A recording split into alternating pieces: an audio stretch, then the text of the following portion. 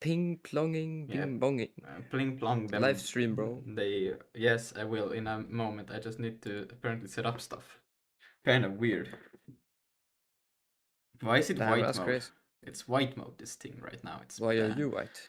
well, I was born this way. There's nothing I can do about it. Damn, that's sad. How unfortunate. My condolences. Yeah. Alright, let's see.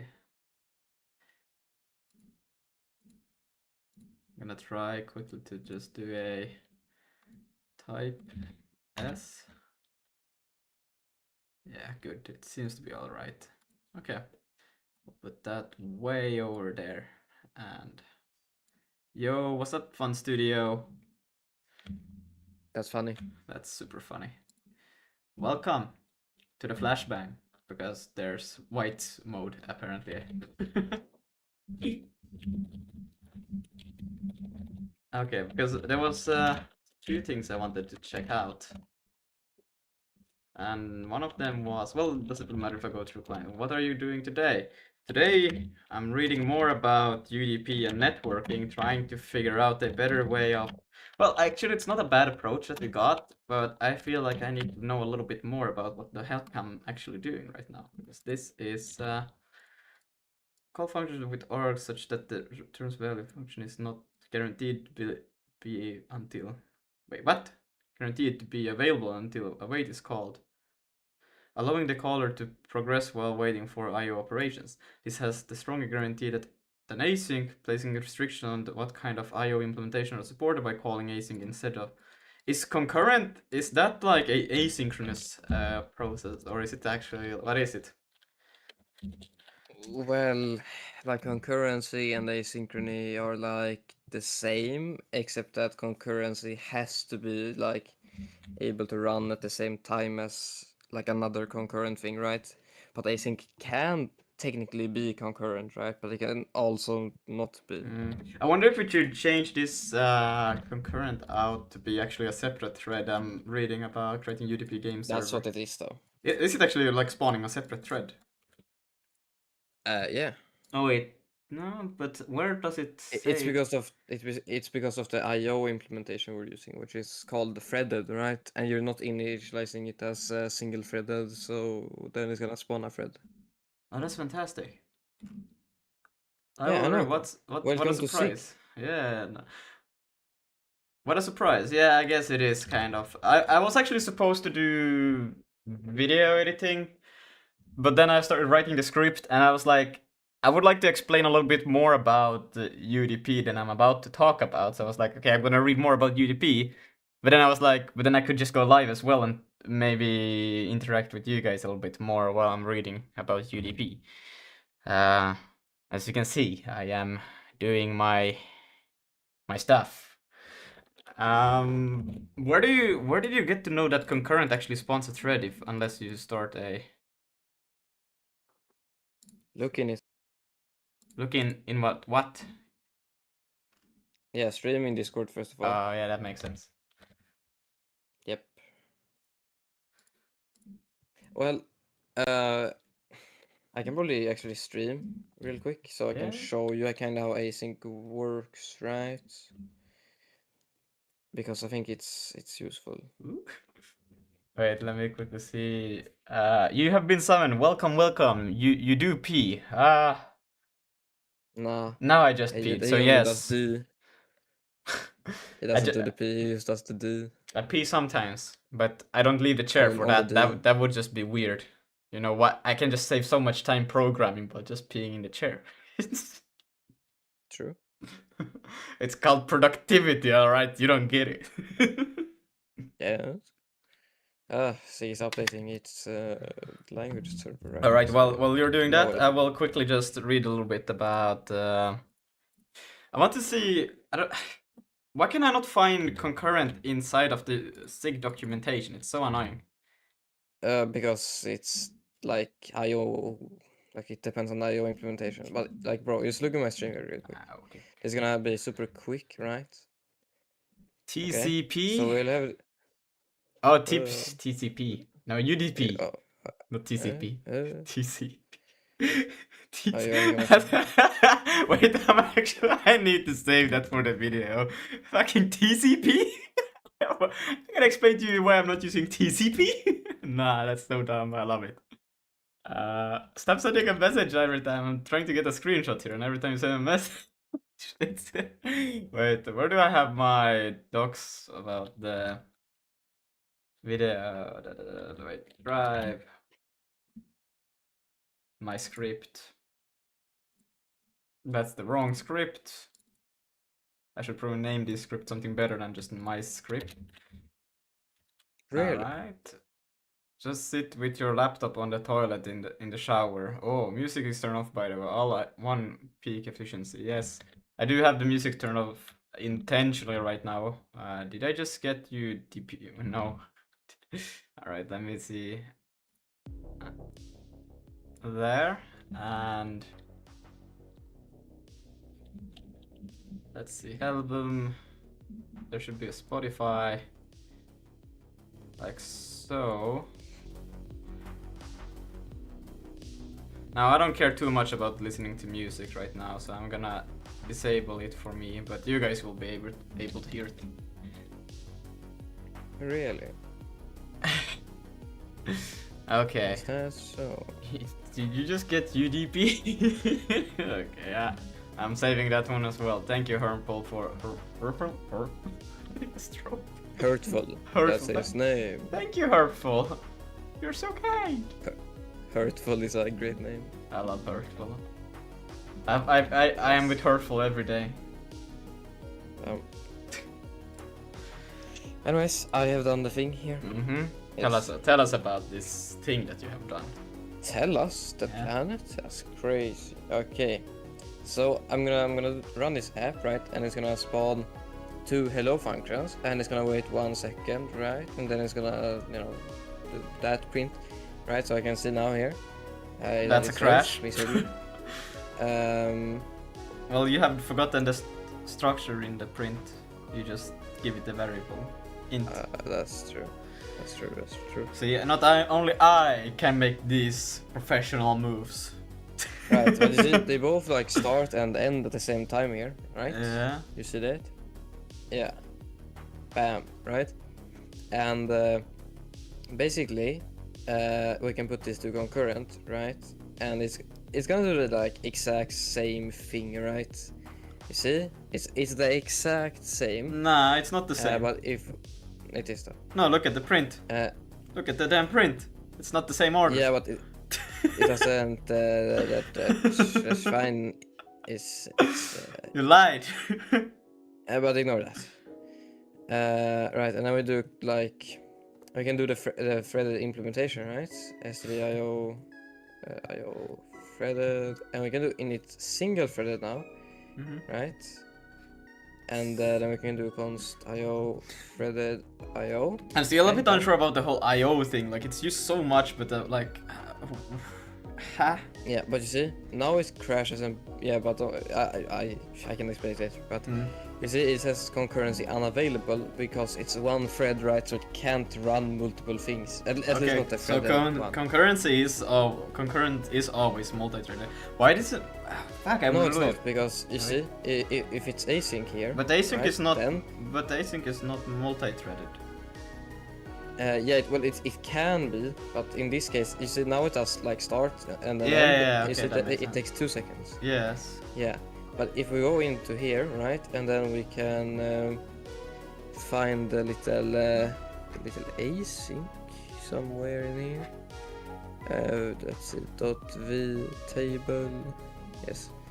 Okay, and then we can look into concurrent, right? And then we can see it gets the implementation, whatever, allocator, it creates a future on the heap, I guess, in this case. Music's lock, okay, yeah, some like setup. Wait, stuff, but how right? can I create some? Did you provide the allocator to the async? Well, if it's multi-threaded, you do. Yeah, but how can I create something on the heap if you do? You have to provide the allocator, right? Or is the allocator? No. Okay, that's a bit interesting. Why would it? Well, no, you do provide it like if you do like init, right? Okay. Yeah, okay. So you have to Yeah, do but that. like, Okay, that makes sense then. Yeah. but that's for the threaded one. Like other implementations might not do that. You know, the threaded is just like a basic thing. But you see, it spawns a thread here, right? You see? Hmm. Okay. Yeah. Yeah. And the async, which should be up here, right? You can see basically if it uh, can do that, I guess, then it's gonna be multi-threaded. There's also like I don't know, async is a bit complex, and IO is also like really complex. So yeah, but yeah, that's my TED talk. Thanks for That's watching. an awesome TED talk. 10 out of 10 would Yes. recommend. Wait, where am I putting this? Okay, good, good, good, good, good, good, good. Let's see. Now we'll continue. Okay, so concurrent.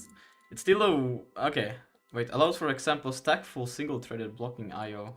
Man. What is a Yep, stackful? that's a stack full. I don't know. That's what's the stack? Yes, that's exactly what it does. No idea what it means, but that is what it do. Yep. Well, okay. Let's see. But yeah, I'll continue just minding my own business with this thing. Wait, no, this one is not what I wanted to read.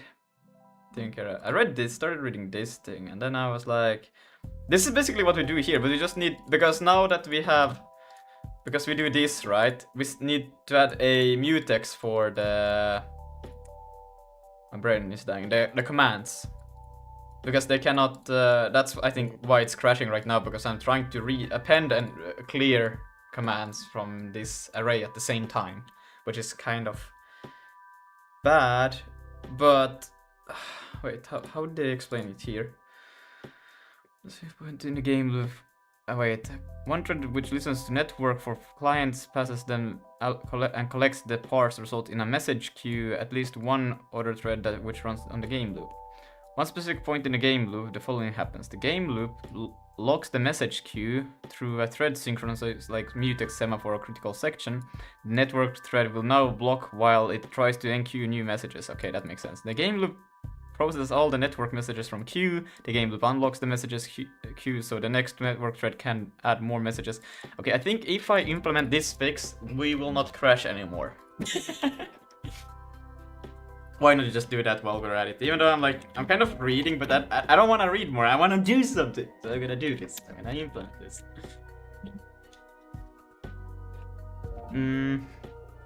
Oh wait, Hernpel answer. Stackful refers to how a thread or coroutine manages its call stack. Refers to how a thread or Exactly. What does that mean? How it manages its call stack. Oh, so wait. But isn't that just like when you, for example, you have a recursion of a recurring function, right? So the call stack is just that it goes into it and it builds up, and then when it completes, it goes like back. Am I wrong? Isn't that what the call stack is, right? Just the order of execution of function calls, basically. I'm guessing. I think so. Wait. I started there took me 2 years to get somewhat decent at it, being able to code things without looking up every single thing, switch it to Zig, though I prefer it. Nicer syntax, no weird hidden behavior, and way better build system.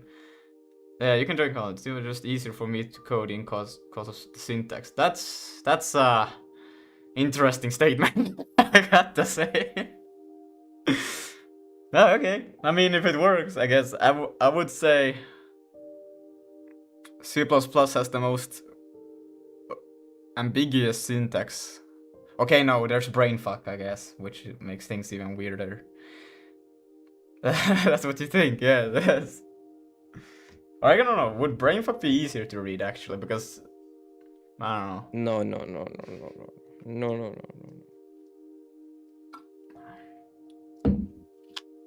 But not gonna lie, C++, I think... I gotta admit, it looks pretty cool to write using C++. in the sense that it's freaking unreadable. So somebody who doesn't write C++ or somebody who even does write C++ may come and look at your code and be like, "What the fuck?" You know? Yes. But it looks pretty sick.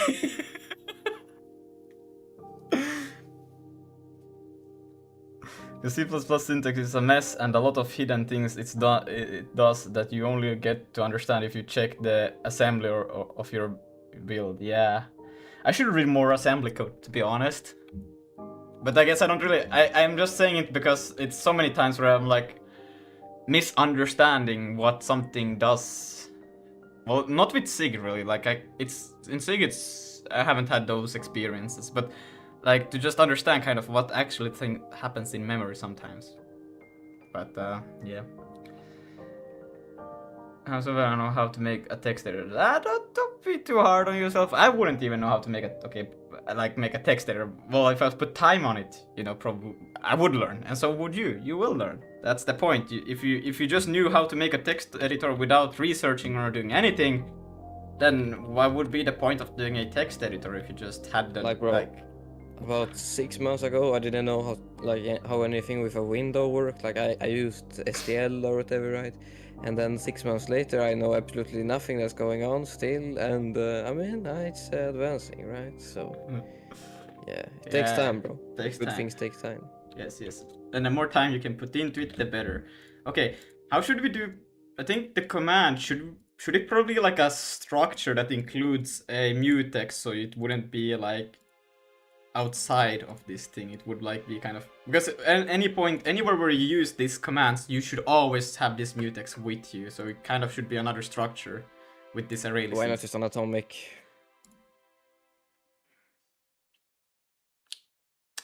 What's the difference between an atomic and a mutex?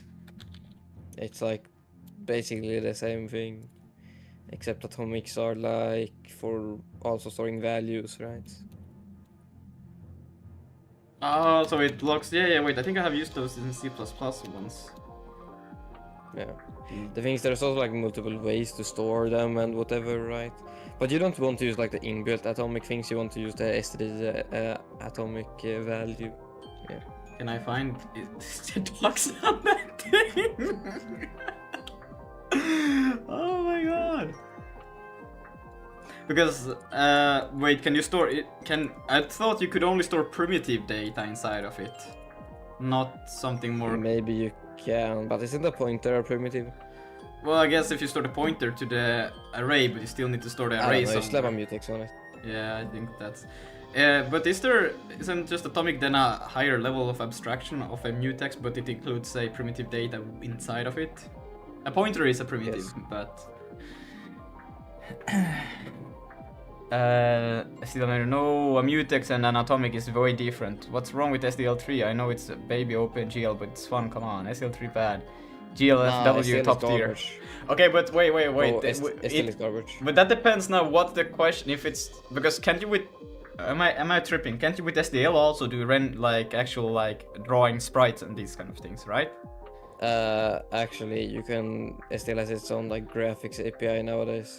Yeah. As well. Yeah, there's a 2D and a 3D renderer, there's a file system, there's an IO thing, there's threading, there's... yeah, it's basically everything in one library, right? Yeah.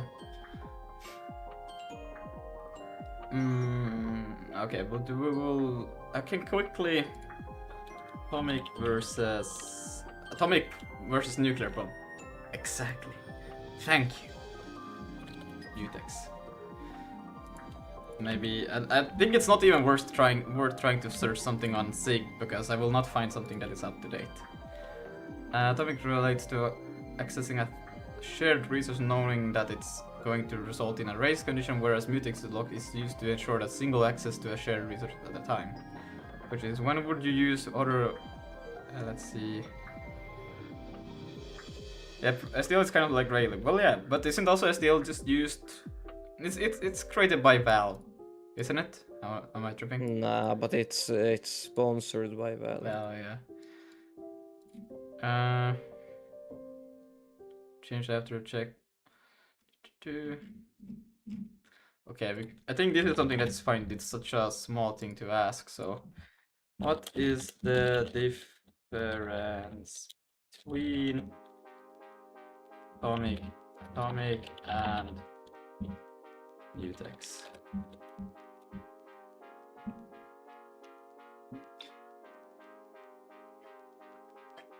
However, it guarantees that a single operation happens completely or not at all, with no interruption of threads. So you have this, no lock, very fast, usually a CPU instruction like work best for simple things, increment counter. Yeah, okay, but we do not have mutex higher level lock, mutual exclusion. I think it's probably better still to go with mutex. Just by looking at atomic is very fast. It's very faster than a mutex. In that sense, it would be ideal, but we cannot. Okay, because I'm thinking we will, or how games. Wait, if you want, I can show you how to build lock-free queue with atomic, or how game structures. Because we just want an array actually, and I wonder. I guess I can ask. Mutex or atomic or STD Zig net. Mutiplayer is scary for me too. Oh, atomic is what will this array contain? Only the commands. It's literally these things.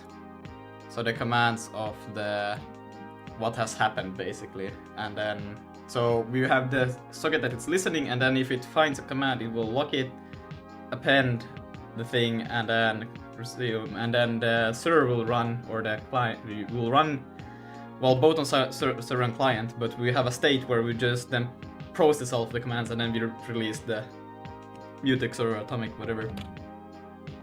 Mutex should be prevented at all costs in networking. Yeah, that's what I'm thinking. Now we need to think carefully about speed versus safety. Let's break it down. It's basically a dynamic array like vector rust, pen pointer. This means you cannot just slap an atomic on it. Atomics will only work on a single scalar value, not multiple. But if I use a pointer to the array, and then so you have multiple threads, is not enough.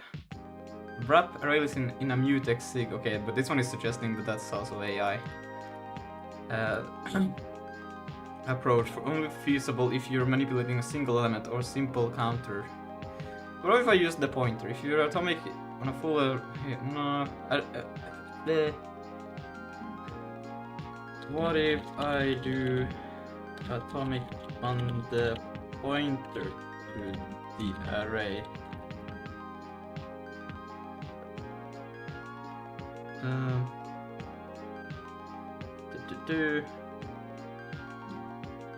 Atomics where you make the pointer itself atomic, not the content. That's fine.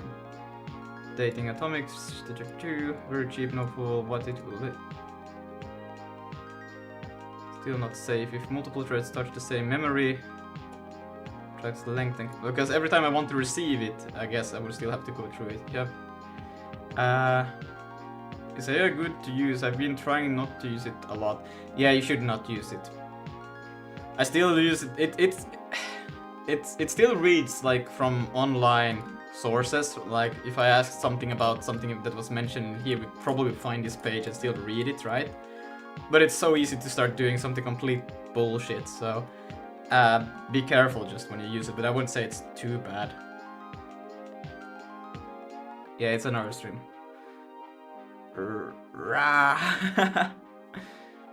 Atomic pointer does nothing. Modify length rate. I think that should be fine. Right, if you're just receiving packets fast, building fixed size ring buffer and use atomic indices, no mutex needed. If you need dynamic raw, mutex is safer. Swaps are only good for double buffering. No, I think a atomic for the pointer would be fine. I use it for research, so it gives me a list of websites. Yeah, that's pretty good. It makes it way easier to find code gems. Oh my god. How do you use it for that? Like, for this example, what would you ask about it, about atomics and pointers or UDP stuff to find resources? Because I try to do it, but it usually gives me some. Maybe I'm just bad at prompting. I'm a bad prompt engineer, guys. I'm ashamed. But honestly, like, I don't know how to ask it the right question to give me sources. So I'm always just asking it just kind of like things you could ask from documentation. Like, for example, Vulkan stuff. I just give it the link and say, where is this thing located that I'm trying to find? And then it's like, yeah, it's this thing. And I was like, great, thanks. That's the best I can do. Hello, penguin operator.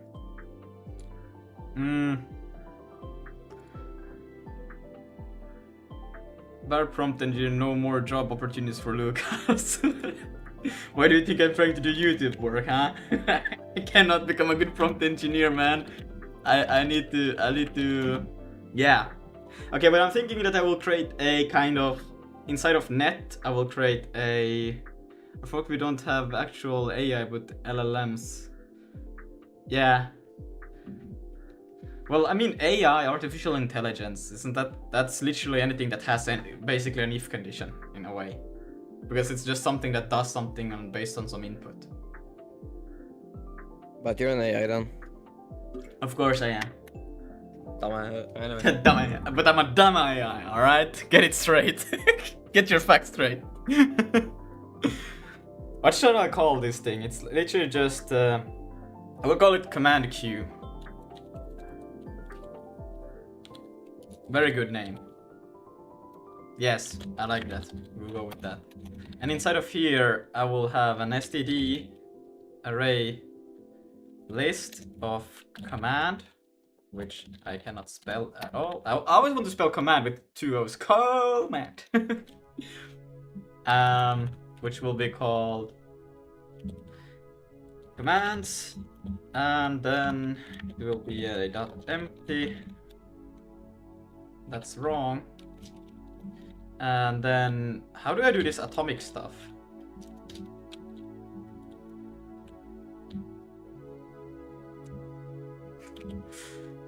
Std atomic. Let's go and check it out. Fuck! This is still just a namespace. Load.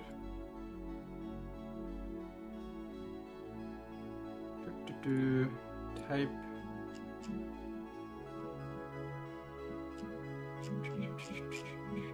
This is just tests. Okay, how the fuck does that work then?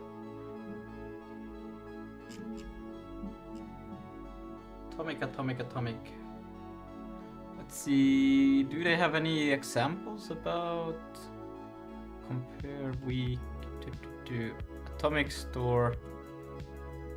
What?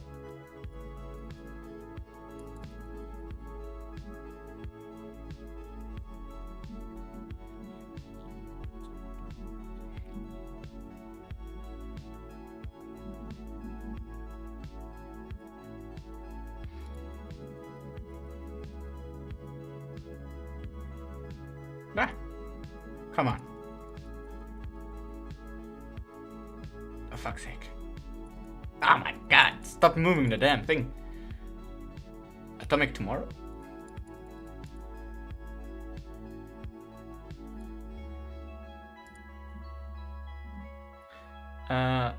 Well, why doesn't an LLM count as an AI?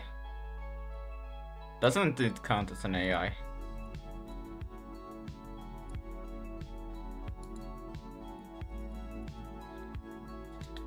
Or did I say it differently?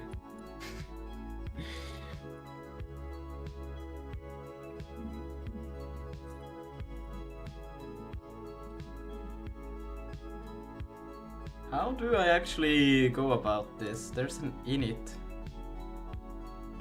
Oh, so wait. Compare exchange strong exchange. Is it exchange? But how do I use the atomics? How do I actually like create it? So I was wondering why they think that. Pre-made code or ideas AI think on their own like a human. No.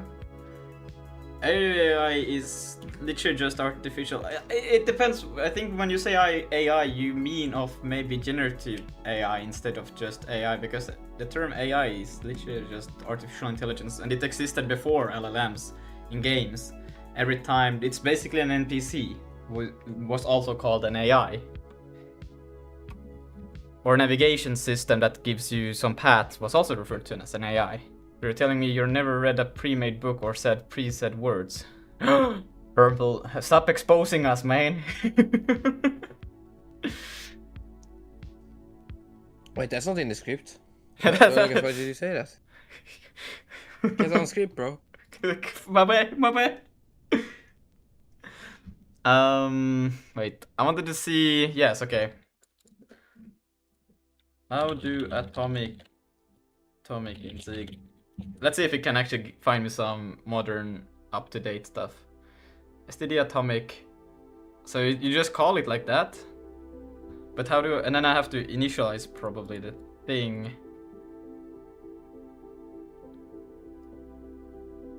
Load there. That's okay. Then we'll go with that. So it's literally just Atomic and that. Actually, what I will do, I will not even make this empty because I want you to crash if you try to do this now. And then I will do a pub const. What am I doing? Public function init.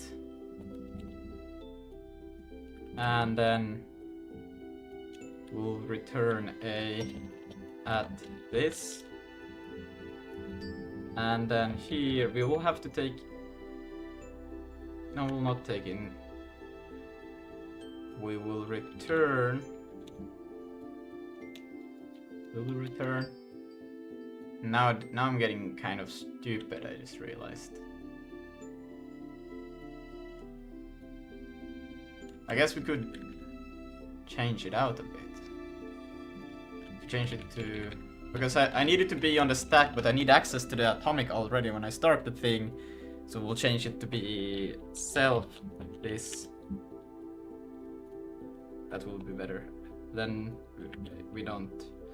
Then we don't. Yes, that's exactly what we do. And then in here I can now say commands. So wait. Fuck me, I'm so dumb. Because now we got 7. Fuck you, I don't think so.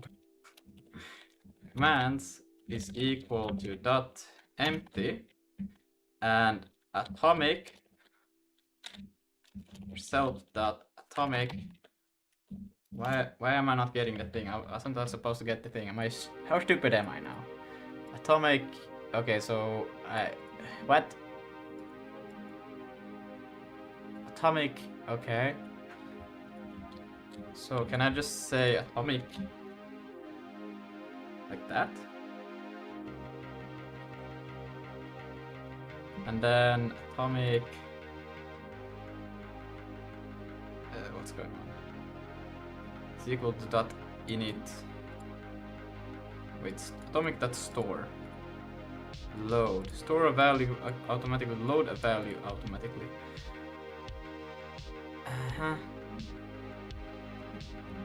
Okay. I'm just gonna do this. Store the address.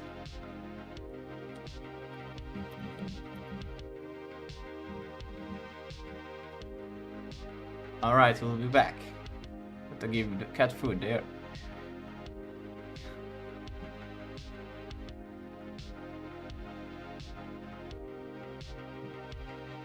Let's see, what did it do? Command, and then this, yes. And then in it, you do, don't do that. Store, so you do store, why not the load? Okay, so load is self atomic pointer set atomic pointer to your array list.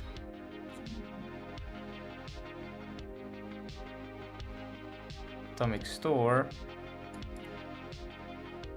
stores the address of your array's load, retrieves the pointer safely. For the array list itself still mutable, that's fine. So if multiple threads write to it at the same time, you'll either. But shouldn't it be now that if multiple threads try to access the same?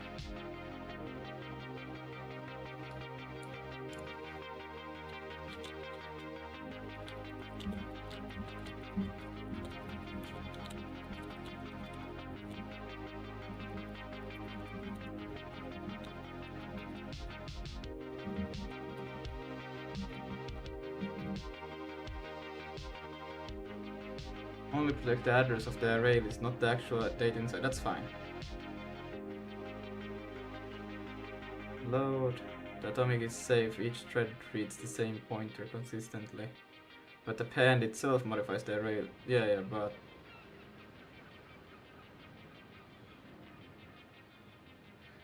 Memory. Two threads appending the same time can overwrite each other, corrupt the memory. Yes. Thread will not automatically pause the...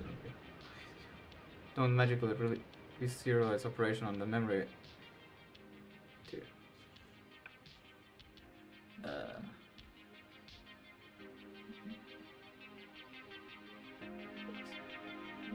But what happens then if...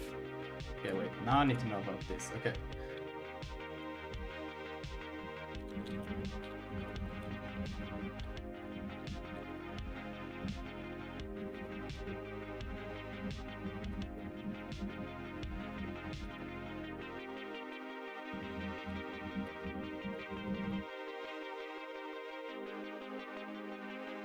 What happens does... each thread reads the same pointer safely. This operation is atomic, so both threads are guaranteed to see a valid fully initialized pointer. It does not block. The threads can read at the same time without interference. Now both threads have the same array list pointer in the local append.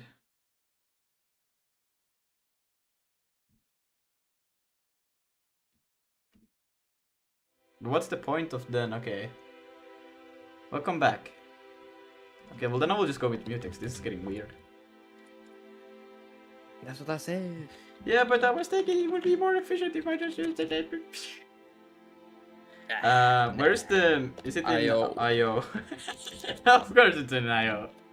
Yeah, where at? Like, bro, you can do equals and init. Yes, it's a constant. But bro, like, where else would it be? Also, go into mutex and look at it. You're gonna either cry or laugh. Primitive which enforces atomic access to shared regions of code known as... Look at its fields. It's just a... It's just a topic.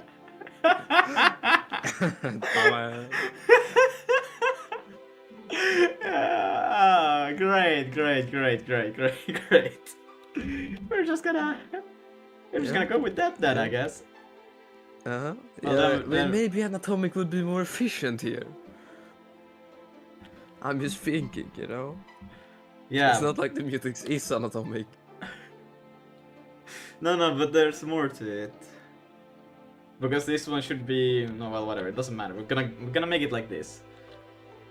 Well, actually, we don't even need an init if we do it like this, because the thing itself will be... If I do it like this.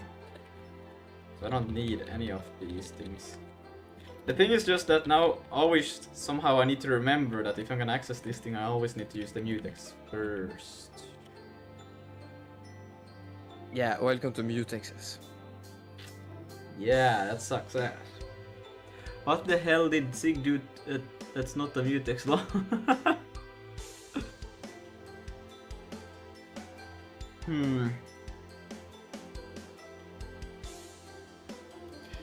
I could make a...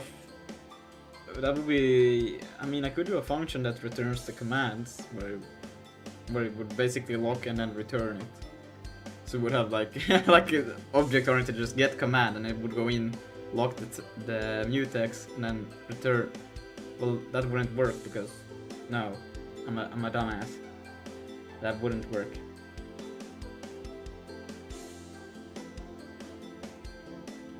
You could have separate like begin and end, but that's us. Why not just do the mutex then? We'll just go with this. I think it's good. System.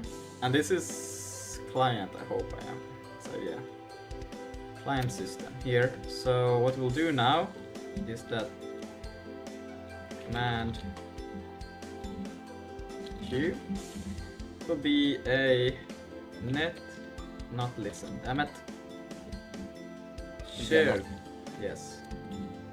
Shared net command.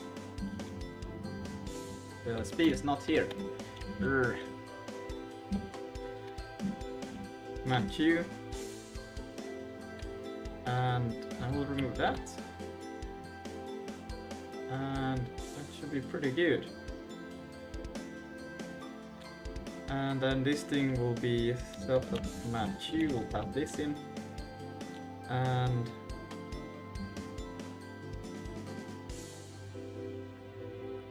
yeah. So here, self.command Q.mutex.lock self.io,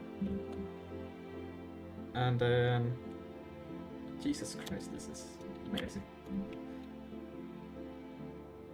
What the fuck?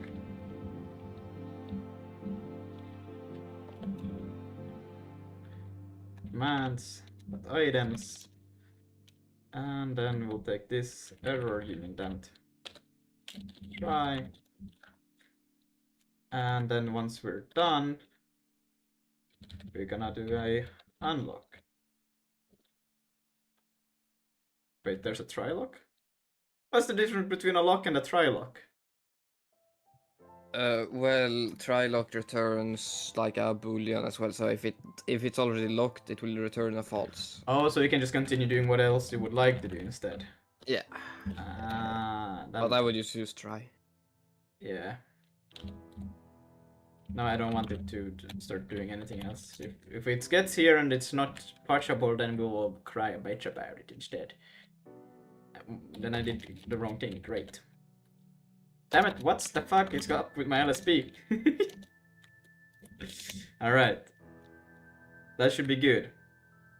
Now, we can go to there.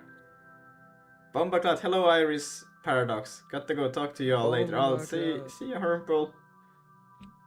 And I went to the wrong place. That's fantastic. I'm so smart. It's this one I want to go to. And then I want to go to command. No, I want to go to STD. And this thing I want to change out to be not an array list. Actually, I'm so smart. I am the biggest, smartest.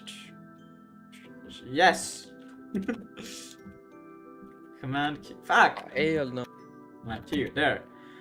And then, basically, if you ever receive a message, we can go here, and before we append, we will say, first of all, we'll rename this thing. Not like that, but like, why can I not rename? What the fuck? Command Q. Q? Q? Q? No! Q. Q, yes. Fuck. Try command Q mutex lock. We have IO, great. And then command Q mutex unlock. Now, let's see. Right, command Q commands append. Now this is only fixed on the server. The client should also get the same fix, but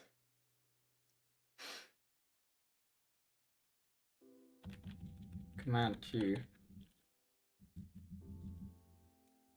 Sure. But the server is much less likely to run into this problem, so I'm not gonna fix it there yet. I'm just gonna make it run first on clients, and then we'll see how it goes. So starting the server, then Zig build run client. Now Zig build run. Let's see if it runs. It does. We got one entity. This one didn't print that it got an entity. Interesting. We didn't even start rendering anything. What the fuck? Wait. Uh-oh.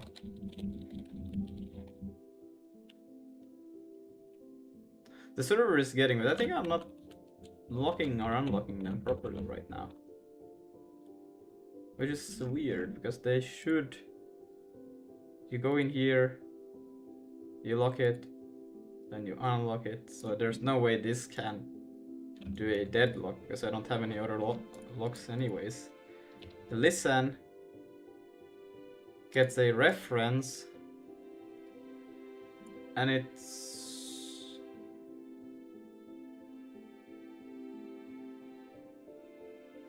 okay. I don't know why. We'll just start printing.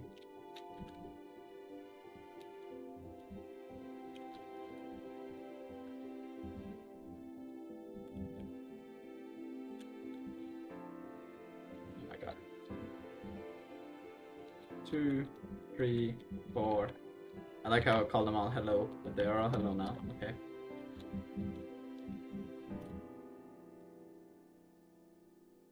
It went to 2. And now it's waiting for this thing. Is it just that it never gets the chance?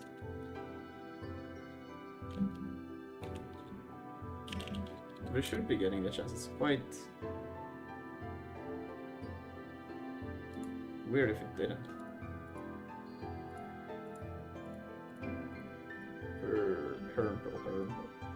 Let's go in here. I'm gonna call it sys date 0.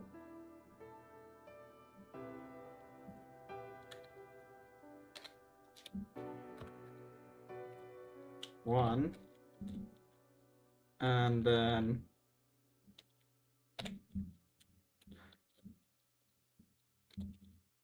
I'll change this to a 2, not that, rather. And this one to 3. Let's save that and let's see.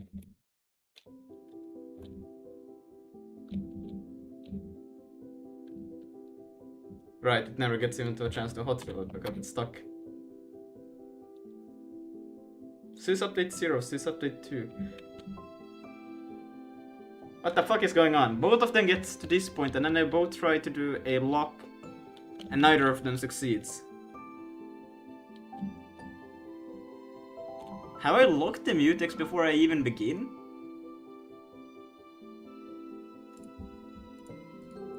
It feels like that must be what I have done. This is so weird.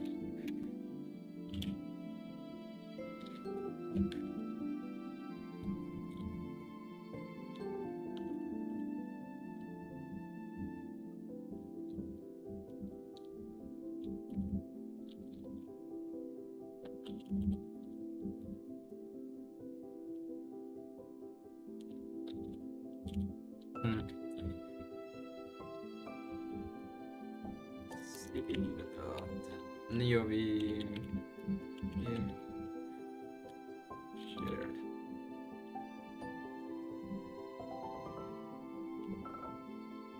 Why? It just says init, but somehow I feel like everything is already like, it's so strange. It goes through both and says just that I'm stuck in this loop now. Which is funny. Not really though.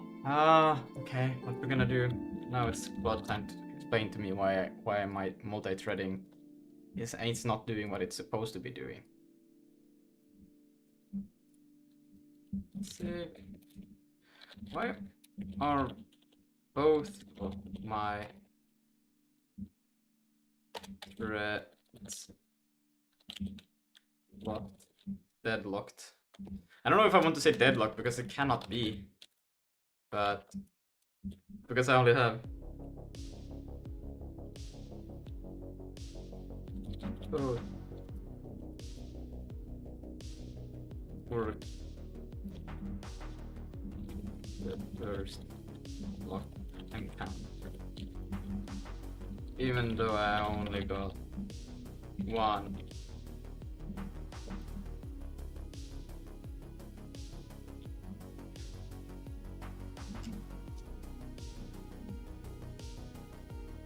Yeah, that's what I would like to do. Well, I should probably call it lock and not mutex, but whatever.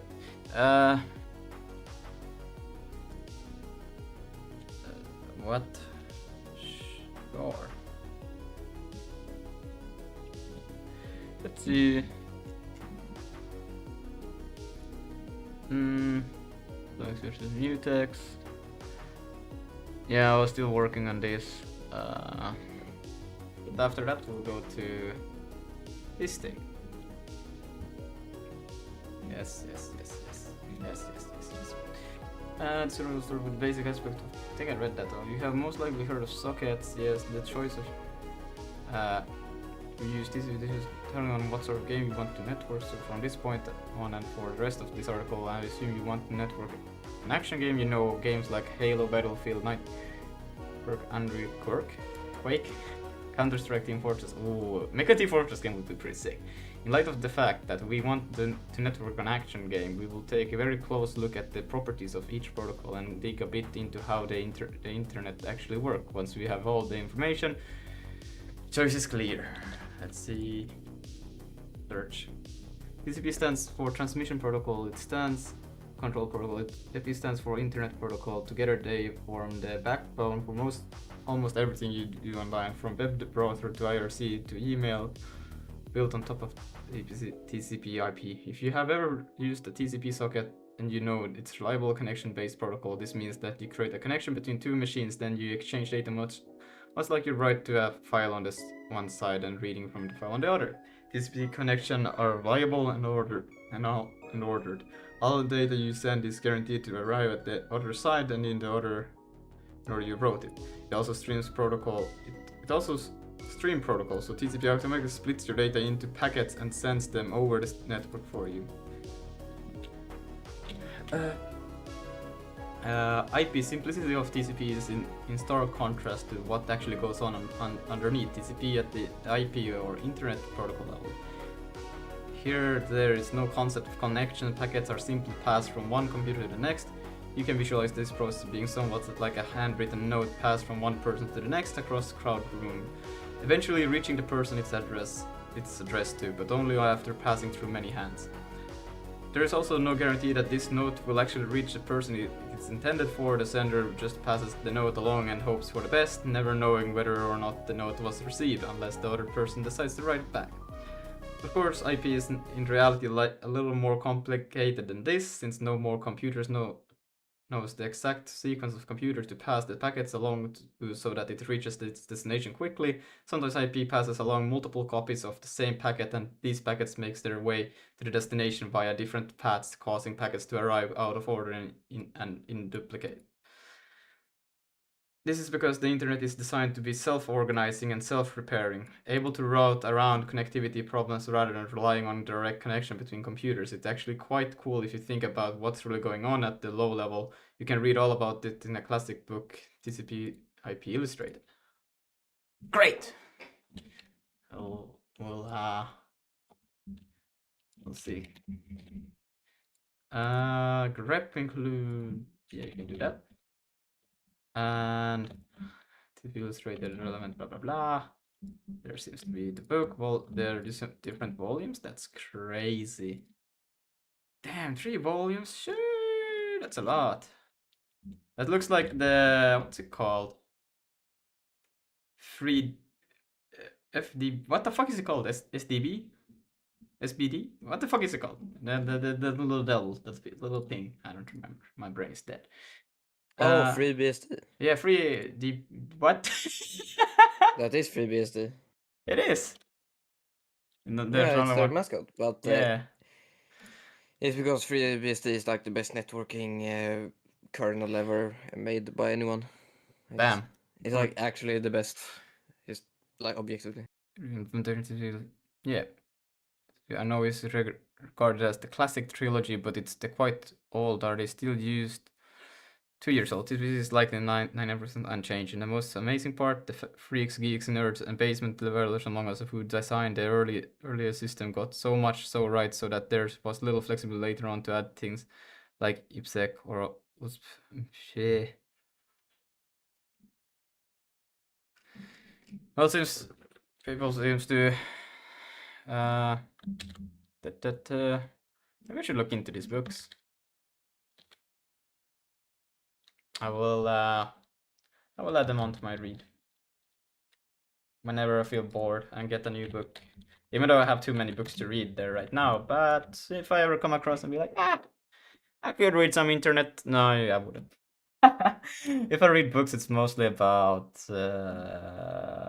psychology or Business, not business sometimes, but mostly psychology, because it's something you can apply everywhere, wherever you go, and philosophy. But these things are more like I kind of want to be in the moment of researching about it and trying to find some specific things. But I was still at it. Let's see who's the author. Philosophy or to philosophy. Yes, Yes, very deep. philosophy or to philosophy. Reason, internet.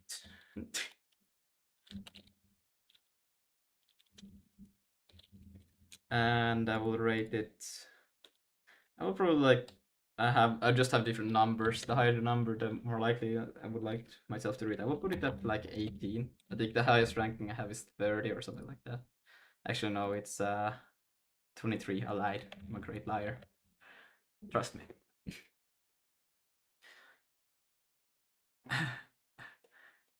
It's whenever I always go Iris Paradox. Yes, yes, that's how I go.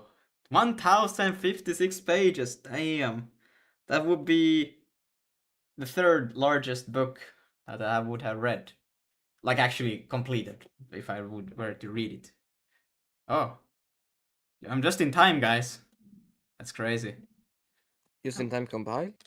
yes. Okay, let's see what did we find out. Deadlock issue threads. No, I was assuming that, but I don't think it is. Let's see the code. Blah blah blah. Now let me check the code. But I found the issue. Let me look at the mutex works under the. The problem is that both threads using the same stdio instance to lock the mutex. Let me trace through the code. Main system sig. It's called self command mutex self io, where self is the main thread io instance. Net is called io is fast main thread. Yes. Looking at line 61, system sig, let's server listener concurrent. The issue is that you're passing the same data IO to both threads. This stdio mutex is likely designed to work with an asynchronous runtime where each thread task needs its own IO context, and the mutex uses the IO instance for scheduling. When both threads use the same IO instance, thread 1 locks the mutex with IO. Thread 2 tries to lock the same mutex with the same IO instance. The mutex deadlock occurs because the async runtime can't properly schedule the lock acquisition. Solution: you need to use different IO instance for the listener thread, or use a traditional STD thread mutex instead of a okay, STD thread It's mutex. wrong. It's bullshitting. I'm pretty sure. Well, Well, actually, no. The mute that one actually might work, but I don't. It's probably just that you're using like the same mutex when you shouldn't be. You should have like separate mutexes for each like client or whatever. no, but this is the client side. There is only one client. Oh. But yeah, you would be right. I don't know if you. I think. I don't think you. Well, why would you need a mutex though? Because I mean, it's only gonna be You do. one thing though. Yeah, but I And also, do. there should be a thread safe array list, There's a thread safe. I believe. And now you're telling me this? Let's see. Yeah, it's like stdio. Well, there's uh uh hmm. Let's see here. Well, I don't know if there's that, but there's a queue at least, and SDQ. then the queue. Yeah, stdio queue, and that one kind of just works like an array list. It has like only put and like pop, which is or wait, it has put. What else does it have? Wait, it has get one. Okay, yeah. I mean, it's basically what you need, anyways. Yeah. Like, just use stdio queue, I would say, for the commands at least on the client side here. Yeah, that would actually make more sense in that sense. Yeah. Many producer, many consumer threads, safe runtime, configurable buffer size. Many buffer is empty. So thread safe.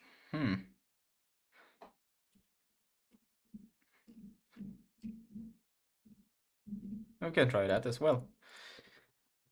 Okay.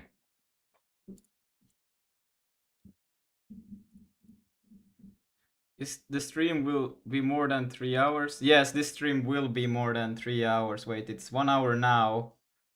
Yeah, it will be more than 3 hours. I'm not planning to do anything else today. So or I may do some video editing, but I don't think I will. Then I would end earlier, but I don't think I will. No, no. So we're changing it to this, and then we're just changing it to maths. Again, let's see. There's an init. Wait, you need type erased. You need to initialize it with a buffer of array elements. So you still need the. Bro, you don't do it in here, bro. No, no. That dies. I'm just reading what you need to do. So I still need a like actual buffer of the elements somewhere. Well, does it not have a? Can you init with an allocator? Capacity, but that's not. The only init is But with the buffer. yeah. But like, when you do put or whatever, does it need an allocator or No, it just takes. no? No, it's just a queue and then an IO. Put one. Okay, put one is just IO. So Well, it's not too bad because I will probably never have, let's say, more than 1,000, not even that in. So I could have a static 1,000 array. but commands are big. Command structure is big, bro. Big, How bro. big is it? It's the size of. No, it cannot be too It's big. a it's a tagged union. But this, So isn't it just the size of the largest one? yeah, but I mean that's still like semi big. Well, I guess not. It's like medium big. But you can also you can probably use SDIO KQ or whatever. What is it called? SDIO KQ init. That's an allocator. Yes. Okay, no, KQ, my bad. It's called KQ, but it's actually an IO implementation, of course. Yeah, Yeah, of course. I mean, you can also use well, I don't know. I don't know why the mutex fucks up so badly. No, but we can also just go with the threaded mutex and then it's fine. Yeah, sure.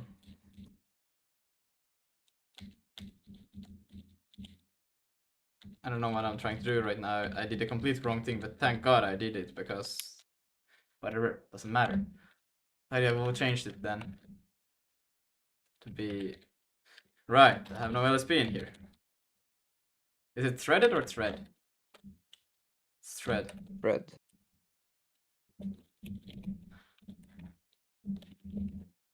Let's see. Oh, oh, right.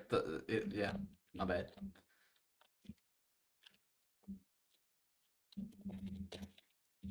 Do I do an init for this thing over here as well? Or it's kind of funny because I did have LSP here for a moment. Now it's gone. What? How do I init? Do I have to Well, I init don't. mutex? Let's see.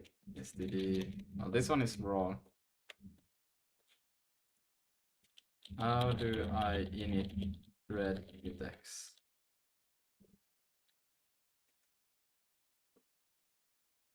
12 plus hours? No, no. I don't think I will ever do a longer because I'll stream longer than 12 hours. Because then YouTube will disregard the well, it will discard. It's the thing. The stream if it reaches 12. Wait, there is no such thing as a thread mutex. Well, that's fantastic. Let's see. We're gonna figure that out real soon.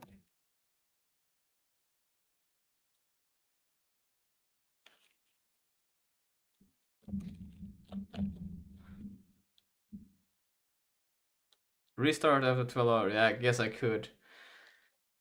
I guess it would be sometime when I actually kind of know what the heck I'm doing and that I could just sit for. Well, I actually would have to get food and stuff as well. I could do it during summer probably one. I don't know if it would be a very productive stream. That's fine, bro. 24-hour stream in the summer, bro. I'll be here with you. You will be here with me. Let's do something cool then. Yeah, let's make a game in 24 hours, alright? Using Jason will Vulkan not. and Zig. I don't know about that. I don't know about that. I don't know what could we use that could actually give. Well, I guess Raylib is something doable. I guess, yeah, that's doable.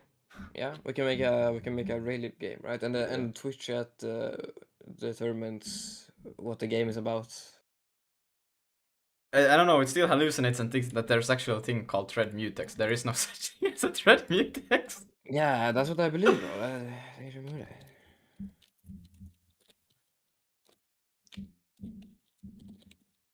So then I will have to create a new IO for this.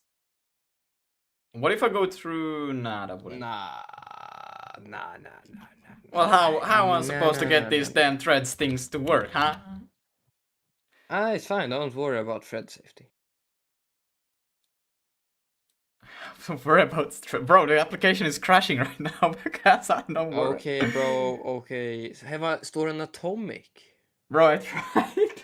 That didn't work. No. You don't get it. Like store an atomic. That's just like it's basically a mutex, right? How would that work? What do you mean? Just go into the IO mutex. And still the Make idea. yeah. That should work. Who's going to stop you, lol? Yeah, not my sanity. Wait. Let's do a little bit of a check-in here. Where's the Sig? There.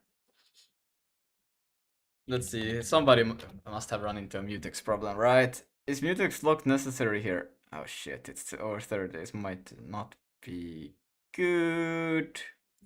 How do they reach the thing though? They have, oh no. Lock shutdown cancelable. This might. Is there anything about? Didn't we use mutex at some point and you had the same problem and then I kind of did something weird? I think this is what I did. Is that I read about. It's What probably your arch breaking it. No, fuck you. Always hating on my arch. How dare you? How dare I? Bro, what do you mean? Okay, we're gonna put that away. Make a thread. Okay, let's see.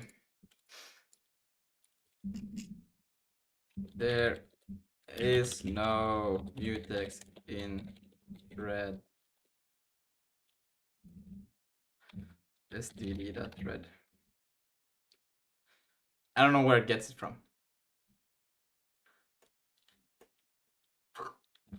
Let's see.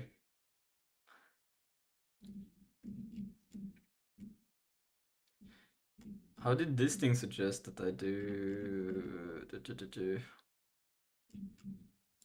How do I get a mutex?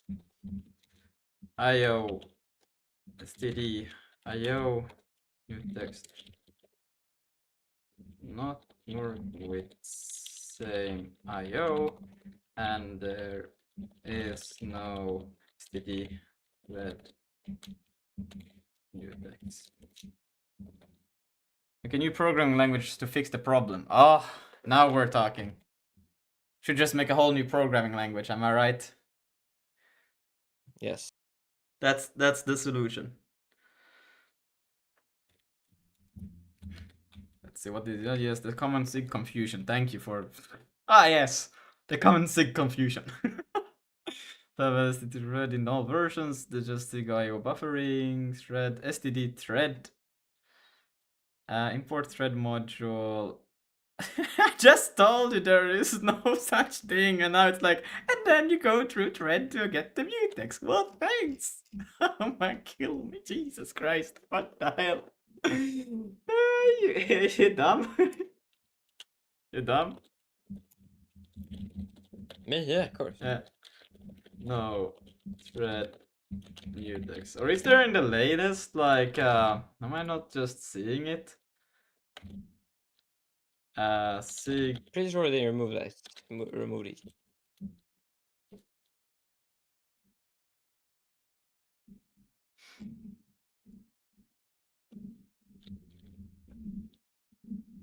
What the hell? It's not what I intended to do. Let's see. Make new LLM to fix your hallucination issues. Yes, you are talking brain.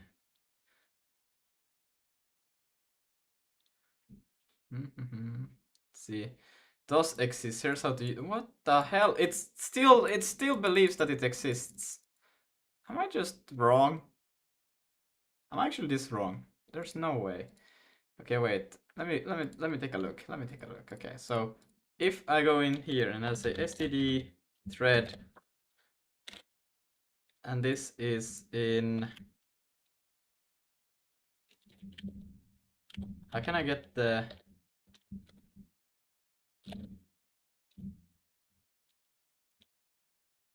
Wait, how do I? How do I actually launch a command? Because it's not pwd.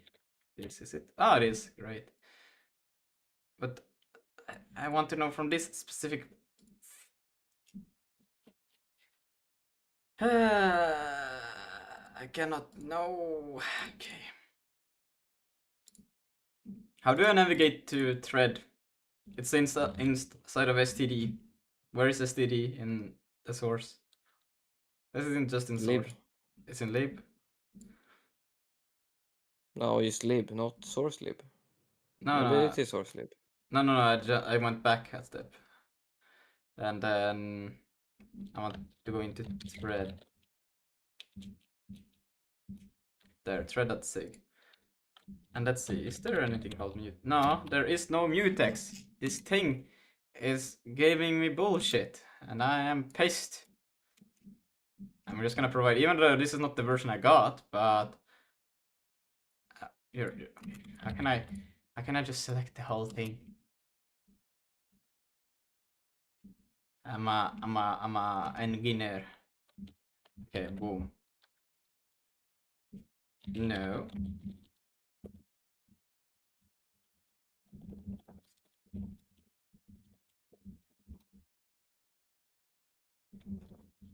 Use C++, no issues.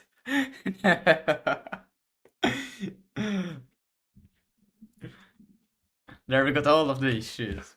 I guess we would actually well have a mutex then, but there's a few texts. The problem is that both threads are using the same IO instance. You need either create a separate IO instance listener or use different synchronization mechanism. Let's see, it's trying to sig build proof sig.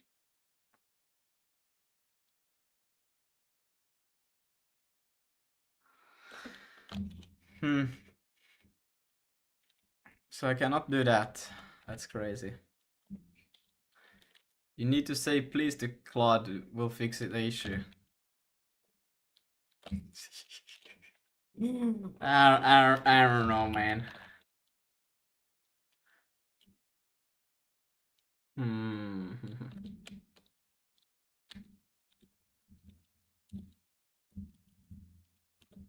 Okay.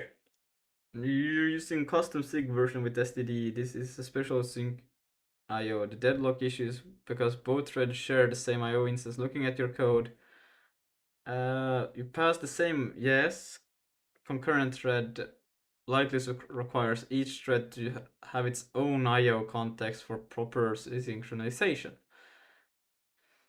The fix, you need to create a separate IO instance for the listener thread. However, looking at your custom STD IO API, I'm not sure if the exact API, can you show me STD IO is which library you provided it, what the concurrent function does, or try the quick fix instead of passing it to listener create a new one, or see if STD IO has method to create per thread instance. I don't know if you just want a simple mutex that doesn't need IO, since wait, you might need to implement your own using pthread OS primitives directly since doesn't exist. Can I do that? I will use a C mutex. Fuck it. A C mutex. Yes. Go through the C standard library to get me a mutex so I can actually use a mutex. It's STDC. Yeah, no, I'm just checking what else exists here. There has to be someone who has had this problem, right? There ain't no way. Sig mutex. Lock. You can, whatever. And that's probably super old because they're using the thread.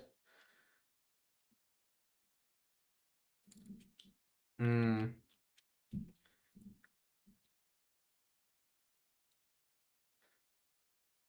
5 months, yeah. You wouldn't need to use C thread if you used Can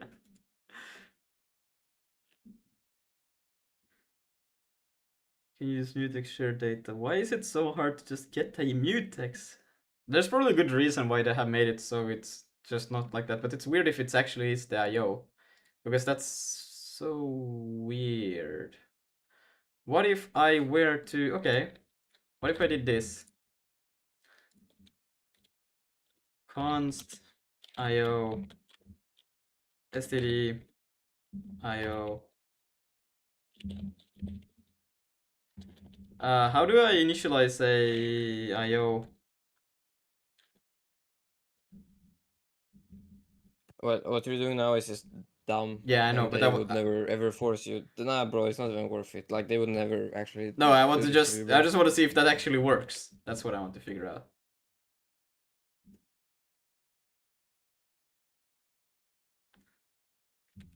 So how do I create AIO?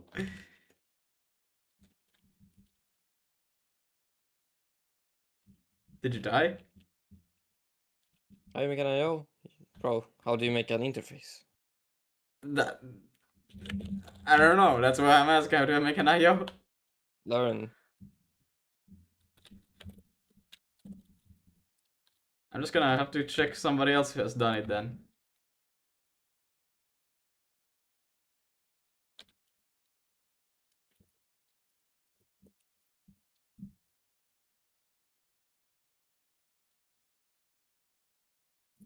There's someone with the saying help here. I could also go in here. Oh, see, it's actually today as well. I could also say me too. I was inside of nah. IO writer. No, no, no. Create function according. Create. Why isn't writer just the same thing? IO interface. So you have, but IO file writer. What?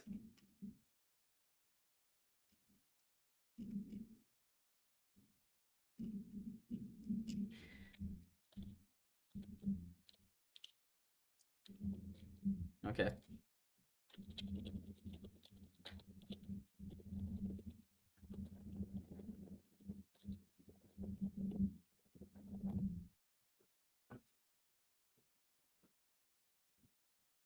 Ah, this is so pain.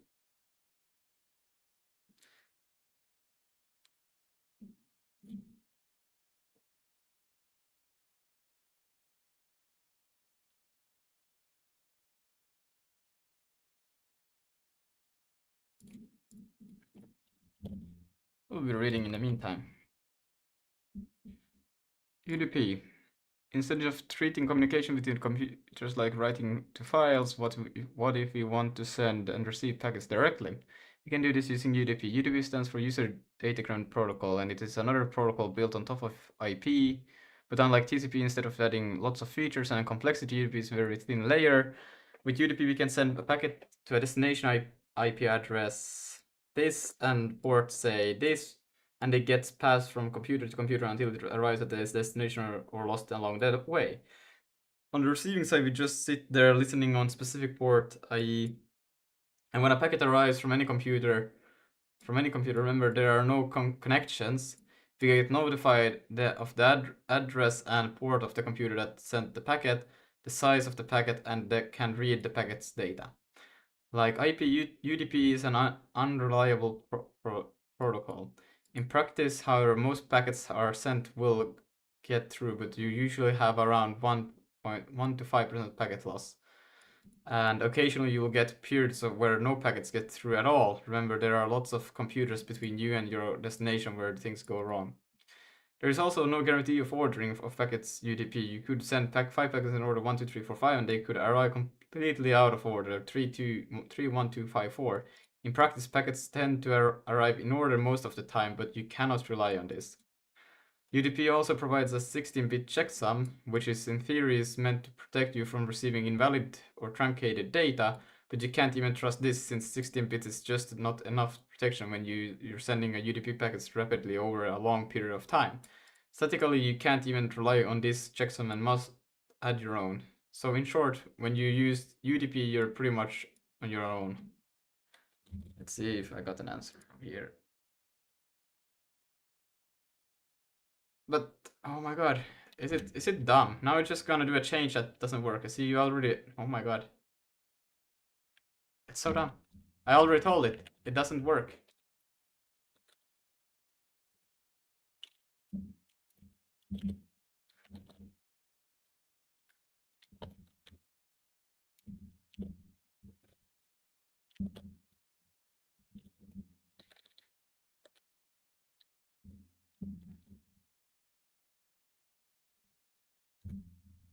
Or at least my LS. Maybe it's my LS. No, because I did not find it. I swear to God, I did not find it.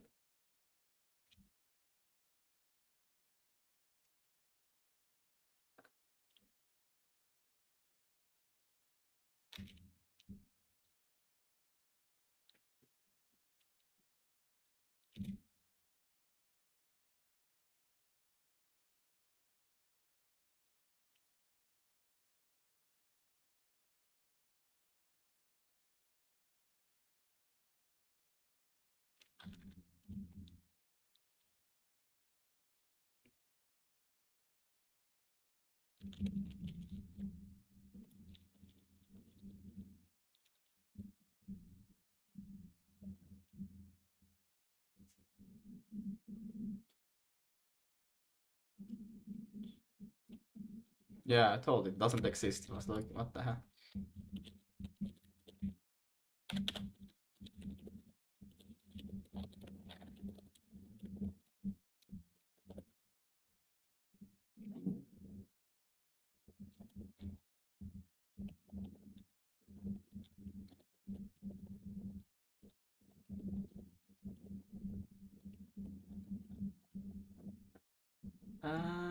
The TCP versus UDP. We have this used to make here. Do we use TCP socket or UDP socket? Let's look at the properties of each. The connection guarantees reliable. Automatic breaks up your data into packets for you. Make sure it doesn't send data too fast for the internet connection to handle. Flow control, easy to use. You just read and write data like it's a file. UDP, no concept of connection. You have to code this yourselves. No guarantee of reliability or order of packets. They may arrive or out of order, be duplicated, or no arrival at all. You have to manually break your data up into packets and send them. You have to make sure you don't send data too fast for your internet connection to handle. If a packet is lost, you need to devise some way to detect this and resend the data if necessary. You can't even rely on UDP checksum, so you must add your own. The decision seems pretty clear that TCP does everything we want and it's super easy to use, while UDP is a huge pain in the ass and we have to code everything ourselves from scratch. So obviously we just use TCP. Right? Wrong. Using TCP is the worst possible mistake you can make when developing multiplayer game. To understand why, you need to see that TCP is actually doing above. Actually, what? You need to see what TCP actually doing above IP to make everything look so simple. Oh, what the fuck are they doing now? Doing their own implementation of this thing. No. But it's in C or what? Oh, Rust, what the hell? Just undo the do and tell me how to create an IO. Jesus Christ. What did you say? Nah, nothing. Okay. How TCP really works. TCP and UDP are both built on top of IP, but they are radically different. UDP behaves very much like the IP protocol underneath it, while TCP abstracts everything so it looks like you're reading and writing to a file, hiding all complexity of packets and unreliability from you. So how does it work? Firstly, TCP is a stream protocol. So you just write bytes to a stream and TCP makes sure that they get across to the other side. Since IP is built on packets and the TCP is built on top of it, TCP must therefore break your stream of data up into packets so some internal TCP code queues up the data you send, and then when enough data is pending the queue, it sends packet to the other machine. Wait. break your stream up into packets. So some internal TCP code queues up the data you send. Then when enough data is pending the queue, it sends the packet. Okay, so you could, okay. Does this just mean that you queue up multiple commands for us in the same?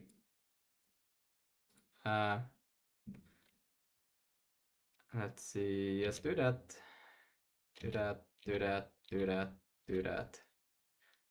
And then give me the damn code to create an IO. Don't try to do anything fucking dumb. No, no, done. No, creating the IO. Looking at your code, Zig created by standard library every entry point. The IO you get is thread safe. It eternal, but the issue is that STD music is designed for asynchronous scheduling, not primitive threads. Looking at your code, you're passing. Wait, can I not just get the thread's own IO?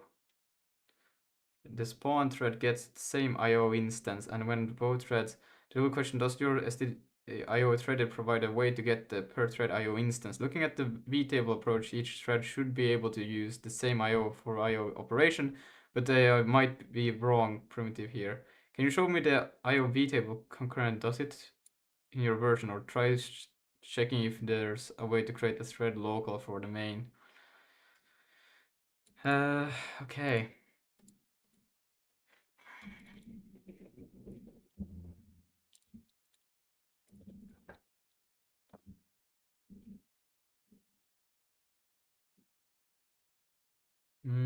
But if I start a concurrent, a new thread, shouldn't that automatically gets its own IO?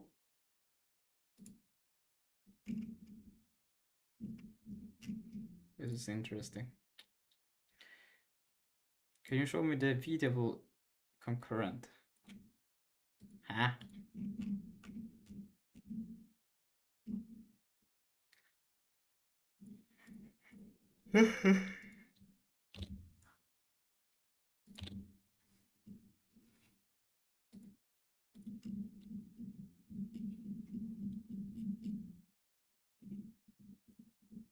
Just gonna give it this, I guess.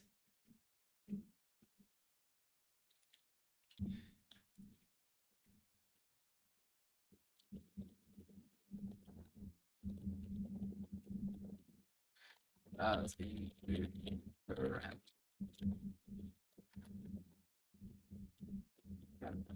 Concurrent. Great. It's oh.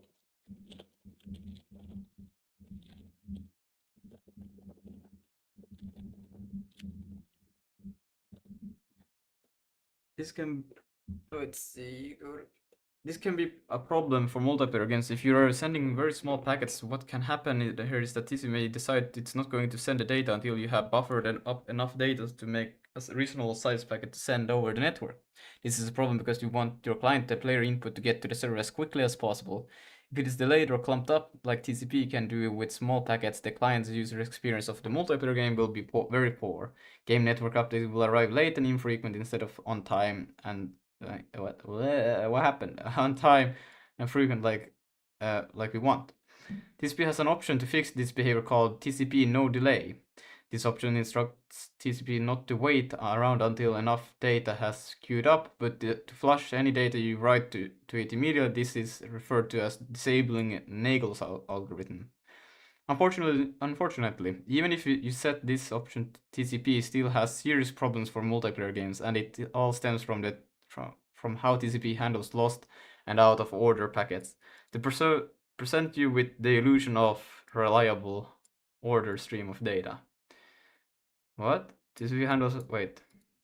Unfortunately, even if you set this option, TCP still has serious problems with multiplayer games, and it all stems from TCP handles lost and out of order packets to present you with illusion of okay, no. And again it's trying to do something it should not.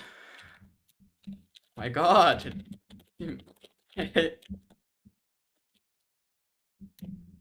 Why can it not just do it? The worker should all share that stands runnable. This means all threads share the same IO context that's by an assigned thread pool. The problem IO mutex uses a plain pthread mutex atomic operation.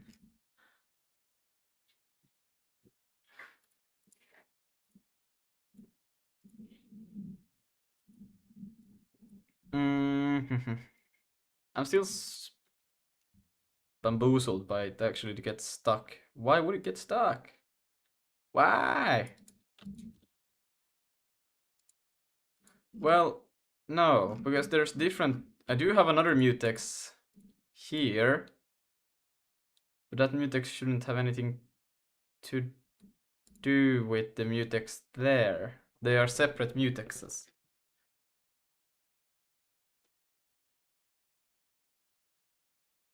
Or can it be problem? Can it be a problem? It shouldn't be. What do we have for options? And my LSP is not really being a friend right now.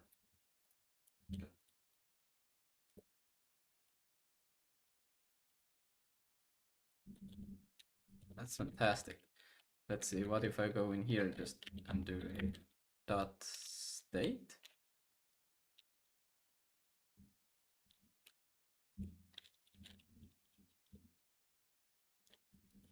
Don't know. Raw. Damn.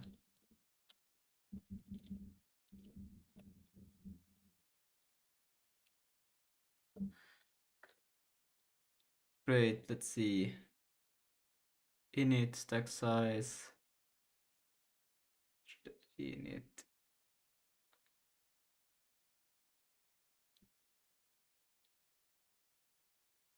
Create a new thread won't help you because each new thread that it creates its own thread pool, and stdio mutex is tied to the async runtime with the threaded.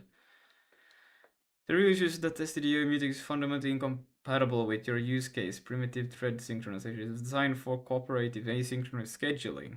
Your actual operations are user raw pthread mutex, p mutex unlock.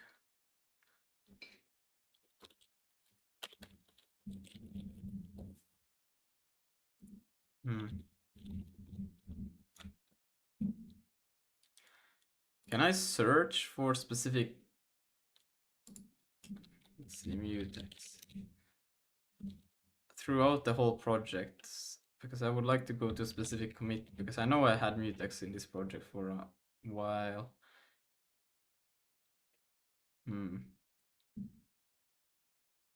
But this is now the latest version, it's not the old one. Or wait, no. Let's see if I just go to commits. Do I maybe have in the legacy?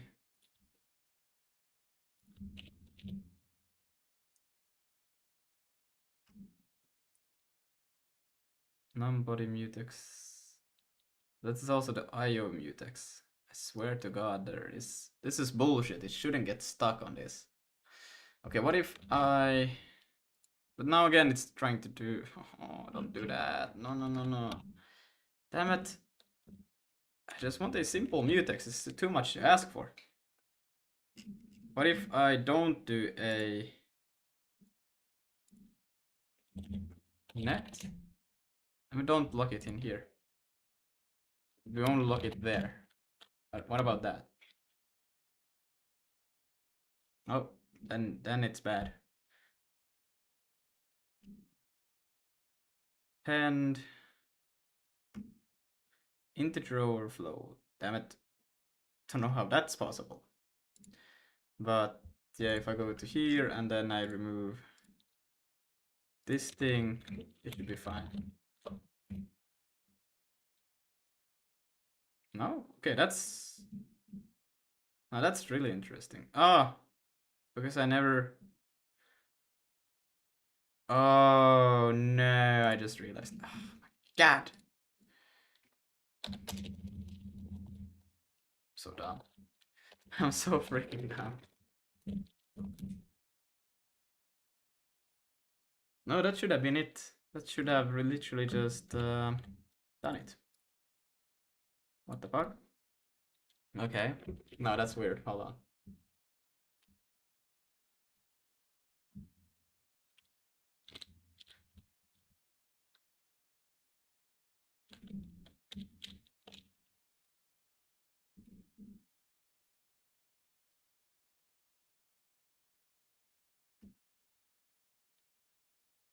It could be because I'm passing this. Hold on. I think I might be onto why it's actually not working. How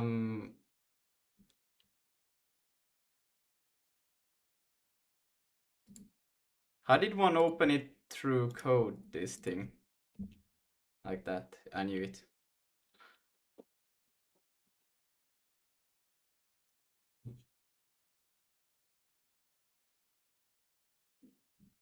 Oh my god. You cannot load any slower. Okay, let's see. Because if I go through client their source.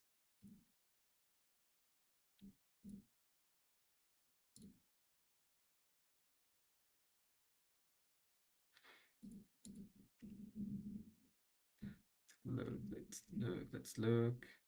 I don't want to do, it's this that I'm concerned about. Because I just had the context. Wait, what the fuck? How old is this thing? It is the master branch, but it doesn't have the master branch. Maybe I didn't do a PR yesterday.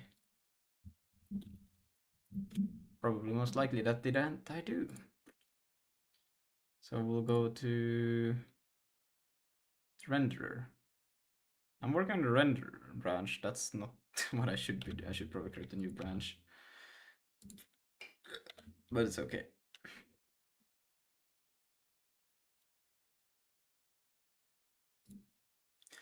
Let's see, client, renderer, another system I meant. There, self commands. And then I just say that it's empty. Oh! Usually I try to avoid doing that, but I guess in this case I will actually have to do it.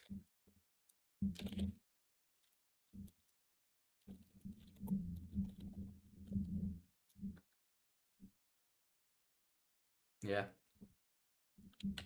Okay. And now, if I do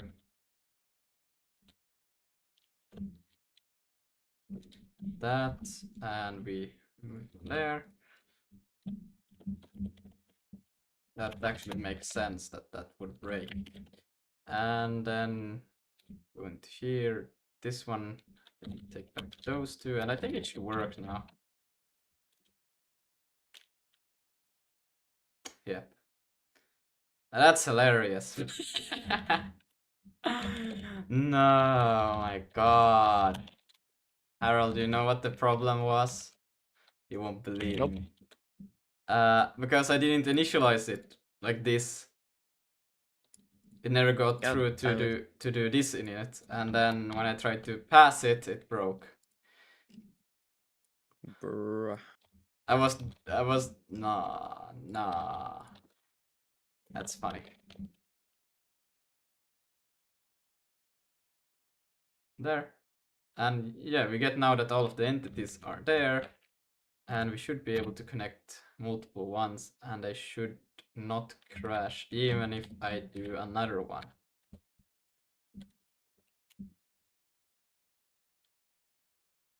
Oh no, they crashed. I thought that would not crash. Let's see. Because that what I was thought is that why does it do a segfault now on this? Because it shouldn't be able to do. Well, wait, it did a hot reload? Okay, well then it makes sense that it does crash. Ah, okay.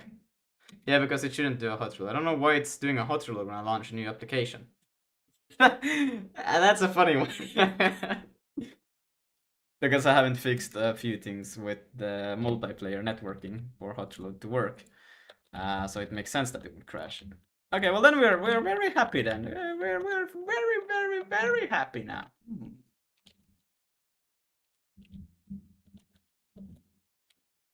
Yeah, we should. This should now. Yeah, it doesn't have a client or a server running. If I start the server and we start that thing, bam, and we can even go and start one more time, and that shouldn't crash. Hopefully not. It did. Damn it. I wanted to do. Okay. Why? Stop doing a hot reload every time I start the. Oh, it recognizes because when I read the file, it recognizes that as a modification, or how does it work? It has to, right? And that's why it triggers a. Yes. I realized that I'm dependent to AI. Damn. That's not good. I'm gonna go grab some water. I should probably make some tea. I could make some tea. Wait, I will also do some tea. BRB, Harold. Do your thing. My BRB. thing. What is my thing? Hmm.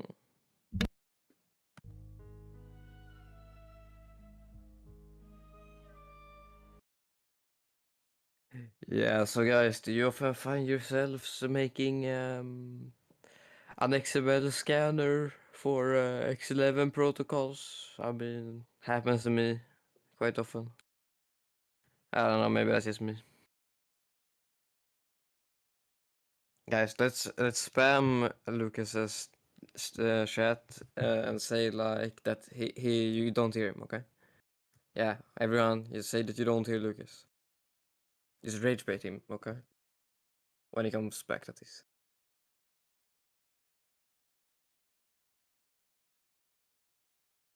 Now, why would you want to rage bait me?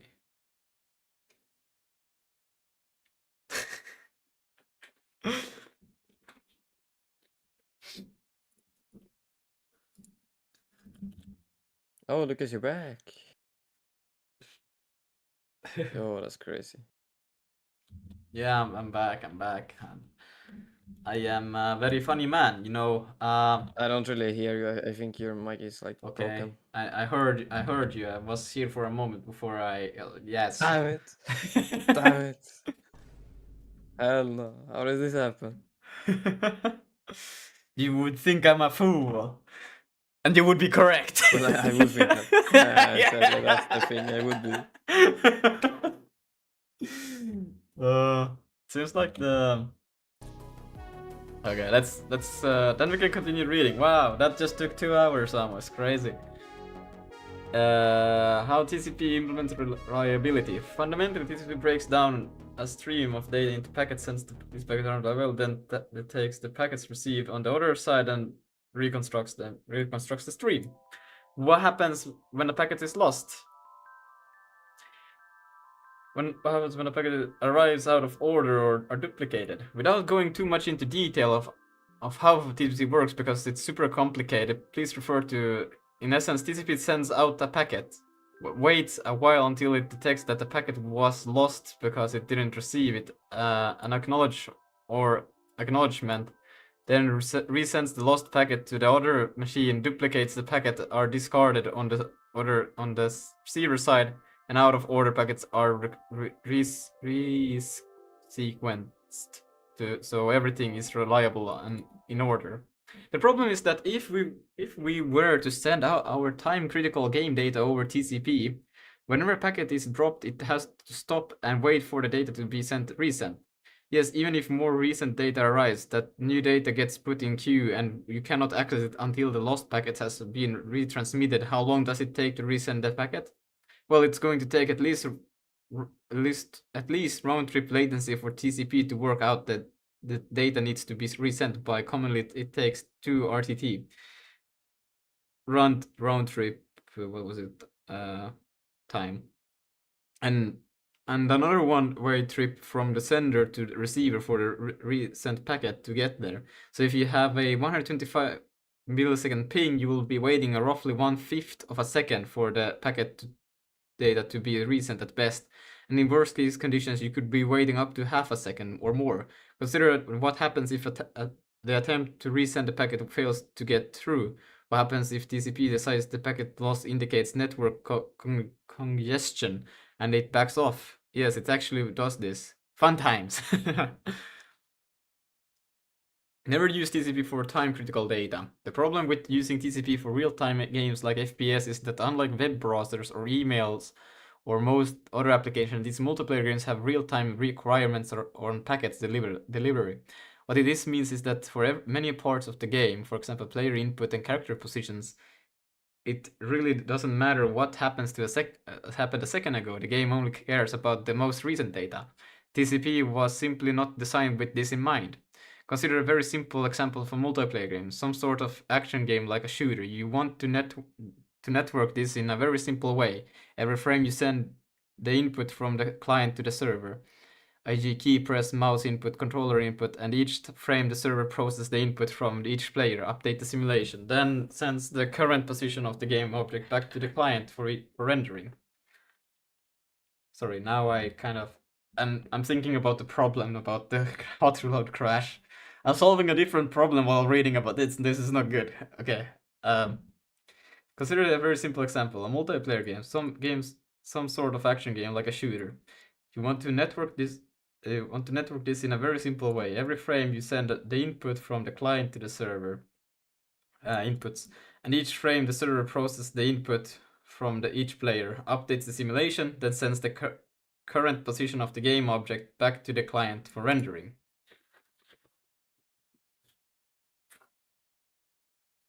So in our simple multiplayer game, whenever a packet is lost, everything has to stop and wait for the packet to be resent.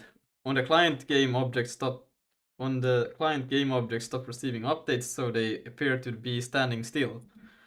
And on the server, input stops getting through from the client, so the players cannot move or shoot. When the recent packet finally arrives, you receive this stale, out-of-date information that you don't even care about. Plus, there are packets backed up in queue waiting for a resend, which arrives at same time. So you have to process all of these packets in one frame. Everything is clumped up. Unfortunately, there is nothing you can do to fix this behavior. It's just the fundamental nature of TCP. This is just what it takes to make the unreliable packet-based internet look like a reliable order stream. It would be fun to make an turn-based not an RTS, turn-based game like SIP or something like that using, I guess TCP would be reliable in that case because you wouldn't have to have that fast-paced and try to do this then. Or would it be? I think it would. But yeah, there's another. We'll continue. Focus. Jesus. Thing is, we don't want a reliable order stream. We want our data to get as quickly as possible from client to server without having to wait for lost data to be resent. This is why you should never use TCP when networking time-critical data. Wait, why can't I use both UDP and TCP? For real-time game data like player input and state, only the most recent data is relevant. But for other types of data, say perhaps sequence of commands sent from one machine to another, reliability and ordering can be very important. The temptation then is to use UDP for player input and state, and TCP for reliable order data. If you're sharp, you'll probably even worked out that you may have multiple stream of reliable order commands. Maybe one about level loading, another about AI. Perhaps you think yourself, well, I did really not want AI commands to stall out if a packet is lost containing a level loading command. They are completely unrelated. You're right, so you may be tempted to create one TCP socket for each stream of commands. Sig master is over mastering. Maybe. No. On the surface, this seems like a great idea. The problem is that since TCP and UDP are both built on top of IP, the underlying packets sent by each protocol will affect each other exactly. Wait. I'm sorry. The underlying packets sent by each protocol will affect each other. Nah, wait, I need to read that one. On the surface, this seems like a great idea. The problem is that since TCP and UDP are both built on the top of IP, the underlying packets sent by each protocol will affect each other. Exactly how they affect each other is quite complicated and relates to how TCP performs reliability and flow control, but fundamentally you should remember that TCP tends to include packet loss in UDP packets. For more information, read this paper on the subject. Wait, the paper. Oh, I need 97. Alright, we were waiting until tomorrow. Also, it's pretty complicated to mix UDP and TCP. If you mix UDP and TCP, you lose a certain amount of control. Maybe you can implement a reliability in a more efficient way that TCP does, better suited to your needs. Even if you need reliable order data, it's possible to provide that data is small relative to the available bandwidth to get that data across faster and more reliably that it would if you sent it over TCP. Plus, if you have to do NAT to enable home internet connection to talk to each other, having to do this NAT once for UDP and once for TCP, not even sure if it is possible, is kind of painful. Oh, there's like an actual internet archives. Holy shit! That's how you should provide the links through internet archives. Damn. Characteristics of UDP packet loss effects of TCP traffic. Well, I guess it's not really a problem right now, but it's a good, interesting thing. I guess I will actually save this in case in the future I will ever be like, hey, hey, I remember I read something like that sometime. But right now it's not relevant. Boom. Where was I? What was that? Conclusion. My recommendation is not only that you use UDP, but that you only use UDP for game protocol. Don't mix TCP and UDP. There's one thing which I read about here. I didn't read it yet because it's not that important as of the moment. But why run gaming servers separate from so have TCP for chat and UDP for the actual game. But then again, they also say here game protocol. So yeah, I guess. Let's see. Learn how to implement the specific features of don't mix TCP. Instead, learn how to implement specific features of TCP that you need inside your own custom UDP based protocol. I guess that's actually pretty good. Well, of course, it is not a problem to use HTTP to talk to some RESTful service while your game is running. I'm not saying that you can't do that. A few TCP connections running while your game is running isn't going to bring everything down. The point is, don't split your game protocol across UDP and TCP. Keep your game protocol running over UDP so you are fully in control of the data you send and receive and how reliability, ordering, and congestion avoidance are implemented. The rest of this article series shows you how to do this, from creating your own virtual connection on top of UDP to creating your own reliability, flow control, and congestion avoidance. Welcome back, Penguin operator, sending and receiving packets. This was a pretty fire read, not gonna lie. I didn't save it. I'm gonna save this for later also, because I'm actually right now just trying to store all of my reads that I ever read, so that I can get back to them if I ever want to. Maybe I should also provide.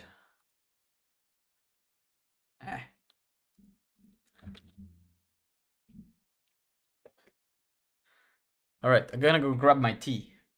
Harold, don't do anything stupid. Guys, we gotta do it again, okay? But this time, okay, we gotta log in, alright?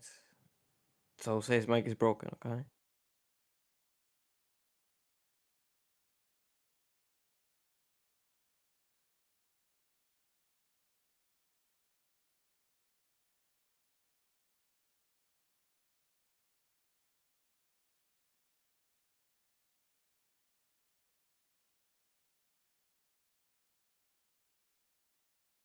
Oh my god, bro. Oh hell no, man. What the fuck?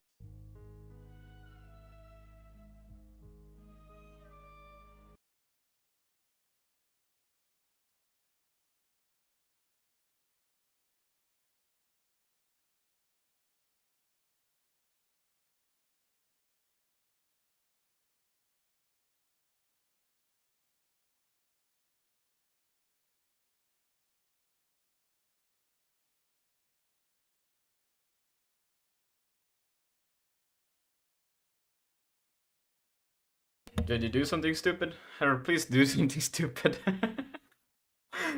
Jesus Christ, these people. Okay, I actually feel like hearing some music right now. You're back? Oh, bro, why didn't you say anything? I forgot to tell you that I'm back. Are you fixing your audio? Yeah, Yeah, I I want think your mic is actually broken now. No, that's crazy that you respond to me that being back and then my mic is broken.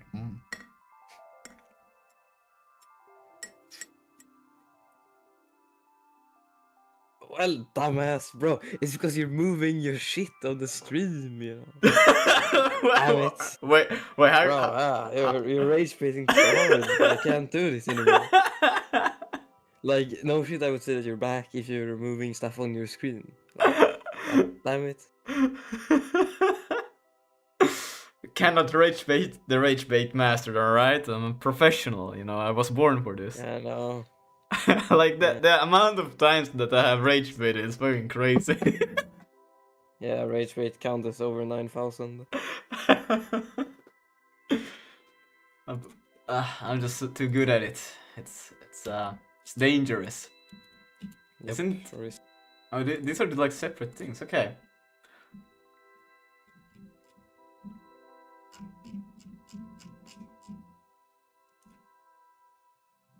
I'm not sending and receiving packets. That's is fine right now for me. I'm not too concerned about anything like that. About virtual connection over UDP. Not a series of tubes. Blah blah blah. No direct. Instead of your data is sent over internet. Blah blah blah. That could be good to read, but I'm trying to find something different. Let's see. I guess that would also be pretty good, but the this is too advanced for what I'm trying to do right now. Client-server connection. Reliable order messages. This could be good. Sending large block of data, packet fragmentation, serialization strategies. That could be pretty interesting. Fixing internet for games, networking physics. Why can't I send UDP packets from a browser? Client connection. That's the same, right? Okay, client connection. This is something that will have to be. I think if it talks about synchronization of time, I guess this would actually be pretty darn good. But for now, what we'll do is mess around a little bit more, because now I got a little bit of clarity in that, and that was kind of what I wanted to get. So what we can do now is doing the same thing that we have done on the client to do now on the server. Not that the server is highly unlikely to break to it, but so we'll go to each client, and each client here will no longer be doing this. Instead, we will have this thing on each client. Command Q, yep, we'll say bye bye, and then what we'll do is to Command Q. All of this seems to be doing a not they all seem to be doing that. So what I can do is actually can do this, unless does it register that one as well? Okay, it does. Damn it! I thought I could be smart here, but what the fuck is going on? We're gonna do. Oh my god, you're kidding! The damn LSP is not really doing its thing right now. And then we can do that, and we can go to the end. Now you can say dot commands, and like so.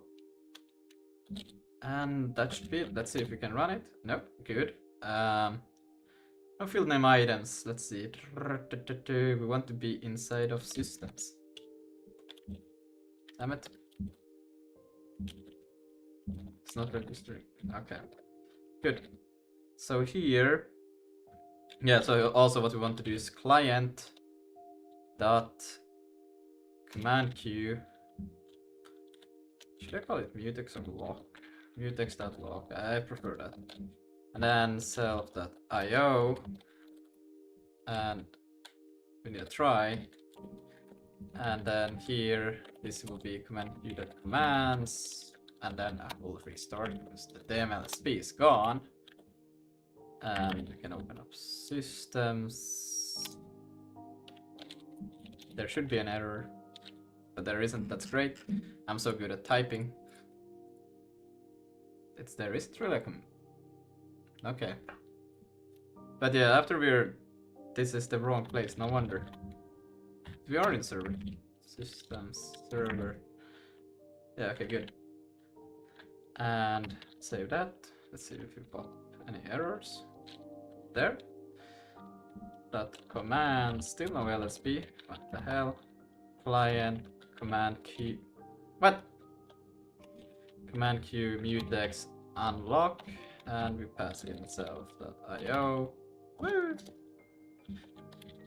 And that should just now do mutexing, so it doesn't problematic there. Let's see. Good. Connected on both, and now if I disconnect. Yes, good. What we now can do. I would like to clean this up a little bit, but we're not gonna get to cleaning until I have input. I want to send inputs. That's what I want to do. So now we do have the context, and then here in update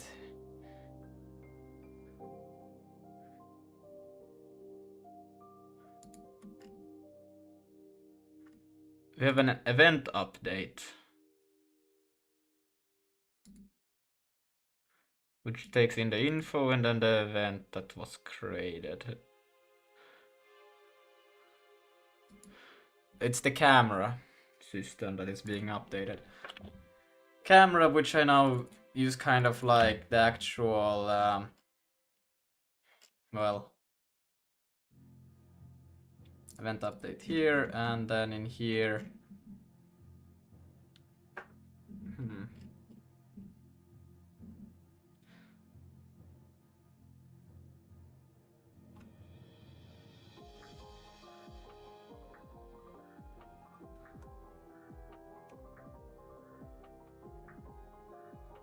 Guess that's fine, but what I would like to do is to... I'm not gonna do this. So this should now not move the camera. I should really fix that hot reloading because it would be so convenient right now, but I'm not gonna do it yet. Instead, what I'm going to do is not fix it, like I said, and what we'll do is that when we spawn...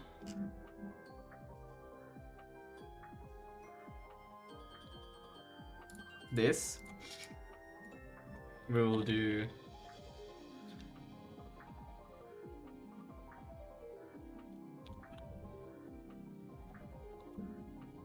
Can I not get the information about it? Camera. It has a transform, but the LSP doesn't suggest it for me. That's crazy. Dot transform. And then... Alright, good luck eating. Position.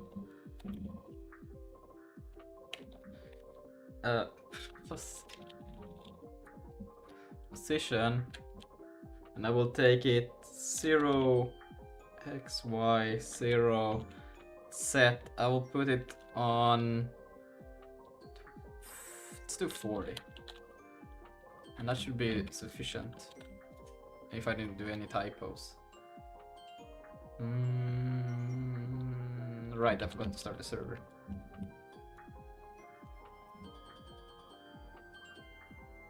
Yes, perfect. So now we'll see this thing, and now what I would like to do is that if I start pressing buttons here, you can see it doesn't move because I disabled the movement basically.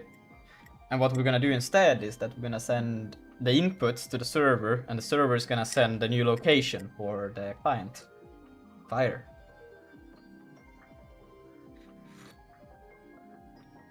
Let's get on to it.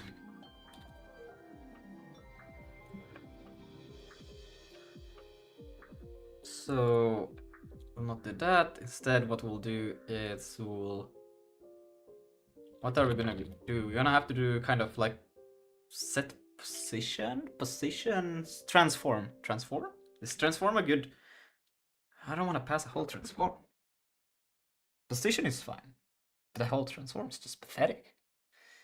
I have a plan. I have a. You don't know the plan. The Giga Brain I am unlocking right now. Okay, wait. I know what we'll do.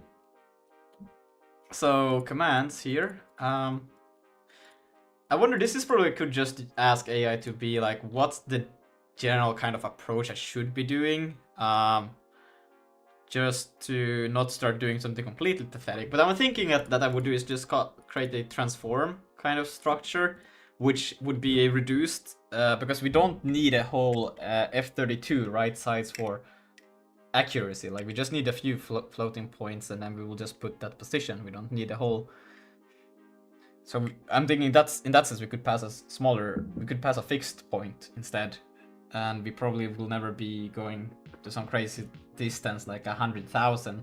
So we could just always pass a really small size, even though it's not a big deal. But let's see.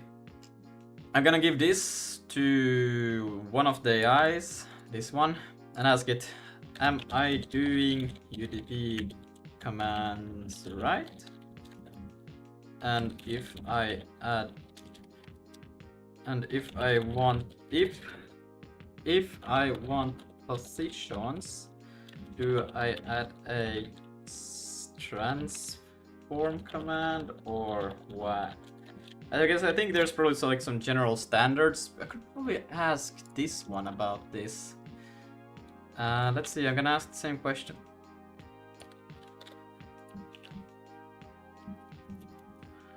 Would you happen to know some articles,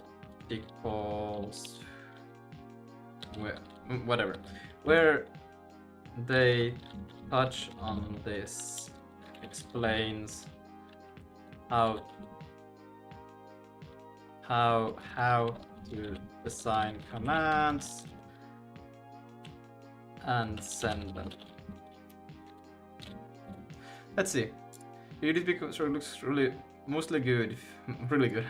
Few thoughts with name, good for initial handshake, clean shutdown, server confirms connection with ID, basic entity spawning.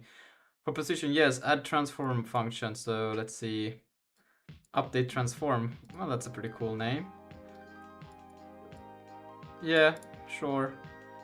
Other things to consider: destroy entity, input command. Yeah, okay, that we also gonna have to do. Client sends the key button, press state snapshot, full world state for late joins or resync. Heartbeat ping detects timeouts. UDP specific. Consider adding a sequence number or detect out of order duplicates. We'll get to that when it gets to it. You might want a reliable flag for important commands like connect, destroy. I'm thinking about the state snapshot.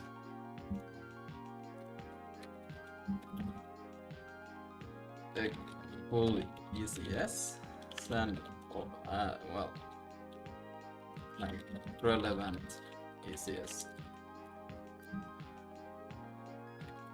Let's see, you're actually on a solid path. This is already better than most first UDP system, but there are a couple of important gaps where hurt you later if you don't fix them now. I'll go straight to the point, thank you. Are you doing UDP commands right? Commands enum union good. Explicit opcodes, separate structure per command, scales well. That's already how Real Engine does. What's missing? Right now your packets have... That's not enough. Reliability ordering, yeah, but this is not something I'm too concerned about right now, but it's something I'm going to be concerned about. This is an interesting thing though. Wait, they said acknowledge last received from other side. Why would I ever want... This I cannot... Sequence I can understand, or like maybe timing, like timestamp or something like that to make sure that... No, well, not really, but yeah, this is core real-time networking without you behave randomly under packet loss, but that's fine for now. About your command mutex is wrong. It's for IO buffering, not thread safe. Don't use it for your queue. Threads not safe without proper synchronization. What you should do instead for games, forget mutex for now. Use double buffer or ring buffer. That could be pretty fire. But then you would have to have a max commands, which I was thinking would be doable. And then write index, atomic, read index. Network thread writes, game thread reads. No locking, no stalls. This is how game actually do it. Should I add transform command? Short, yes, but not like you think. Too much bandwidth, latency, jitter. Split your data into types of network event. Spawn, destroy entity. State updates, update transform.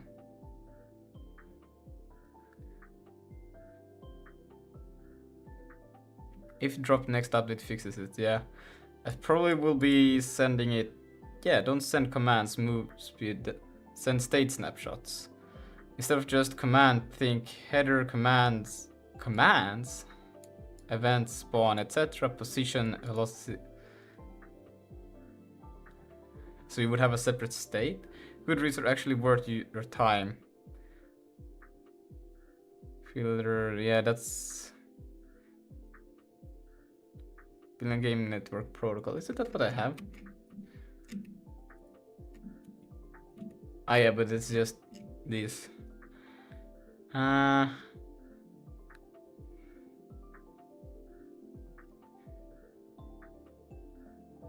Okay, but in that sense, it's still on a good track, according to AI. But yeah, this is an interesting split.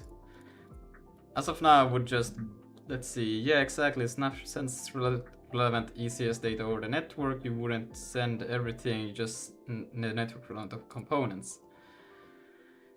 Union state snapshot, so entity count, and then entity snapshot, and an entity snapshot would have components, positions, rotation. Hello, essential VW man. Let's see, velocity, health, okay. And then component mask. Okay, so that's just when to use it. I think we'll get to that in a bit, but for now, I think we'll go with really simple, still dumbass approach, and until I see that that's a problem, we'll not change it. So spawn entity we had. Now I'm gonna do a update transform, which will be just, well, update transform. And then we'll also have a, actually before we do update transform, let's, why is my neobeam breaking again? I just didn't share it, my bad. Oh my god. Like so, we will actually do a input, send input, input, send and receive, update input. I think maybe update input, because it's like we cannot say send because we use receive on the server, and we cannot use receive because we're using send on the client. So maybe just input. Input is fine. Command input. Yeah, no, that's fine. Input. And what we'll do is just something very simple. Let's see. Up, const, input. And in input, we'll just put something like, actually, what we can do is we can steal the idea from, wait, where the fuck am I? This one should not be in here. Let's save and quit. Yeah, no, okay, good. So we can go in here, and what we can go is into, let's see, system camera, because I got input map. I could import it there, and then they would always have, I could literally put input map in there. And then it would always be the same. Nah, I have a better idea. Look at this. We're taking this from here. Is this a smart idea? Oof. We'll figure something out. I always figure something out. But we want the same kind of, this is what we care about. Up, backwards, left, right, up, down, right? Even though that might be a bit misleading, because forward is not always forward.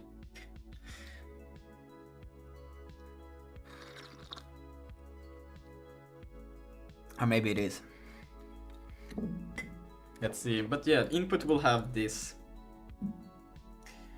And now I'm thinking that I could probably,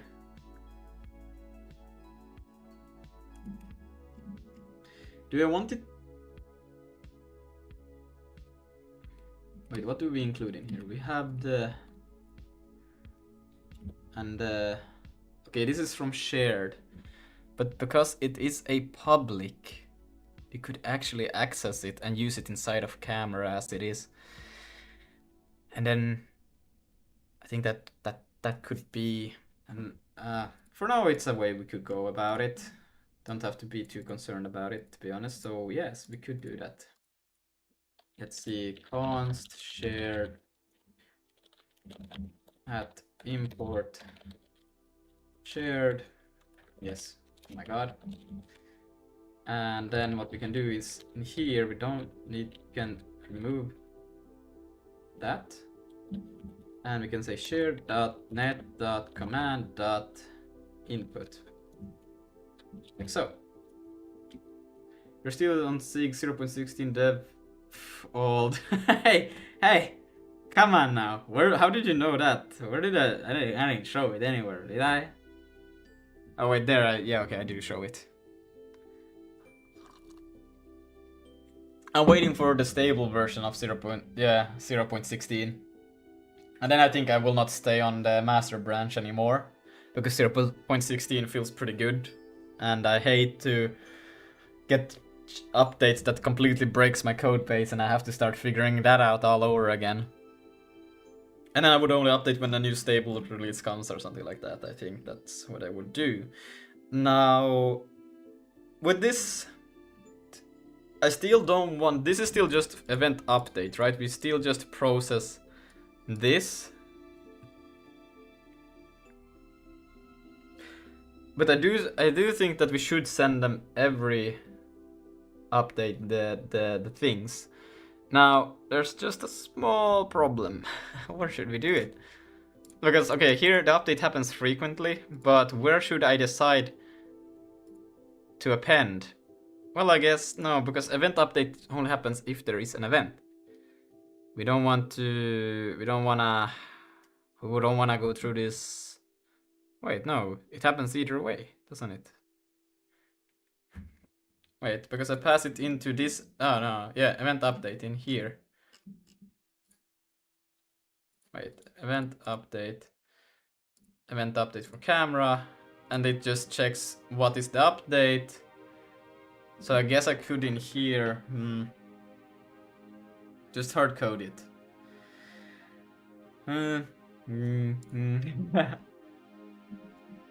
I'm just thinking, like, where should I put the spot to send that inputs happen? Because we kind of want to send inputs all the time, right? So, because if I just send every time that it actually happens, let's say I press a key and then I release it, but now when I released it, that packet happens to be dropped, so the server will think that I never released the key press, so I will continue moving forward. Maybe I should, but yeah, no, I think inputs should be constantly sent. Even if you don't press anything, then everything will be false, and then the server will just constantly be receiving false. Nothing is pressed, but rather than being like, hello, rather than being like asking, hey, are you still pressing the keys? You know? I don't know, maybe it's a better approach to do it like that, but...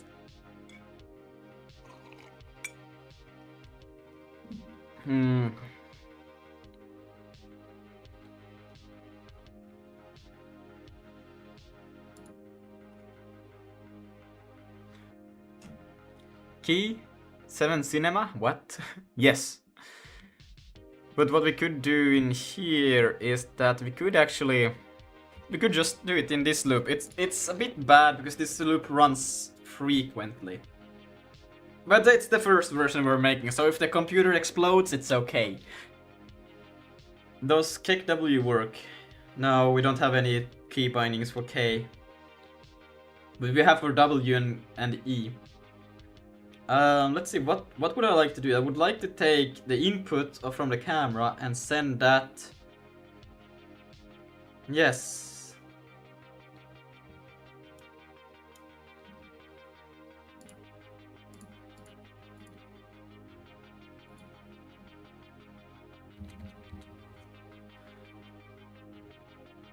I'm talking about emotes in chat, dum. Oh, like stream chat. Yeah, I think they should work. Maybe. I'm not sure. I haven't. I don't know. I don't know. But did I hear an update? Because we already go through the. We update here. We update that. But we do not. We just had. It's just update. We could have a camera normal update that just does that, but that sounds a bit weird. What I'm thinking I will do is just do it straight in here. It will be nasty, but it will be a way, and then we'll figure out something better. So,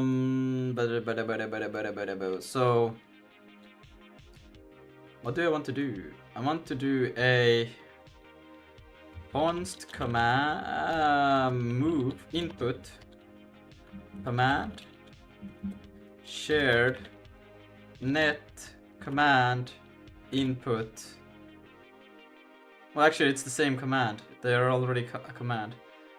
You have returned. Welcome back. Welcome back. I don't even have to do this. I just realized I got it already. So what I should be able to do is just have a. I need to do a writer though. So a const. No, actually a var buffer,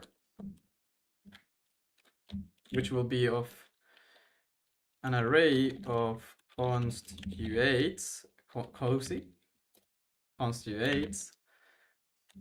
Let's do a size of 1024. You need server. Igor Gamer. I don't, not yet. Maybe for the Discord bot would be pretty fire to have a server. U9? Wait, what am I doing? I'm ping again. No, this is how it should be, right? I'm actually doing this wrong. There's no way I'm doing this wrong. Oops.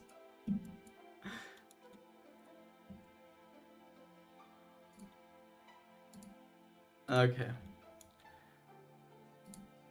Like VPS. Yeah. Like I for Discord bot I would need right now. Probably it would be fun to run this also like on a separate server once it gets to that point. It's getting close to at least run some tests. And fine. And actually, why do I do this when I can literally just go in here and I can just go like, okay, we can actually yoink. We can actually yoink all of this. Yank that. And then, oh my god. And we'll write that and we'll save that and then we'll do this. Have you tried programming 2D soft body physics from scratch before? No, but T-Chef has. Rust is not that bad. Nah, Rust is not that bad, I guess, but not my kind of like language, I think. Find address.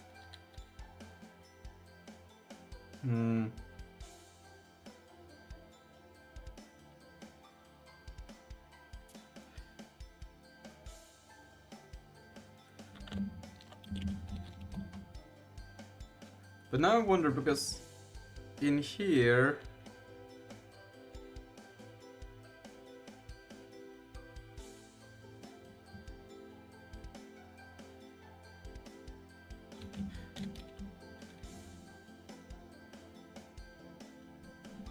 right, I just do it in the main so far. That's right. Server address, yeah.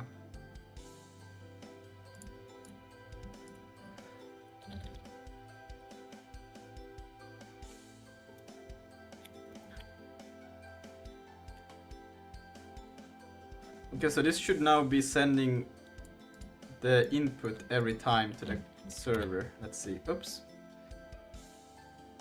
No field name input.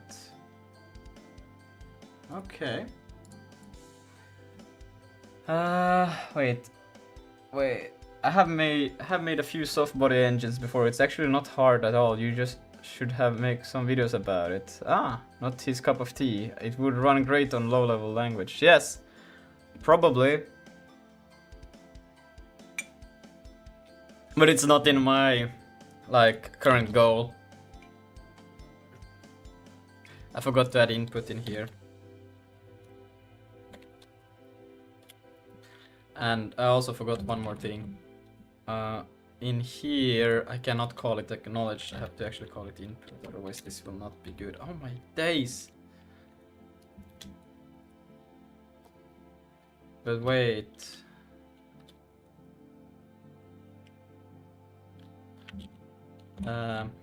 Input command. Input, like so. And then dot input is equal to, now I actually want to get my camera. Fuck, I don't have access to it. But it's okay. No, it's actually, this is great. Because here I query for the camera, and there's no point for doing any of this if I do not have a camera. Yeah! Yeah? Yeah. I'll put it in here.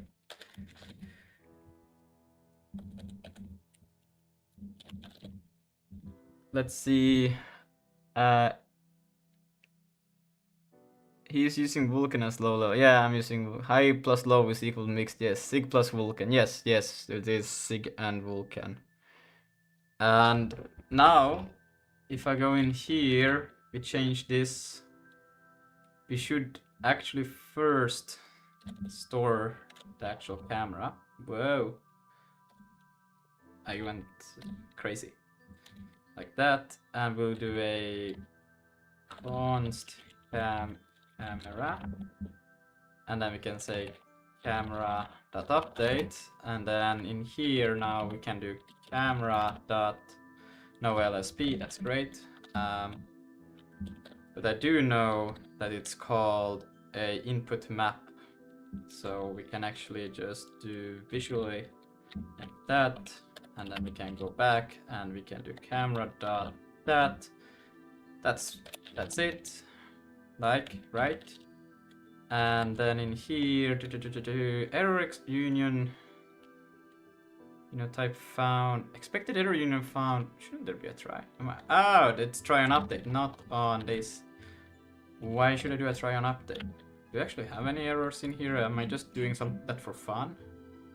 I'm actually just doing error for fun. That's funny.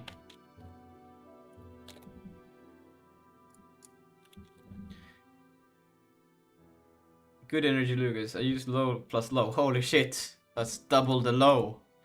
No field name socket. What is it called in here? Stream. Stream dot socket. Yeah.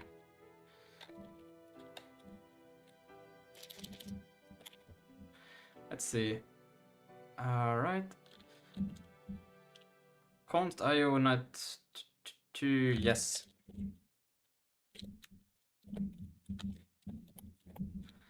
And that should send every update now. Let's see if okay. It should say unhandle command input on the server quite frequently. Okay. It did, but it also didn't quite go well. Switch corrupt value. Unhandled command input. Yeah, that is okay. That is okay. Yeah, I think it's just it got too much, probably. We should probably limit it a little bit. I don't know why actually this is gonna crash here, but the switch on corrupt value. Okay, because it probably got a corrupt packet. And then it went crazy. We'll add ultra low. Ooh, we'll be in total low plus low ultra low. Why is that just another word for assembly? I need more tea.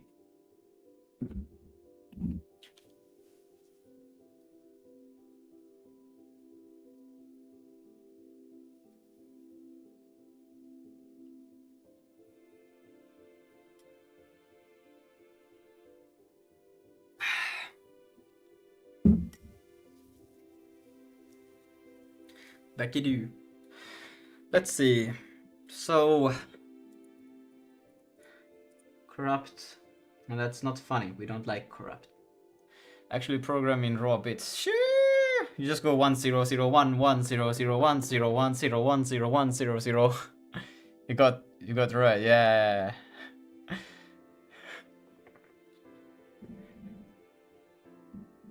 But that makes sense, I guess.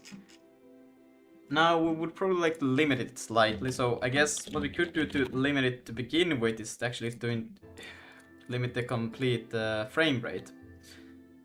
Not the best way to do it, but it's a way to do it.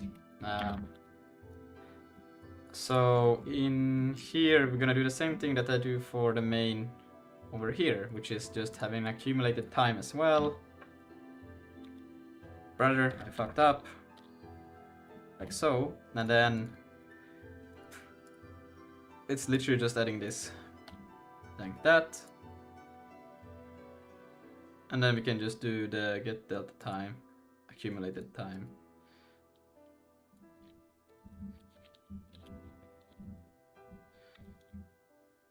Step time, time step. I will just use the same on both.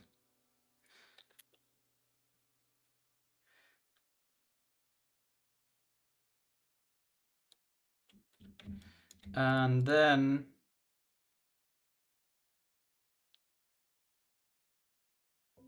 yep, we'll delete that and we'll not use delta time. Instead we'll pass in time step because that is what will always happen.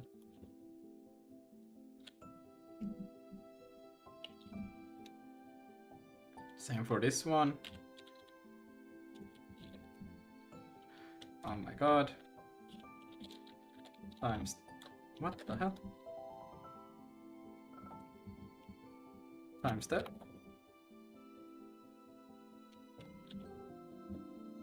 And elapsed time.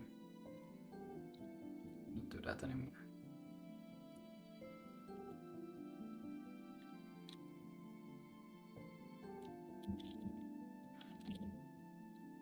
Oh shit, I actually need accumulated time.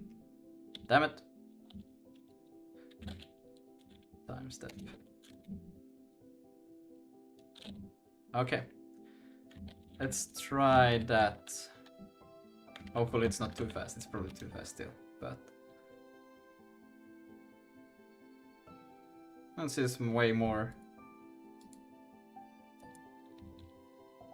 Okay. Good. And now if I exit, boom! Fire. Then I will make my own hard world. I gotta go see ya. Alright, see ya, Samlia. Samlia? I nailed it, that name. Of course I did. You don't have to tell me that I did. Okay. Still don't have hot loading enabled for multiplayers or the sockets networking, so it's not gonna work, but we're gonna get there. We're gonna get there. First, I just wanna see that we get the basics right. Right. Now, we'll receive that a player sent that, hey, I would ideally be able to be moving here. And then the system here will be like, okay, I see how it is. And we won't do that. And I will. One thing that we can fix right now while we're at it is to move this thing in here. So then we don't have to recreate this. Of course it will be recreated every loop. I think we could still move it one step outside of this whole thing and then just put it 0. But this is fine as well.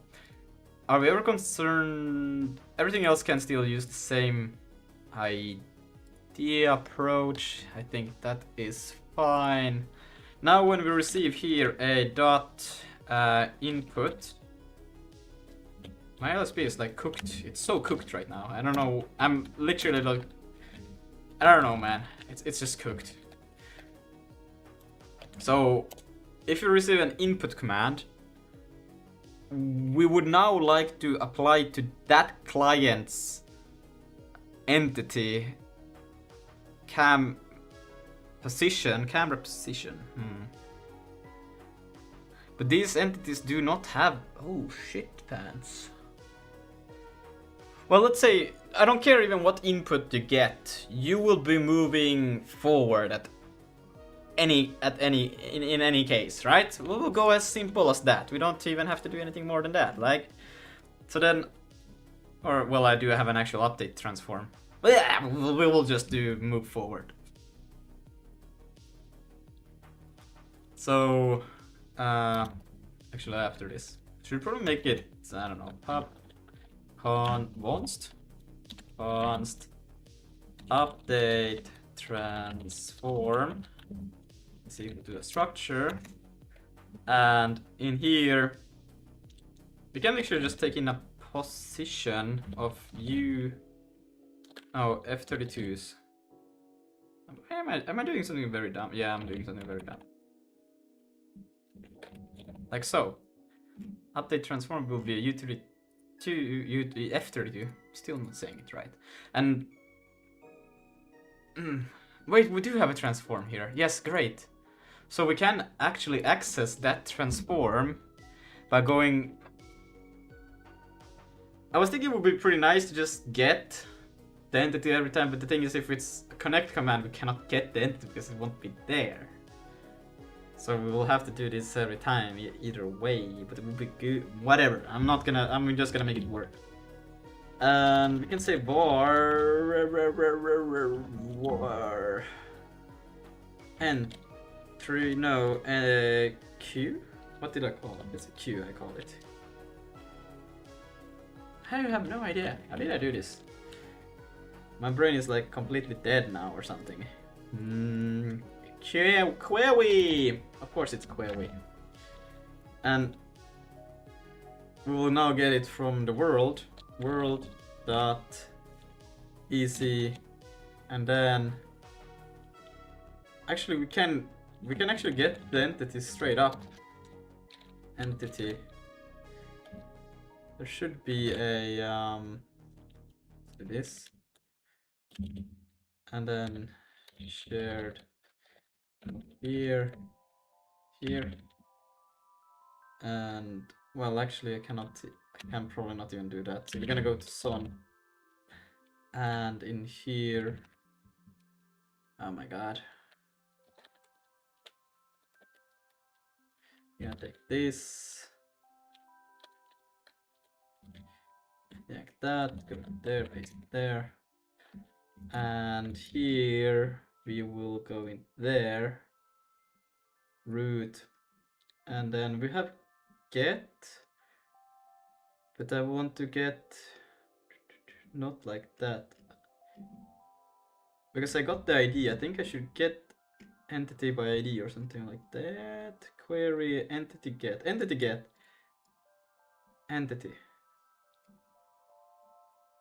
Entity get pointer. Yes. This is what I want to do. Entity get pointer.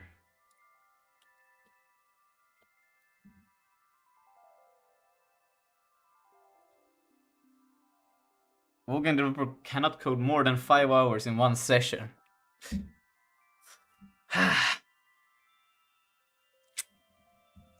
If I code for more than 5 hours, I guess I'm not a Vulkan developer then. That's how it works, right?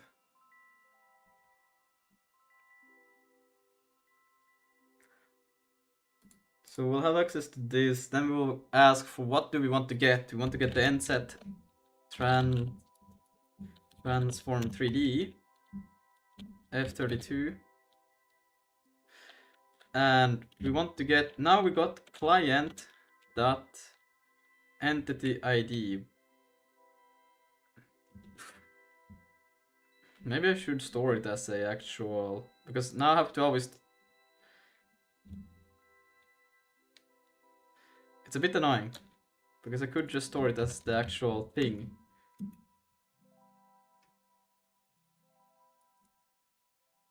As the enum. And then I wouldn't have to do as many conversions as I actually do here right now.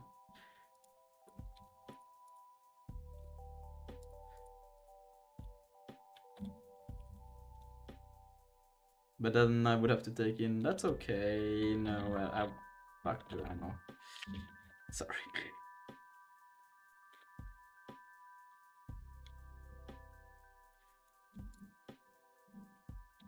Add enum from int. So that should give us the entity. They should always have a transform, so I'm not even gonna care. I'm just gonna go like that. Isn't that right? Yes? Push the limits. Let's see, what shall we do now? So now that we got our entity, and now we can... Wait, no, that should return the component. I'm a dumbass. Shouldn't it?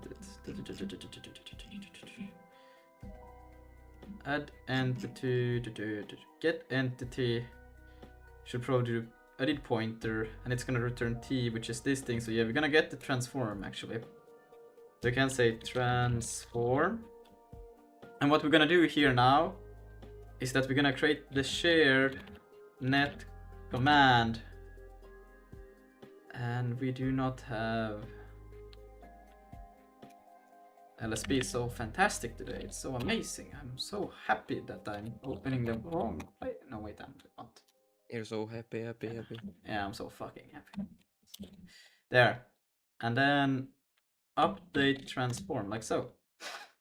Before you continue, can I say how rage bait XML is? It's probably the worst thing ever invented by anyone. Damn. Yeah. That position. My LSP is like so cooked. I don't know. It's not. It's so bad. Transform. Actually, what we can do is, because we got the input command.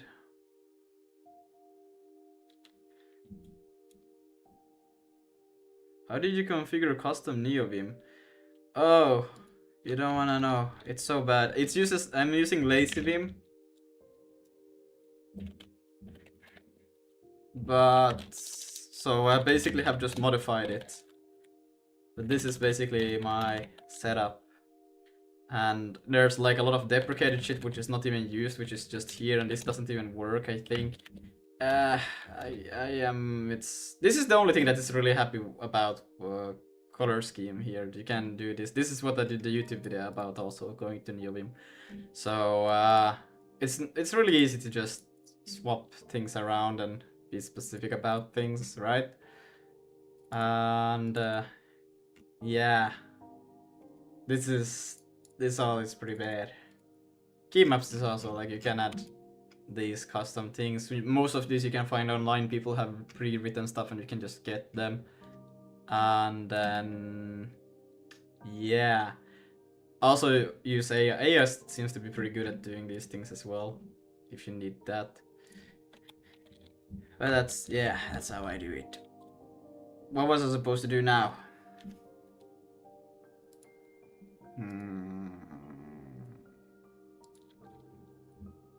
I will take this one away to here and put it over there. Need to get updated all the time. Needs to get updated all the time. What are you on about it? Need to get. I used new. Oh shit.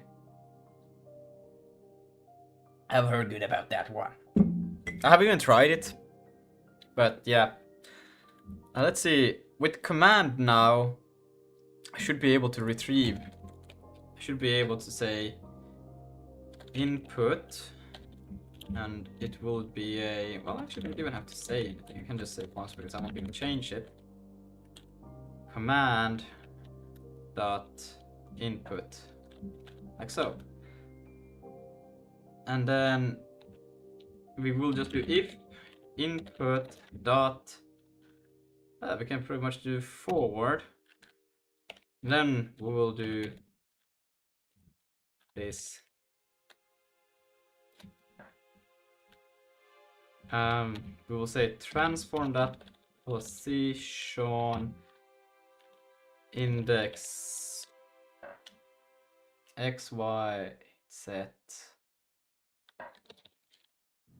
And then if you move forward, okay, this is the complete wrong way to do it, but it will do for now. And forward will be a minus. It will be a pretty funny. It will jump quite fast. will basically teleport. Now let's see how bad it goes. Failed to update transform enum declared here. What? No film update transform in. Wait, what? Did I forget about something? Ah, of course I did. Update transform. Right. Good. Because yeah, update transform. I'm sending it to here, but actually yeah, if you run this now, it shouldn't. Fuck.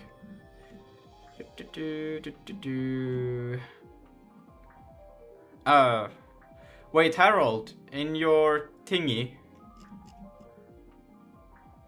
I cannot do this. Like, I cannot say, even if I say a static size like this, it will not be able to understand. I have to make an integer 3 and then pass the array of 3. Let's see here. No. Just go to where that's happening. The root.sig, blah blah blah blah blah blah. Well, that is 112. This one. Slice ending. That one? Yeah. Right. Yeah. Oh, well. Expected. That's 4. unmarshal, brother. No? No. But in here, yeah, but it says on also 169, so I'm just passing something wrong, I guess, also there. But still, this thing has problem with the child array when it's right slice endian. Just put a just add a reference to the value there. Yes. Yes.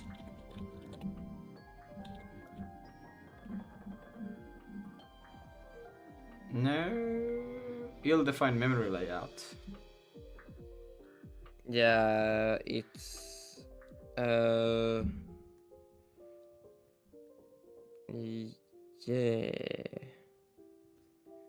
Okay.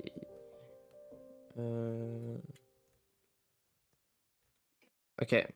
We're gonna have to do a little thing here. Okay, so just yeah, remove this right slice endian whatever, right? The whole else? No, you keep the else. And then just put 4 here. Yeah, and then we want to do value. Nothing else. And then you do just call this item, not v. Right, and then you do marshal. Then you put in the writer, and don't forget to try, by the way. And then also use the value. Do you mean value or item? Item, sorry, yeah, item. And a comma. Yes. These could also be on one line, the entire thing there, but I guess that's more readable. Yeah, so that's great. Just run this shit. Just run this shit. And 102. Cannot bitcast from built-in type float structure. Does not have a guarantee in-memory layout. Float.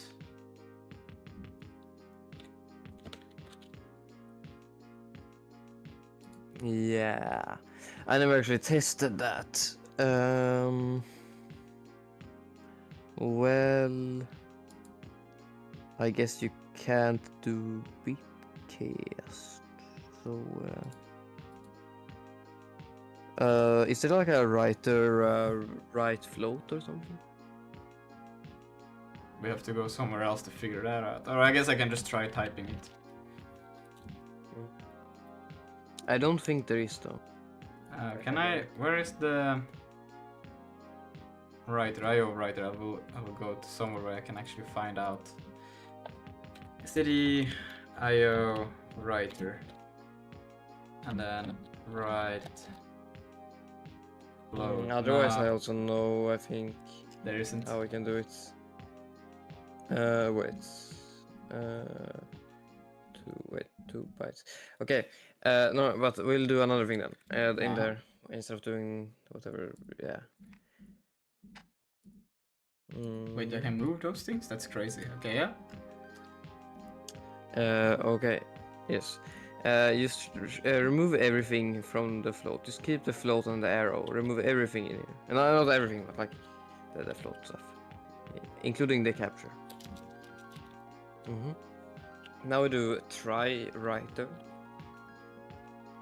Write all. Then we use pass std mem dot 2 bytes. And that just takes in the value.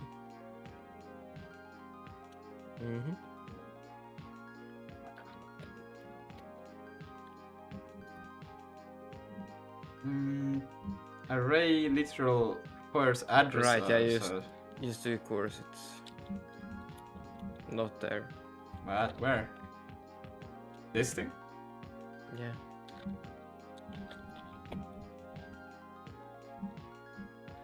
Type does not support struct. Okay, so now it's complaining about my thing. Okay, good. But there's the wait. Oh. Okay, a non-martial has also a problem with 170. Yeah, you probably need to pass in a boolean at the end. Let's see. Expected 4, found 5. No, I'm passing one too many. Okay. It's probably the endian. It's the endian.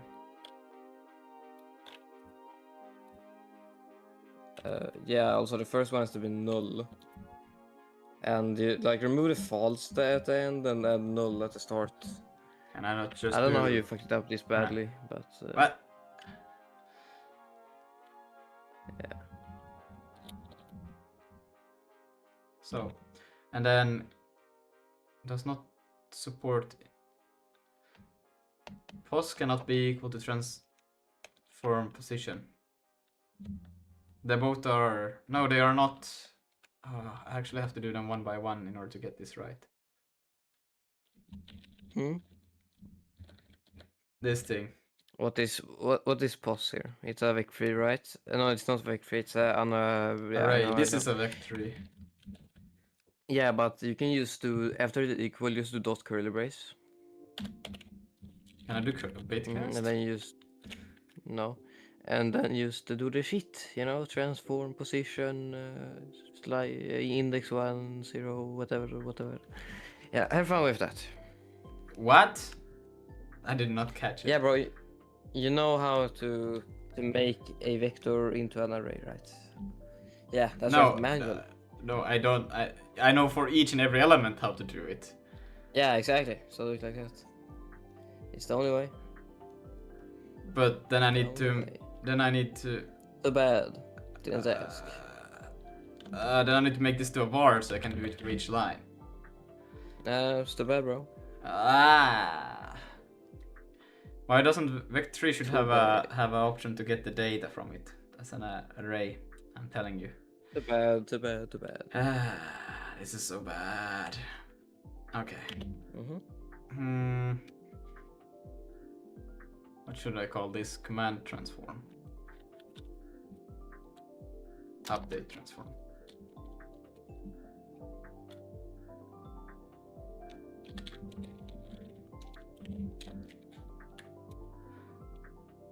But that's that's not how I do it. That's just I need to.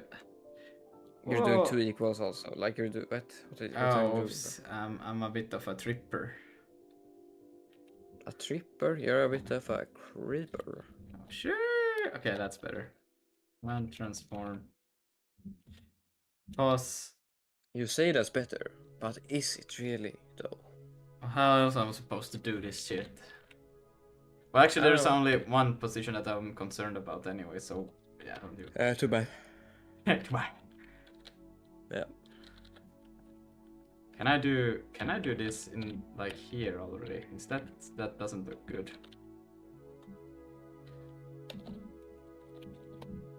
No, I can't. Great. That's the only one I'm concerned about anyway, so we can do this. Command transform that pause, so. And then missing. Fuck, no, because I need to initialize it for every. No! No! This is so ugly. Too bad, too bad, too bad, too bad, too bad. You know what I will do? I will just do a. I don't know what I will do. I will just cry and bitch about it, I guess. What is this update transforming for, bro? It's gonna be for transforming the whole, like, update the whole position of an entity. So why aren't you storing it as a vec free? Because it needs to be passed over the thing. Yeah, so why don't you just convert it to the thing when you pass it to the thing? Was it uppercase vector? That? F32. No, wait, like that? Was it like that? I don't remember. Yeah, 32. No, it's vec free. That bro really does have memory for a goldfish.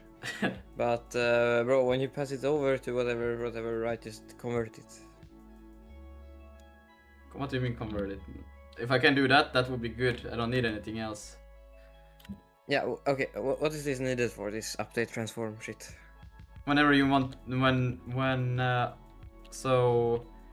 We're not- Oh, it's to do with networking. Yeah. Oh, yeah, I want that easy to fix. Thought you were like talking about Vulkan or some shit. I don't know. Well, I guess Vulkan is using it in the end, but. Oh yeah, no. If it's just an array of free things, that's easy, bro. Easy. Let's go to the marshal and unmarshal, right? And then we're gonna do a little thingy.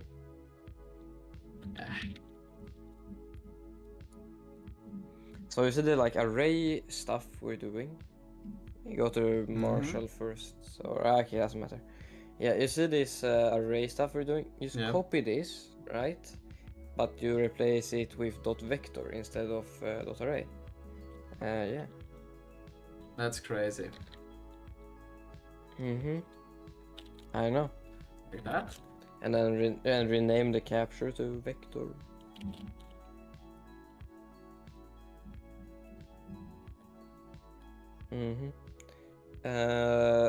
Yeah, we're also gonna have to do. Is there a take vector or some shit? Take vector? I don't. Oh, take array. Yeah, I don't. Take. Let's see.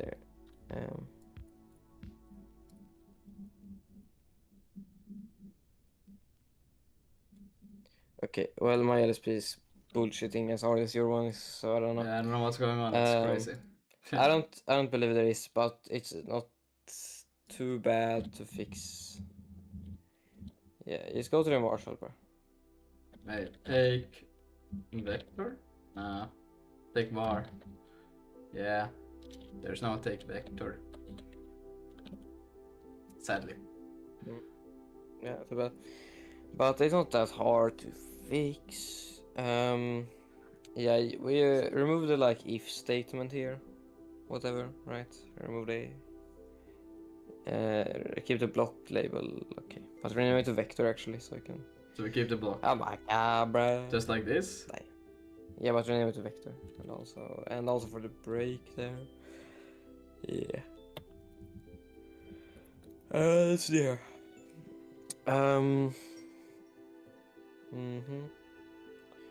Okay, fill type mem0. And instead of doing SD mem0, so just do @splat0.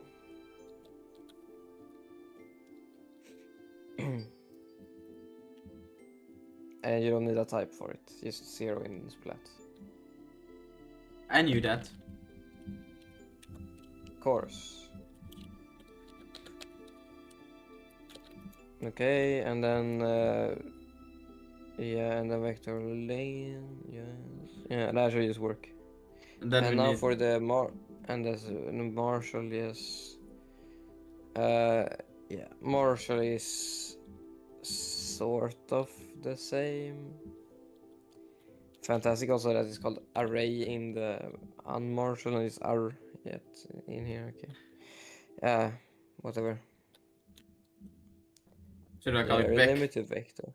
Okay. No, call it vector, bro. And you should probably rename the R, to just array.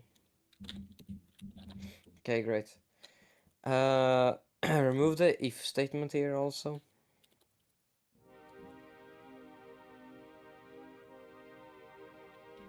And write all, whatever. Remove that We right just now. want the, Okay. well, we just want the for loop.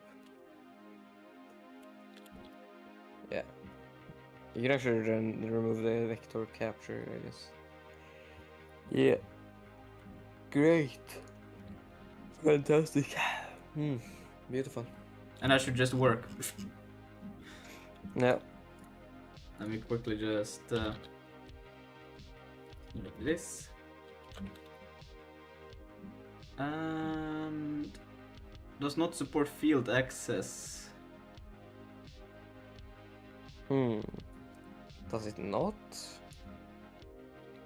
Okay, 115. just make it into an inline for.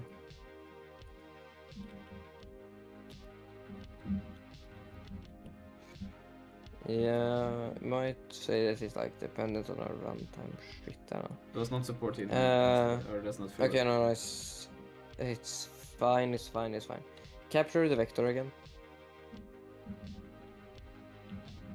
Yeah, and then inline for still. Then we do 0 dot dot. Inside the 4 Yeah. already. Okay. Yeah, in the 4. Mm-hmm. And then we do vector dot len. And then instead of item, we capture I. And then we do the marshal on vector, value, and then index I. Isn't that just the same thing? No. Vector index not comptine known. That's 180, so it's down here. This one. There. Yeah, you have to do inline for here as well.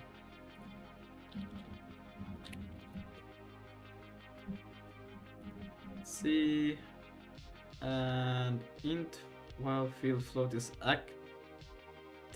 What is this? Access of union field in well. Where is this happening here? It's You're trying to do read int. in 136.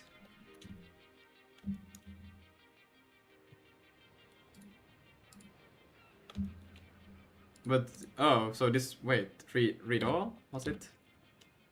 Or float? Guess.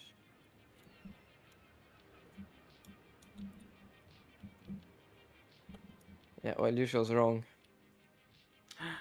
What? Since when would read all be a thing? I don't know. There was a write all, so I thought there would be a read all. Yeah, well, that's a part of the writer. STD mem is not a part of the reader. Oh. Now is it? I thought I didn't read. But is it just read all reader that read or wait take all reader that take all? I don't believe there is such a thing. But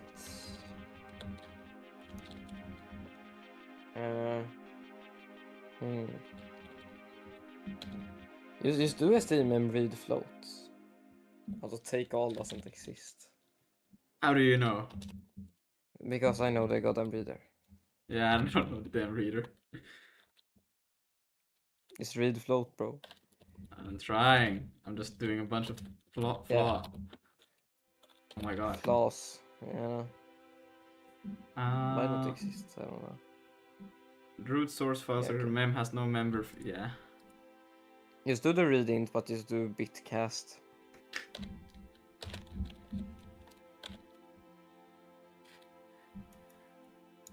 Bitcast. Wait. On this thing. What do you think? Well, I'm trying to figure out what the hell is this Where do we have the actual value? Is this the What value? value? The float? Or do Well, the take array there takes that's this bytes. So then it's that one. I don't know this thing. Okay, an array of bytes. Can you cast an array into bits? Yes? Yeah, good luck, bro. Try. Run it. Like, I already know what's gonna happen, but Field int while field float is active. But that doesn't really help. That's the same thing as before. you have to look at the bottom of the stack trace and just ignore the errors sometimes. What the? The bottom of the stack trace. Read int. Not generic function instantiated here. Yeah, ignore the goddamn errors, bro. They are useless. Just read your code. Well, The code is the error message. the code is there. What do you mean in here? I have no Okay, LSP. so I don't enough. even know how what this thing does, to be honest. What readint does is it takes in bytes and converts it into an integer. So it takes in bytes and converts them to an integer. Okay. Yeah, Yes. and the take array gets a bunch of bytes that we pass into the readint directly because we only want an integer, right? But do we want an integer here? No, we want a float. So what do we do then? We're gonna still use readint. But then if it reads it, where does it read it into? What do you mean? It returns an integer, its fixed size. So, but then isn't then that it's here on that thing? If it returns, does it return the integer value or the type? What do you think? I don't know. That's what I'm asking. I'm confused. Why readint? It's in std mem, like memory. Yeah. Would it return a type? No. Yeah. So then it's a bitcast on that value. Well, what do you think? Well, yes, I would think so, because if that's the value that we get as an integer and we want as a float, then I would do a bitcast on it. Yeah, okay, great. What's error now?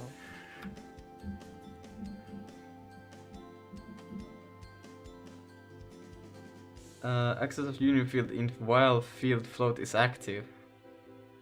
What does that? Union declared here. Float. But that's the isn't that the same that we have been dealing with? Float is active. I suppose. Yeah. Let's say here then. Make the code big, bro. I can't read that shit. Like the window is literally 2 centimeters big. Like half your window is your terminal. Okay, yeah, that's better. Okay, is it in unmarshal, or where was it? Line 136. Bro really has to resize his terminal to read. Goddamn. Let's see here. Yeah, okay, let's go there. Yeah, that's is that unmarshal? It's 136, so it's here. This thing. Okay, great. Yeah. Well. Mm-hmm. Well. Yeah. Hmm.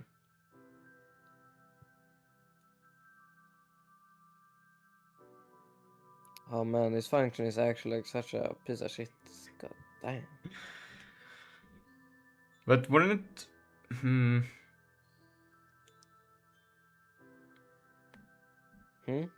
Why is Why is float taken as a take array thingy? Because the read int wants a specific amount of bytes, and take array gives you that. Yes, but Those arrays are fixed size. It's to do with the type system. why isn't int then? Because yeah. Because take int is on the reader, and the reader does all that by distance for you. All right. While strmem read int does not. Oh, okay. Yeah, also scroll down a little bit because we're gonna actually fix something here also. Scroll down. More down. Okay. Interesting. Scroll down more. Yeah, okay. That's fantastic. Okay, yeah, that's good. Great. That's good. This function is actually like so unsafe and bad, but We should just do a mem copy. I don't know. Sure, buddy. Isn't there? I believe there should be like a read. Yeah, man, I don't know how to read a float from memory. Okay, you're gonna have to ask AI. Do you think it will figure this shit out? No, I think it's highly unlikely. honestly, you shouldn't even pass floats through the network. You should use like fixed size Yeah, floating point. Yeah, I was thinking of doing it.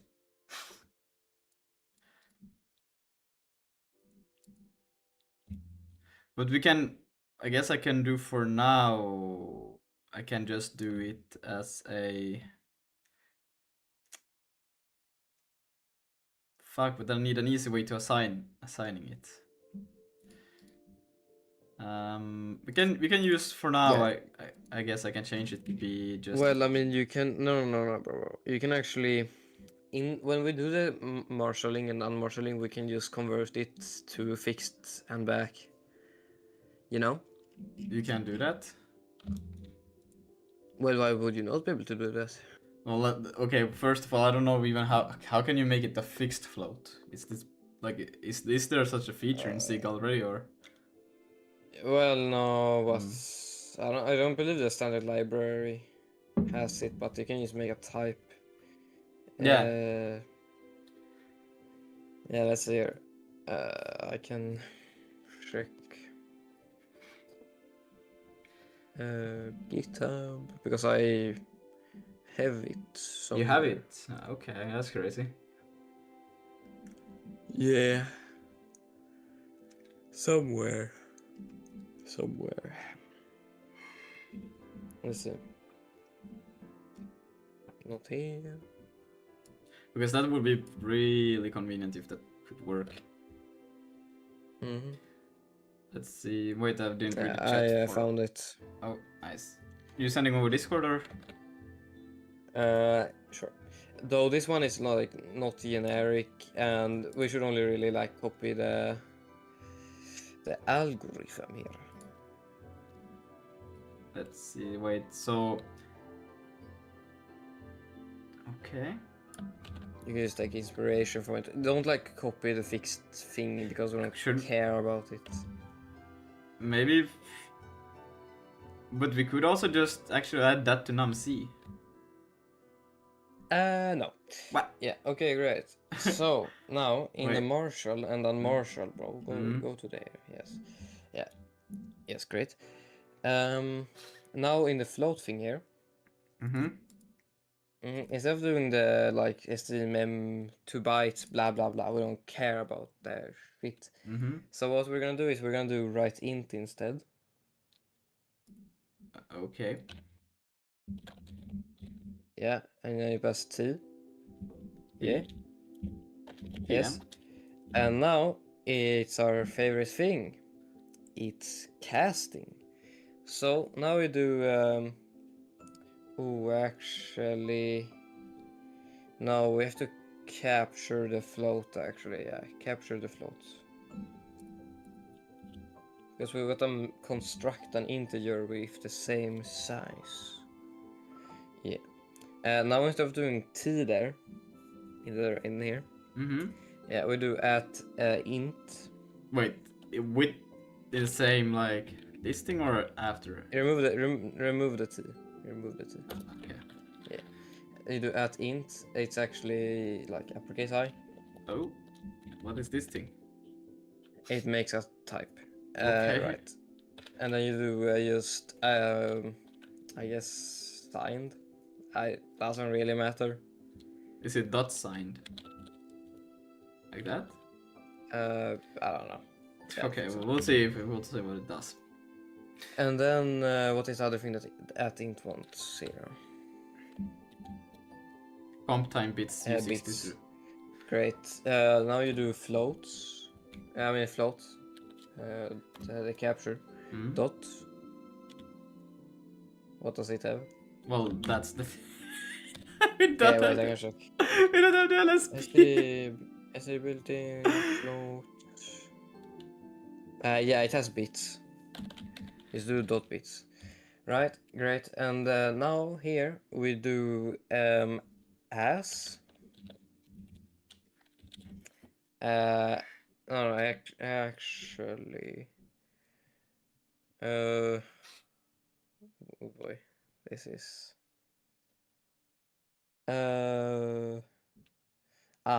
No, yeah, as. This is the two. No, it's from in this case, right? Yeah, do and then t there. Yeah, and then you do a comma, and then you do at int from float.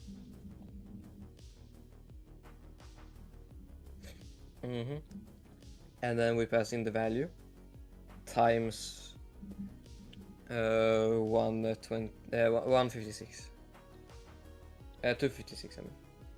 Just like that sounds weird. Yeah, great. Okay. And now we go to the unmarshalling.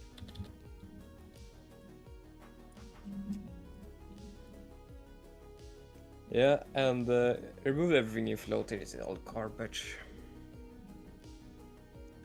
Or actually, no, never mind. I'm just kidding. I'm just kidding. You're funny. I was kidding. You're very funny. I know. Yeah, we just want to do what the int thing there is doing, right? The int thing. You can actually remove this. Oh, you want the okay? What int does? Okay, so you mean like replacing this with that? Yeah, but you see, out here is not an int, so then we have to do the at int and capture the float and that stuff.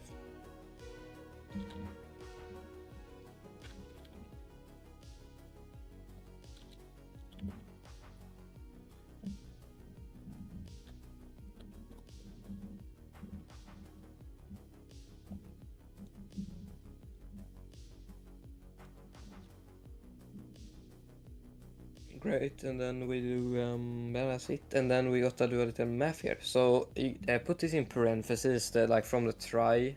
No, not there. From the try to the end of the thing.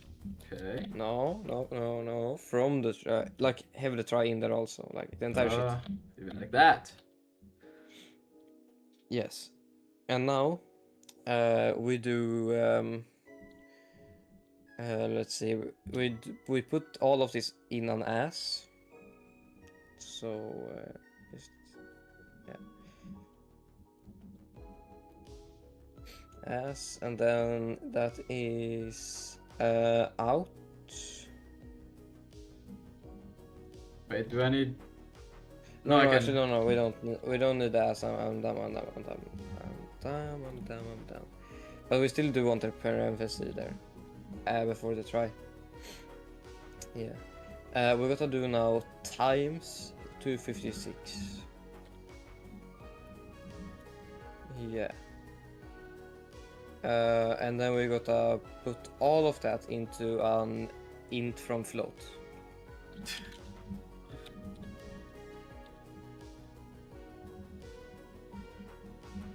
What? What? How do I jump over there? That int I don't know. from float. Like so. Nah, something's wrong here. Man, it doesn't help that this int here. Actually, no, it's float from int. Sorry. Yeah. Yeah. I have no idea if this is gonna work. My brain is cooked, but My brain we is can not. try, I guess. Let's Brain is not see. brainy. Member expected 3 arguments, found 2. Indian. Indian. For wait, which one is it that it's problematic? It's Right. the right int in Right. the unmarshal. No, The Marshall. the marshal. Yeah. Yeah. Yeah. Okay. So wait, is it? It's this none. Indian. Let's see. Expected integer type found F32. 102. Yeah, it's the wrong. Is it Float from int? no, no. Remove the ass. Remove the ass, and then yeah. Huh. Mhm. And now if I let's see, it shouldn't say anything except for the data. That's perfect. Data. Yeah, data. I don't have Yeah, hot loading enabled yet. Thank you very much. Let's see if it does anything though. So yes. now if we got this. All powered by fixed floating point numbers. Yes, yes, yes. And then we can do command update transform dot. Am I dumb? Shouldn't this give me the right as well? Israel, let's be bro. Right. I'm trying to Right. the same thing that I do up here. Shared net. Oh, but this is the actual. Oh my god, I'm dumb. Command. And then wait, can I do? How do I do this actually to be?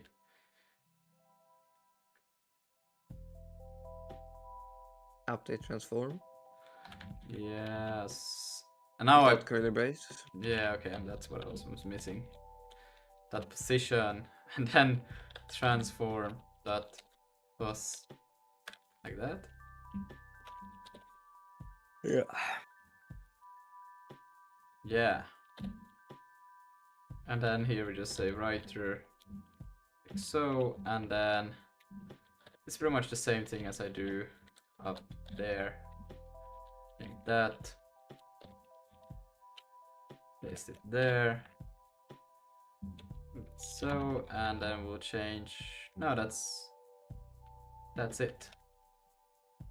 There's an error apparently. Field name position. Oh, LSP is back. Crazy.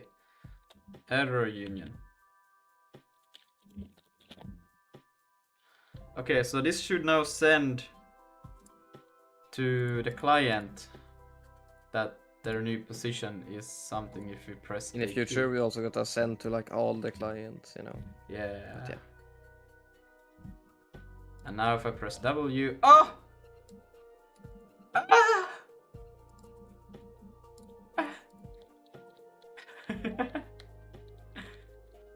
It works. That's crazy. To some extent. Of course, now we need to do in here. I think my Neovim just crashed. It's froze. Oh no, wait, okay, good. Okay. Okay, let's see in here. So then if we get in here, dot update transform. Well, yeah, we should actually be getting also who got the update transform because right now I'm just going like lol. But don't you have access to the client? This is the client that we're on. Oh. So now we get an update. Maybe It should be. we should we should make so that we send the connect event from the server to everyone else also. Yeah. What do you mean And the then connect? let's say we have a client, right, called Mhm. Lubas, and Lubas joins the server, then the Yeah. server sends out to every other client that Lubas joined. Yeah, that happens. That happens. Do we Yeah. like store that on the client somehow? The client just get that they spawn a entity got spawned for that client. Okay.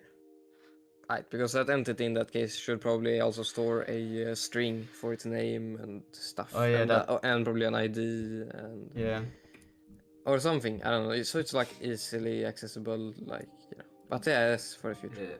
I guess what we could do is to store in a transform update also like the entity ID that got updated, but But no, because the entity ID is gonna be different on the server. yeah, but how and all of that. do we identify then which entities that are on the server? We need to some way of correlating.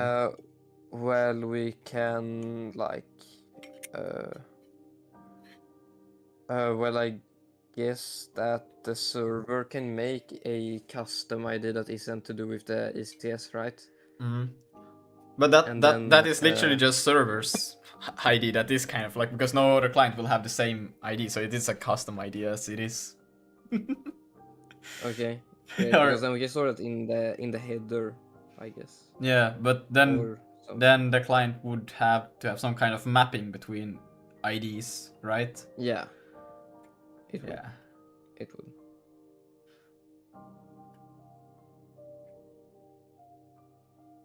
But it kind of makes sense. So when we say spawn entity, it will also come with a kind of ID, and then we will just have some mapping. But it's just a...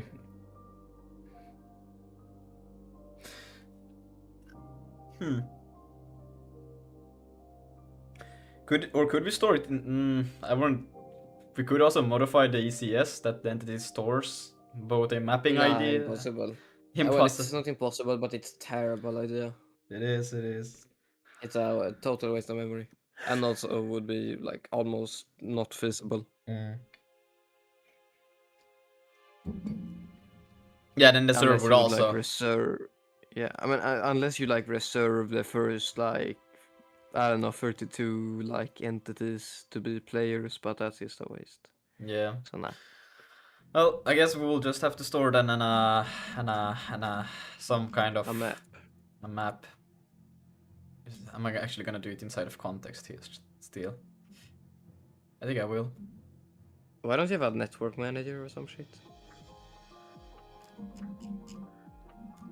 Well, system is... Inside of system is all of the stuff. It's the render, it's the networking, it's the everything. It's the... Yeah, sure, whatever. So but I guess I could have some kind of like network structure, which is then a structure inside of the context. Because I do have like net, like this thing, which is right now only having the listening structure for. So I could make this, instead of being a namespace, it would be a net structure that would contain that info. I think that would be better though. Don't do it like that. But it would be so much better. Imagine like, wait. Why doesn't the buttons even work? Okay, bruh. Because then I could take this monstrosity and put it inside of it. Yeah, but you still need access to the ACS and the renderer and... Yeah, no, the render doesn't need to be in the net structure. Yeah, well, ACS. Yeah, but that you can just pass in. You just call update, like I do update render here and I pass in info. Info has the ACS, so it would work. I guess it would be okay if you made the network manager be concurrent, right? And then it would just have a callback. But that could also be done still with the same approach.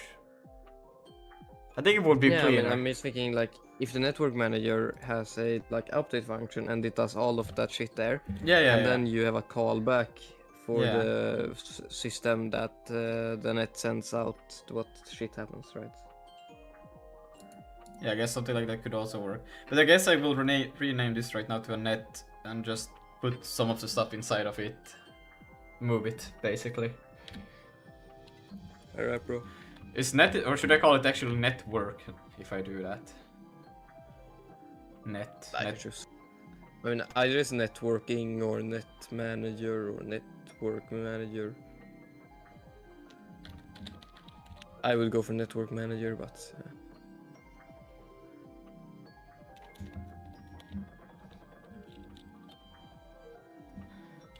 We'll go with that for now. Or actually, we could also have an init for it, and then we could store the reference to the world in there. And then when you call, just update on it.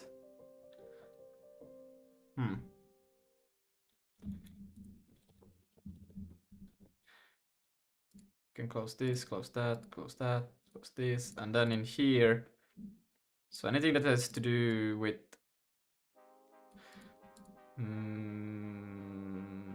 well, it's a bit weird because it is actually just this, but then again,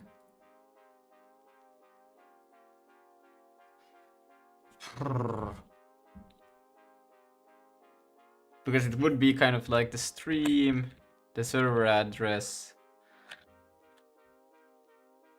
server listen, and the command queue, right? Yeah. And then, yeah, no, that would actually be so convenient. We'll just take all of this here, put it in here. And then this one just becomes like that. And then in here we will not do this, instead we will just do a net. I can still call it that. Network manager.zig. And then here, well, I guess I should probably call it network manager now that it's actually back. Network manager.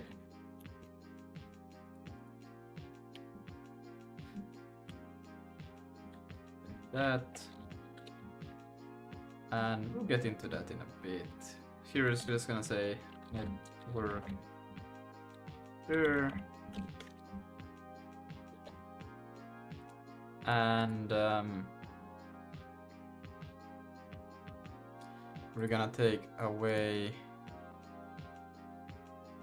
we're gonna take this, and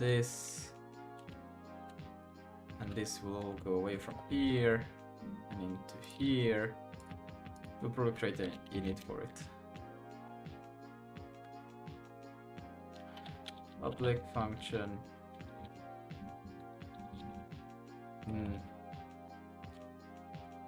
Init. Yes, perfect. Nail it. Fuck shake. Init. And this. Then just return.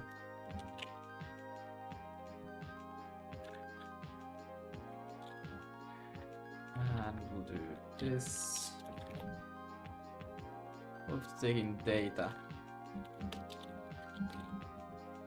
I think. We'll take in data though. Or we can actually just take in the IO allocator stream. Self command shit.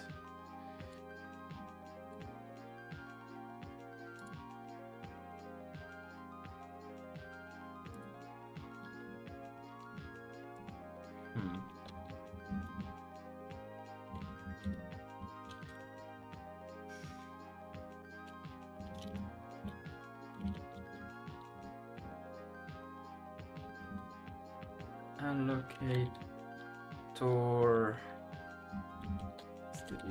mem allocator IO. Does IO come after or before allocator? I forgot. after. City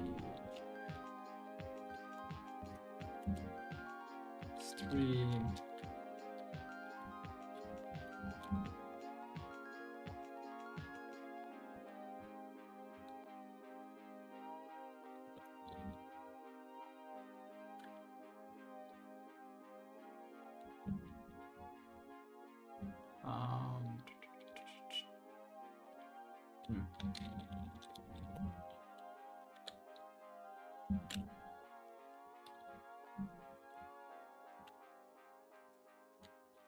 Right, server address as well.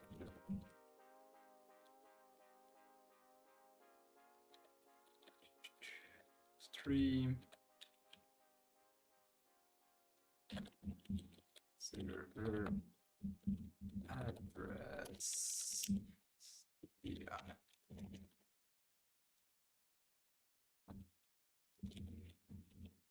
Why cannot std.io? Ah, okay, broke, that's why.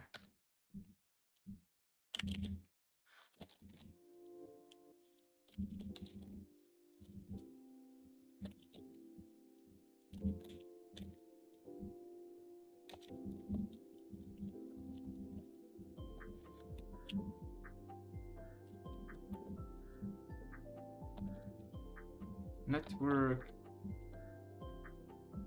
IP address. Yes.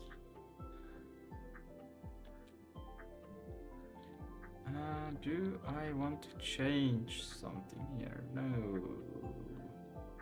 That's fine. This is all fine, yes. So we can now go to here and just say .net manager is equal to .init.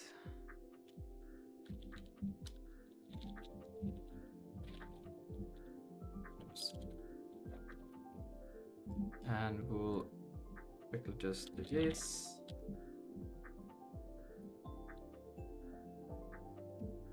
Stream socket. This should actually be done there, but yeah, we can do it now. We just go dot. And then self.network manager this. And yeah, this could actually be moved to the update now, but I'm not doing it in the update, so I'm just gonna do this, see that we get it to work.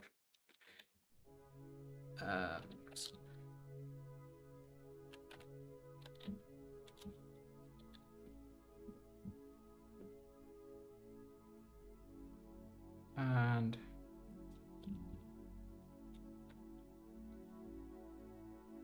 okay.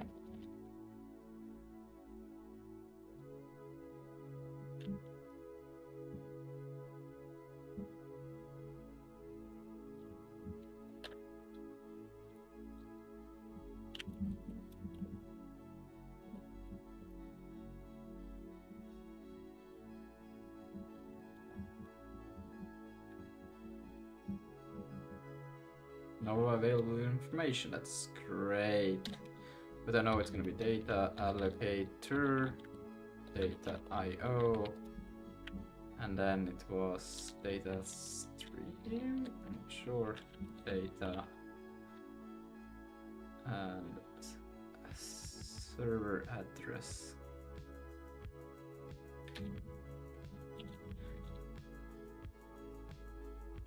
And then fifth one, which one was that? Network.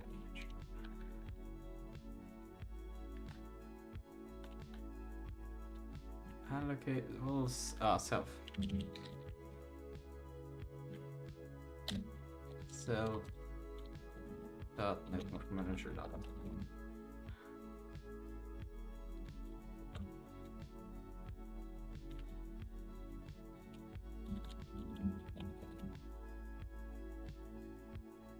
It's a funny workaround, but maybe better. Let's see. No struct main server address, right? It's not stored in there any longer. That shouldn't even, well, it's okay. Void does not support struct initialization. Huh?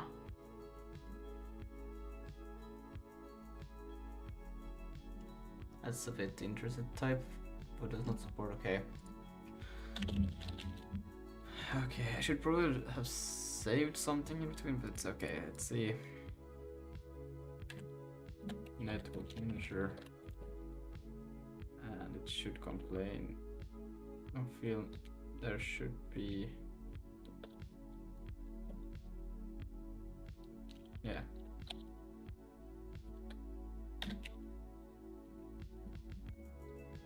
And then we had the problem of network manager void.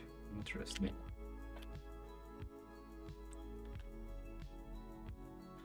Try.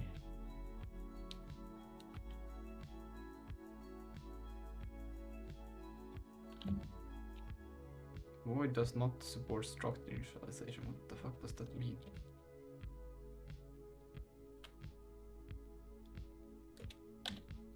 That should be fine.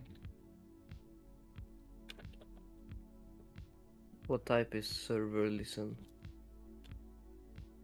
Server listen. It's Yeah, the the thing. it's the future listing. Alright. Mm-hmm. What is the return type of init? Error void. Yeah. Right. Right. Mm. I'm supposed to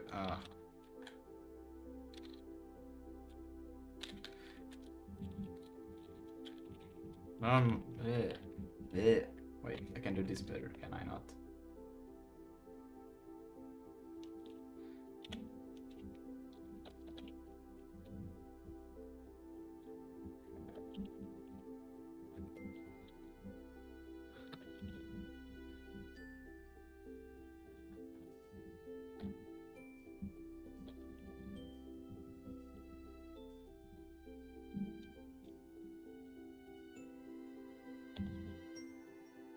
Don't I remember how to do it properly? I actually don't remember what. Wait, self dot should be this.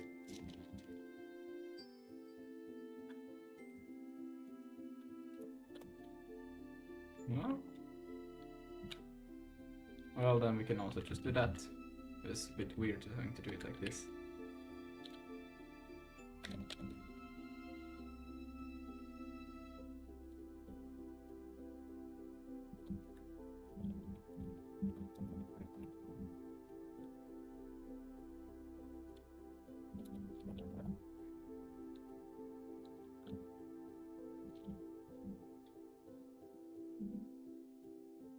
Found void. Expected type system network found void.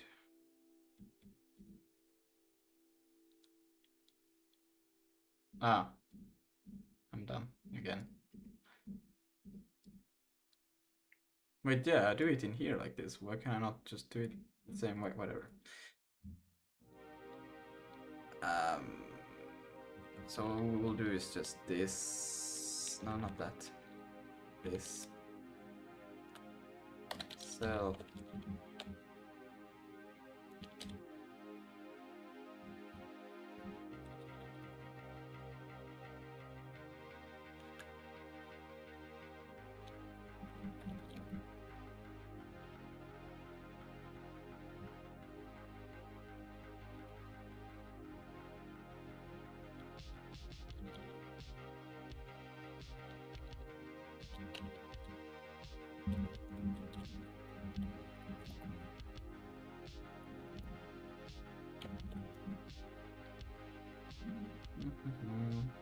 Error.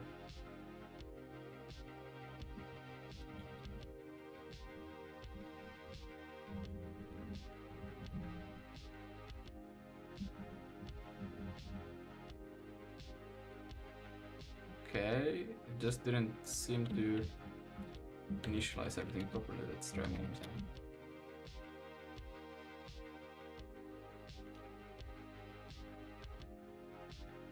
It does go through. It's probably to do with some memory.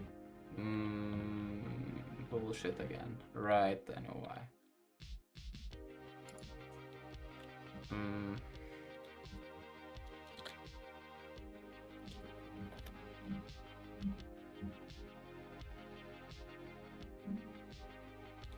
reading.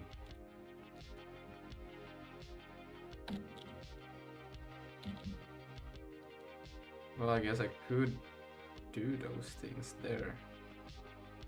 I'm gonna still be fine.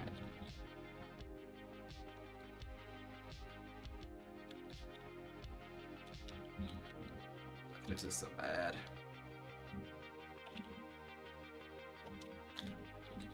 I really need to think this thing through to a better approach. Let's see.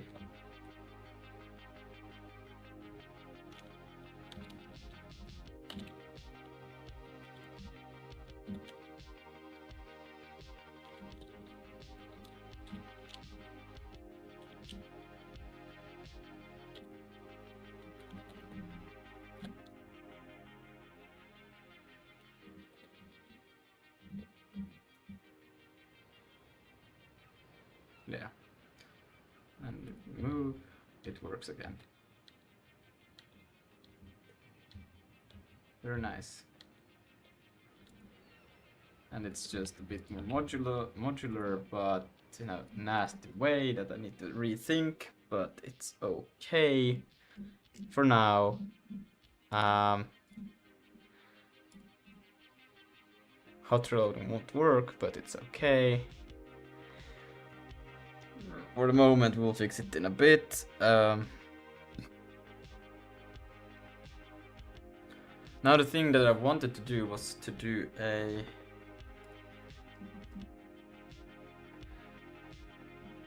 to move a lot of this away from here, but this is so well, we could do send input.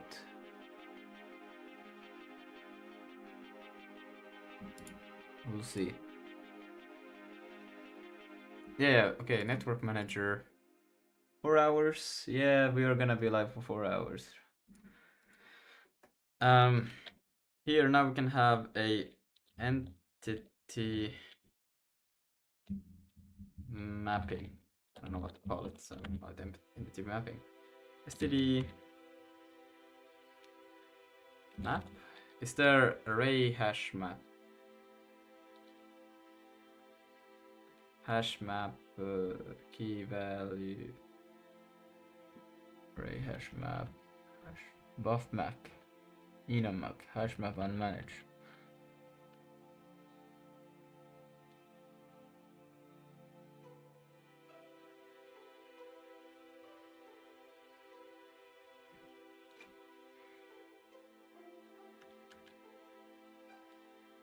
Auto hash map.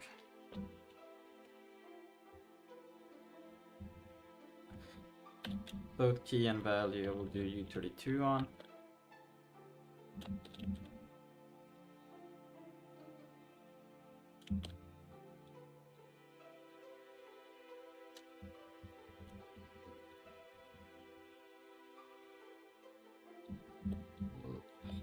No, I cannot.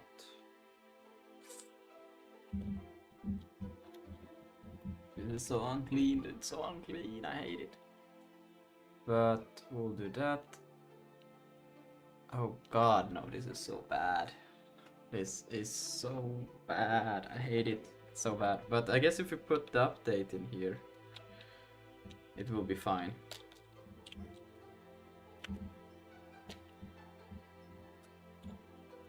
Update. And as we have done before, so we'll just take this away from here and then do a try cell network manager update.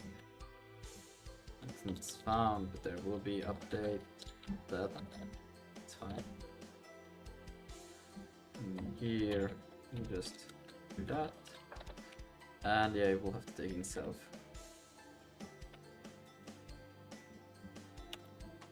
Add this reference,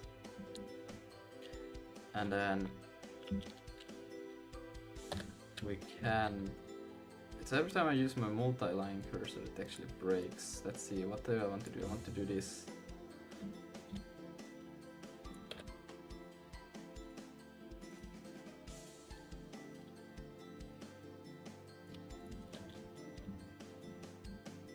And then we'll take in actually the info. Const. Now we have two cases in const system.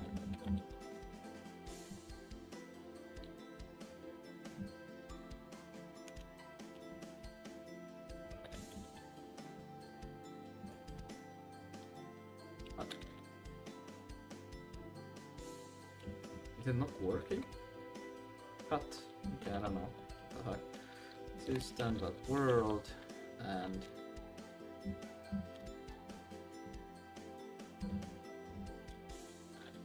info system info. Now we can take in info.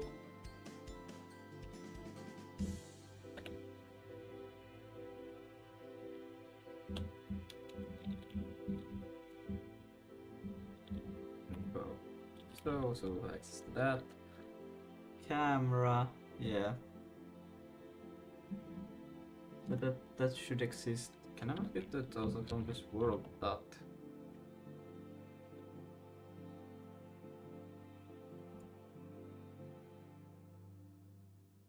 Comes from system. Yeah, but that's fine. System camera. And yeah. Big W. Few errors, let's see. Passing info. Expected, found. That's possible.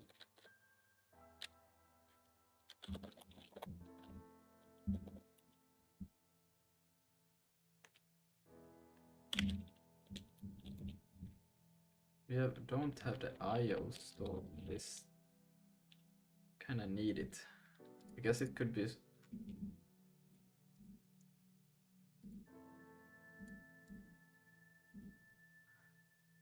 Oof, this is so bad, and it really needs a reading. Yes, but std IO.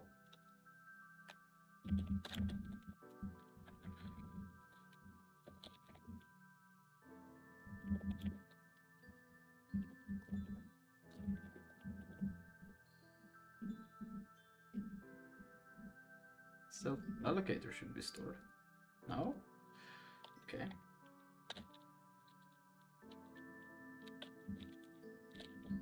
Std mem.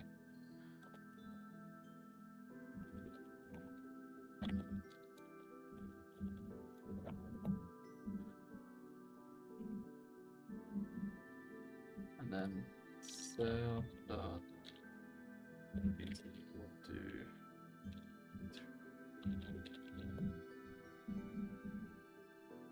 okay, and that should work the same way.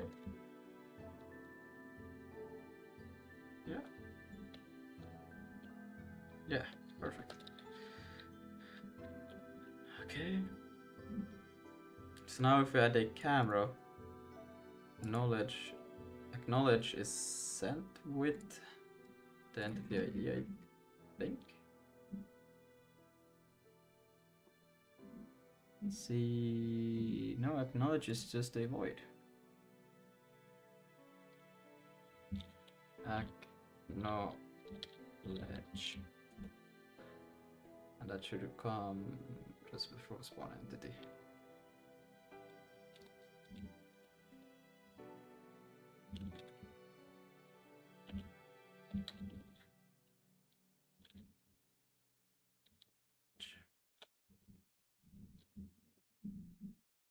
Did it right? Acknowledge. At now ledger. At now ledger. Yes, good. Structure. And then we'll do. Oh my god. Jesus. Like that. I'm pressing the wrong buttons. We'll get that ID. And we'll also add it into here. Like so. And it apparently is a. Yeah, do it. Acknowledge. This one is at least Right, this one is wrong then. So, and if I go back to here,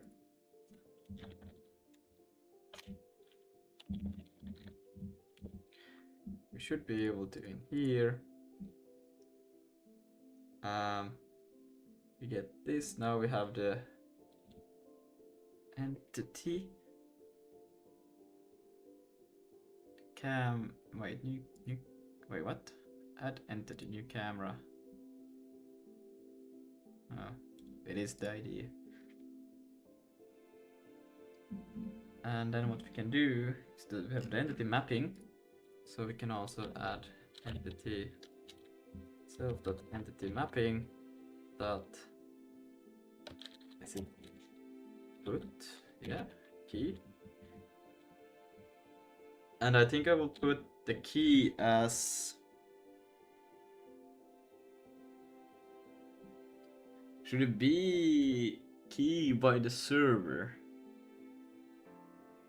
Yeah. Command dot acknowledge dot ID, and then we have new camera ID. So.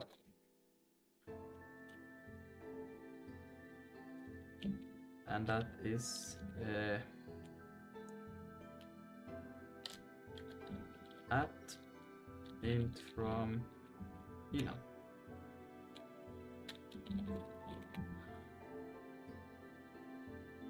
Use size, come on. Fast.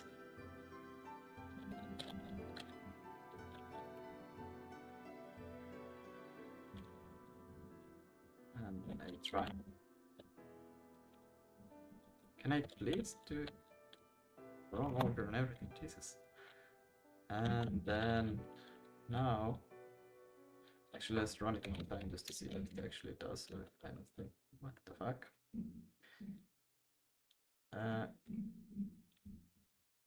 Root command opcode. What's the initial root command? Ah. Systems. 80.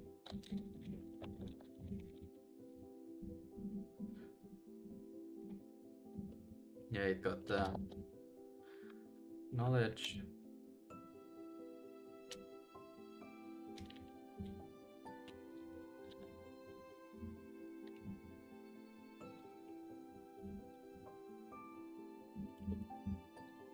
E is equal to entity.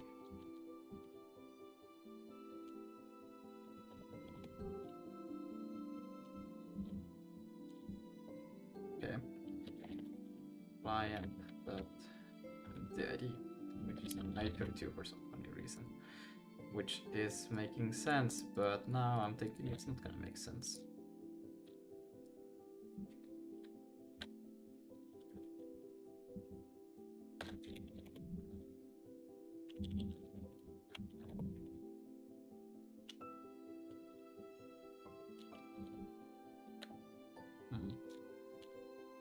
Right.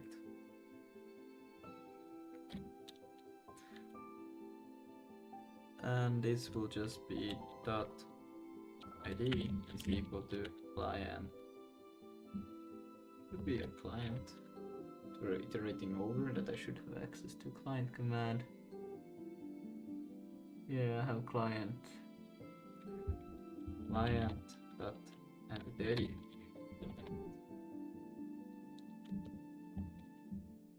So, and then if I run, oh, that did not look good. Let's see, unreachable, assertion failure, lock. But yes, this thing. Okay, let's go check it out. So it doesn't like it. Why?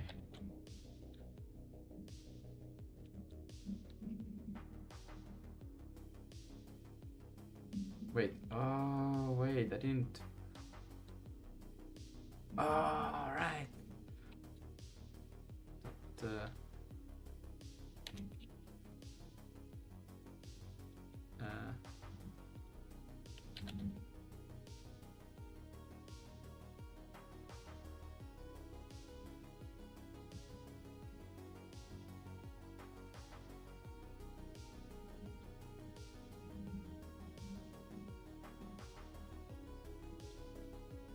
What?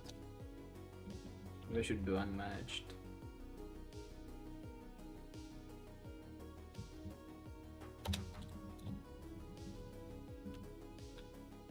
Oh, I can do this.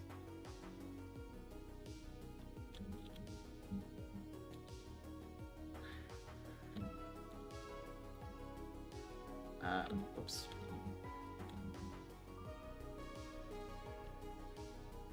Yes, and unhandle command, update, transform. Did I do that? Did I do typo? No, I'm not doing anything. Now what we can do here is this.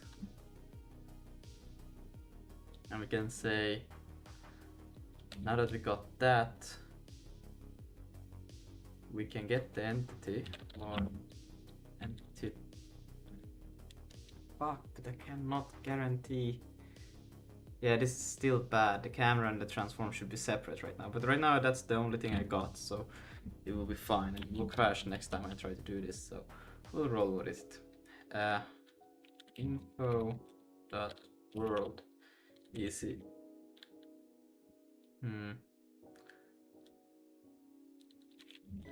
This is pretty much the same thing that we did over here.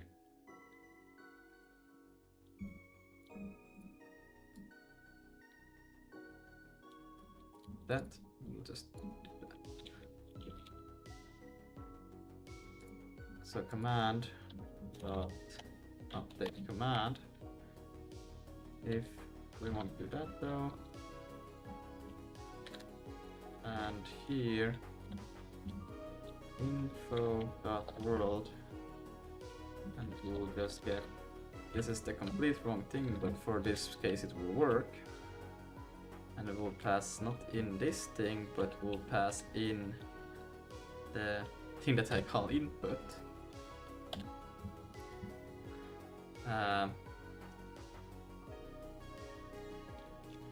Update transform command .id. And then now we should get the camera, which I call transform. This is completely wrong, but okay. Do.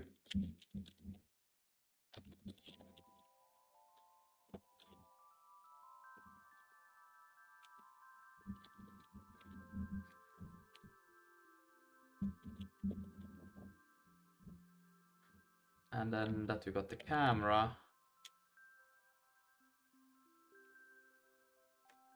what we can do now, we can say camera dot transform position is equal to update transform that position. And we don't send this, so we don't do that, and we don't do this. Okay, let's see.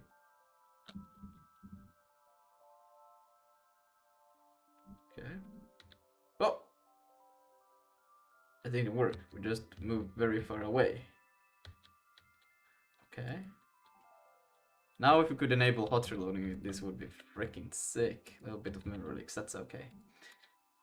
I think that will be tomorrow's mission. But today I just want to be able to move a bit back and forth, and that's okay. I will do the worst possible thing one could possibly do, but it's still just to test it out. If it's backwards, we'll do plus. I'm so dumb. Wait, I did mine. Oh no. It should be a minus equal and a plus equal. Wait, forward. Yes. Okay, let's see. This is exciting now. Okay, let's see. I should probably print out the position that I'm at, because I have no idea where I am.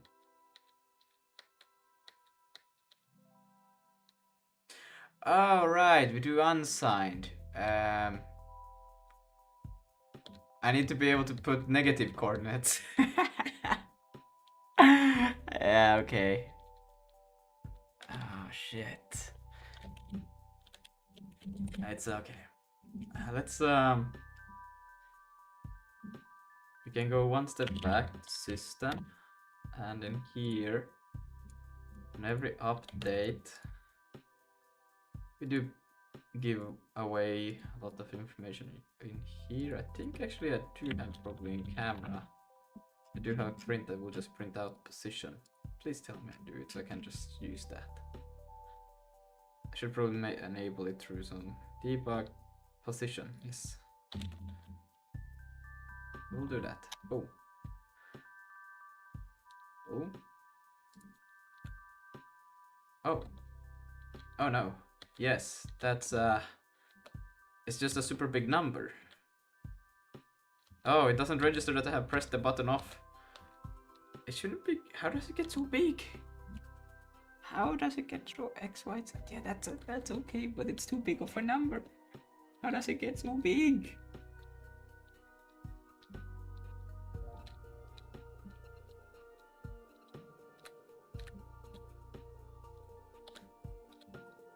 I think the conversion is not good. But besides that, it's pretty sick.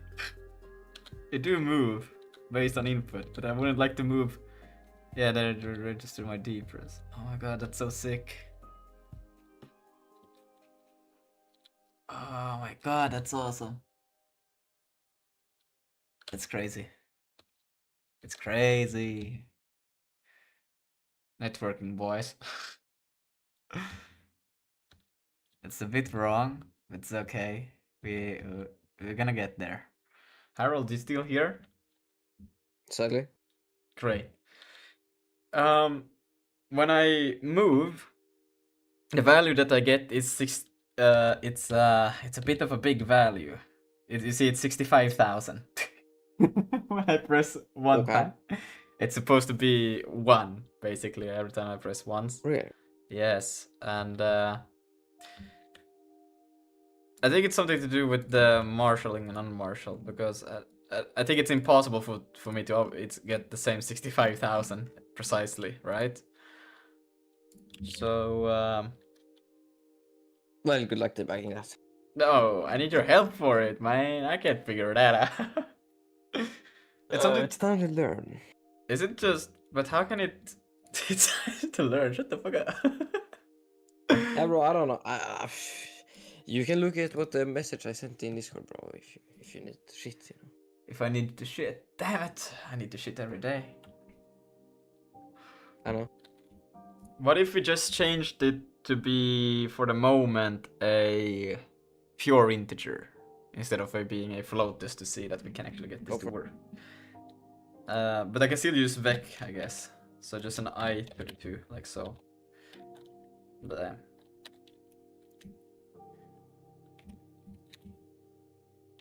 We may have to do some int casting. Oh fuck, but it's gonna be quite problematic because, well, I could change transform to be system sig 98. Keep coding, you're doing great. Thank you, thank you. Yeah, so we can change this to just be an I32 as well in here.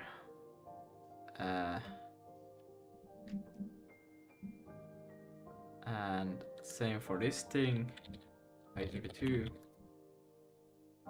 We won't have to worry about it. And then now it should say update transform. But update transform should also be a I32 unless I didn't save. So all of this should be valid. Let's try again. Let's see. I32 found at F32. Expected an I32 found at F32. Entity transform position. Transform. And transform comes from here. Ah. I32. Not I3. Shit. Okay, let's see. And encounter a comp time invalid to get comp self layout. Where is this coming from? System 96.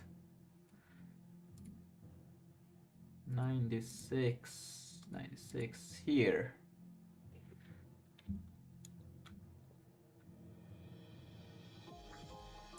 Oh, right. Because the whole ECS is actually using. This is so bad. Oopsie daisy. So now we just have to make the same changes in here quickly. So go up to the system top and change this one to that. Can you check does Cloud work or not?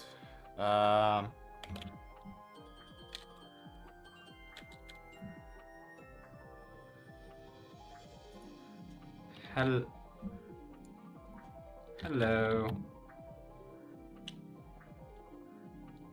Yeah, it seems to work. Let's see if I'm 32 in Network Manager 64. 64 there. That comes from here, which comes from here. Huh?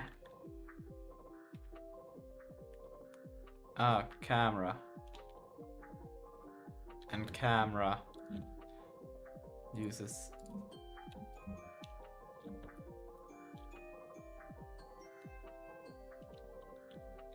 Oh no. Well, all of this is relevant right now.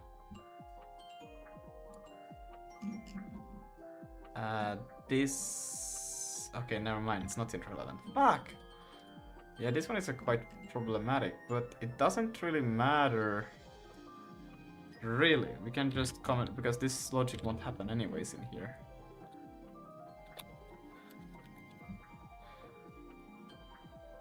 I just got 9 more errors. It's great.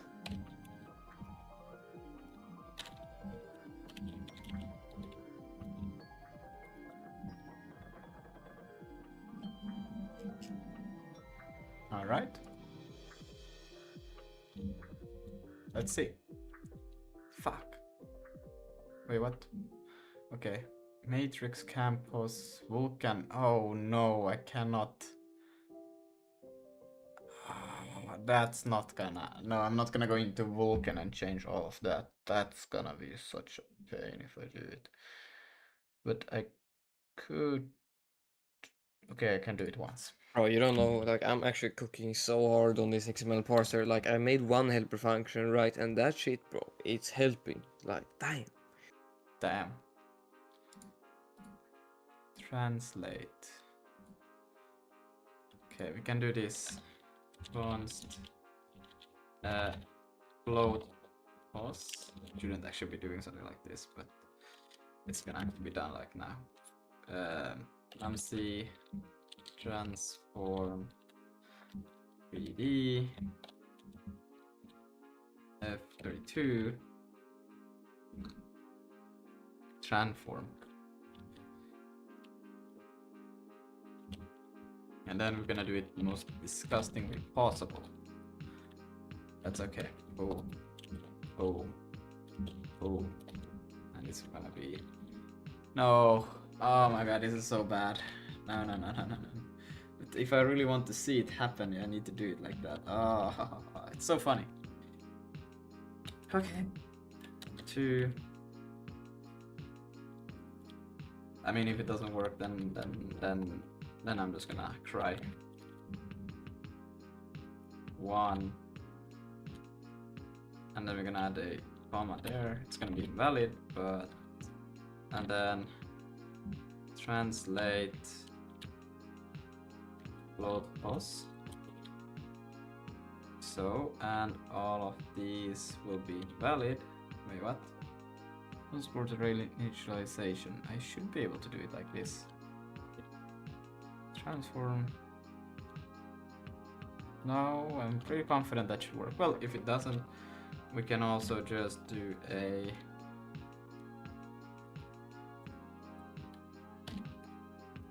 float, like an type float and pulse is equal to that. Why did you delete all of them?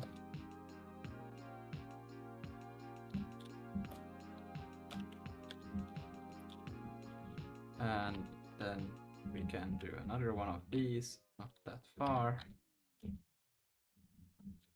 Try again. Insert this, that, save that. Right.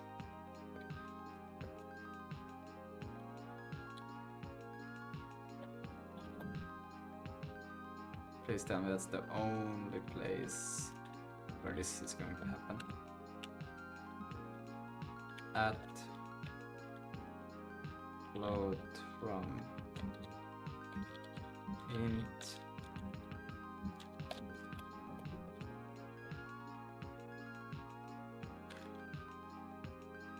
expected float type found root transform.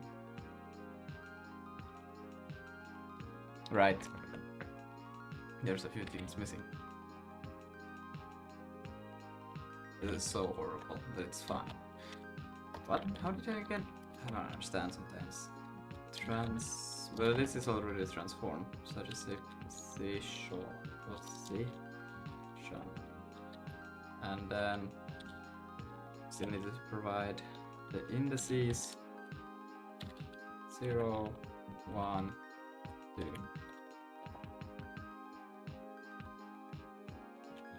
And then expected type vector root.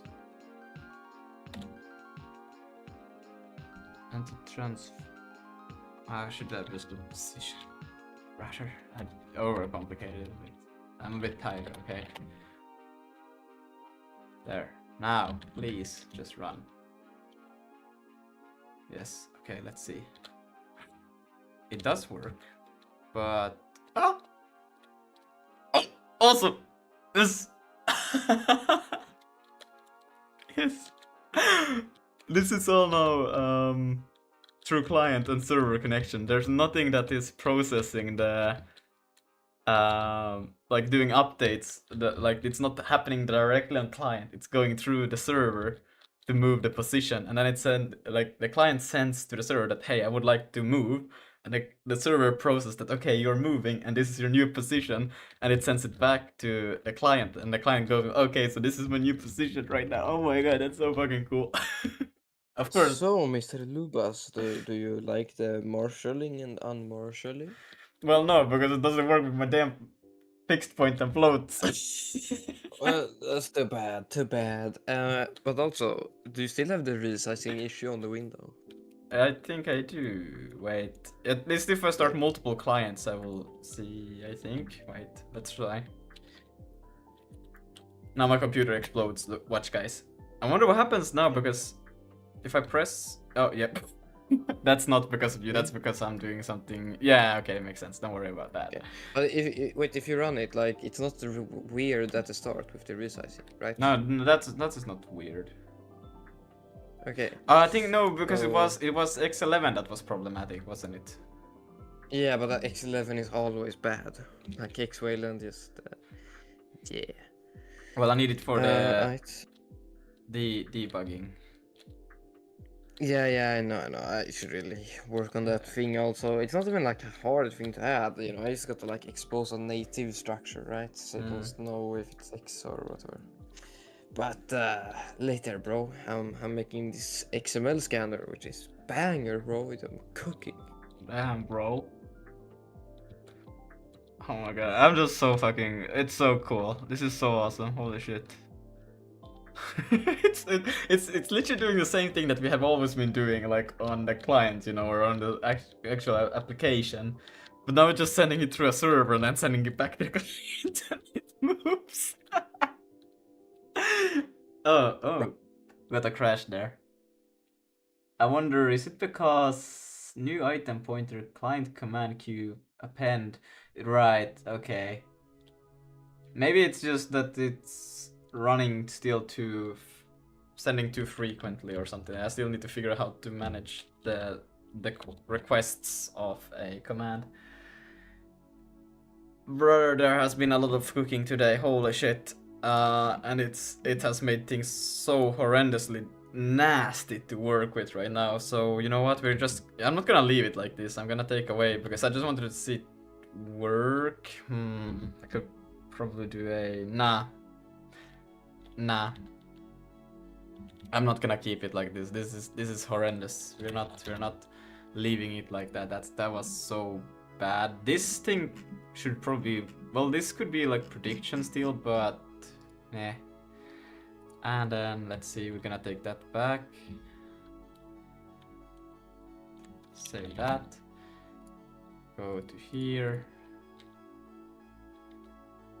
No, that one was fine. And then we can go to this thing, change it back to be F32.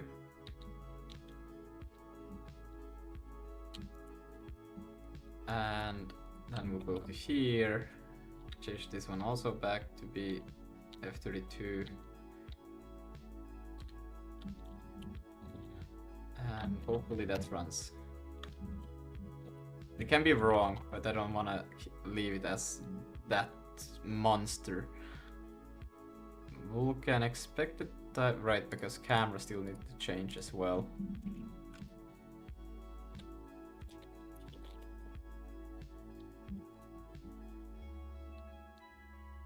Yeah, but now we'll just move crazy amount of distance, but that's fine.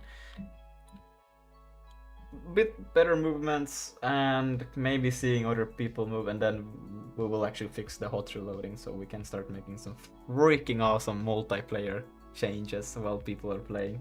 That's gonna be freaking cool. It's so freaking cool. But yeah, my brain is like, there has been so much that has changed, and it's so nasty, but it's so good. In one way it's better, but in a way it's done, it's bad. It's good to change, but the change in the way it's done, it's bad. But it's okay. Ooh, I will figure it out sometime. Probably, most likely, I will. Yeah. No. But that will be it for today. It's time to hit. Wait, before we go. Before we go. Okay. I got share this, and it's also free content for you. Oh wait, I'm not gonna leak our DMs. I was about to do a whoops. Hey, wait, cheesecake is here. Crazy. Cheesecake? Yeah, yes, cheesecake. That is kinda crazy, actually. That is crazy. Okay, tell us, show us what's happening. Wait, I just got right, I'll just fix this. Okay, bam. Great, now it should, Great, yeah, success. It's fine. Yeah, it worked a second ago here. I just like not print that, okay, so it just works. Yes, okay, now, if we go here, this is auto-generated heights, so you see, I can actually show you the thing here. So this is like the smallest one I'm testing on, which is this big request, right? Okay. I know it's XML, it's unreadable, but you see it has like a header, extension name, some stuff, major version, minor version. And then it has a request, which has a reply, and the request here doesn't have anything, right, in inside of it, but it has a padding, which is 1 byte, and it has a field, which is this, and then it has a padding, and yeah, and then it's some docs. So basically, that generated this, right? Okay. Yeah. In Zig, yes, and I also like passed in my like another thing, which is this res, and it just does all of that also. Yeah. So you're writing a thing that can convert XML to Zig code. Well, yeah, but it's only like XML, yes. XML, Into yes. Zig. Yes. Yes. Cool. You see, because I can't do a Vulkan surface with a custom X11 client. I just have to become XCB. Yes. AKA Yes. emulate it in Zig. That makes Yeah. sense. I know. All right. I know. Well, Yep. is that But it? that's it. All right. Yep, that's it. Good night, everybody. See you tomorrow again. We'll fix something. Bye.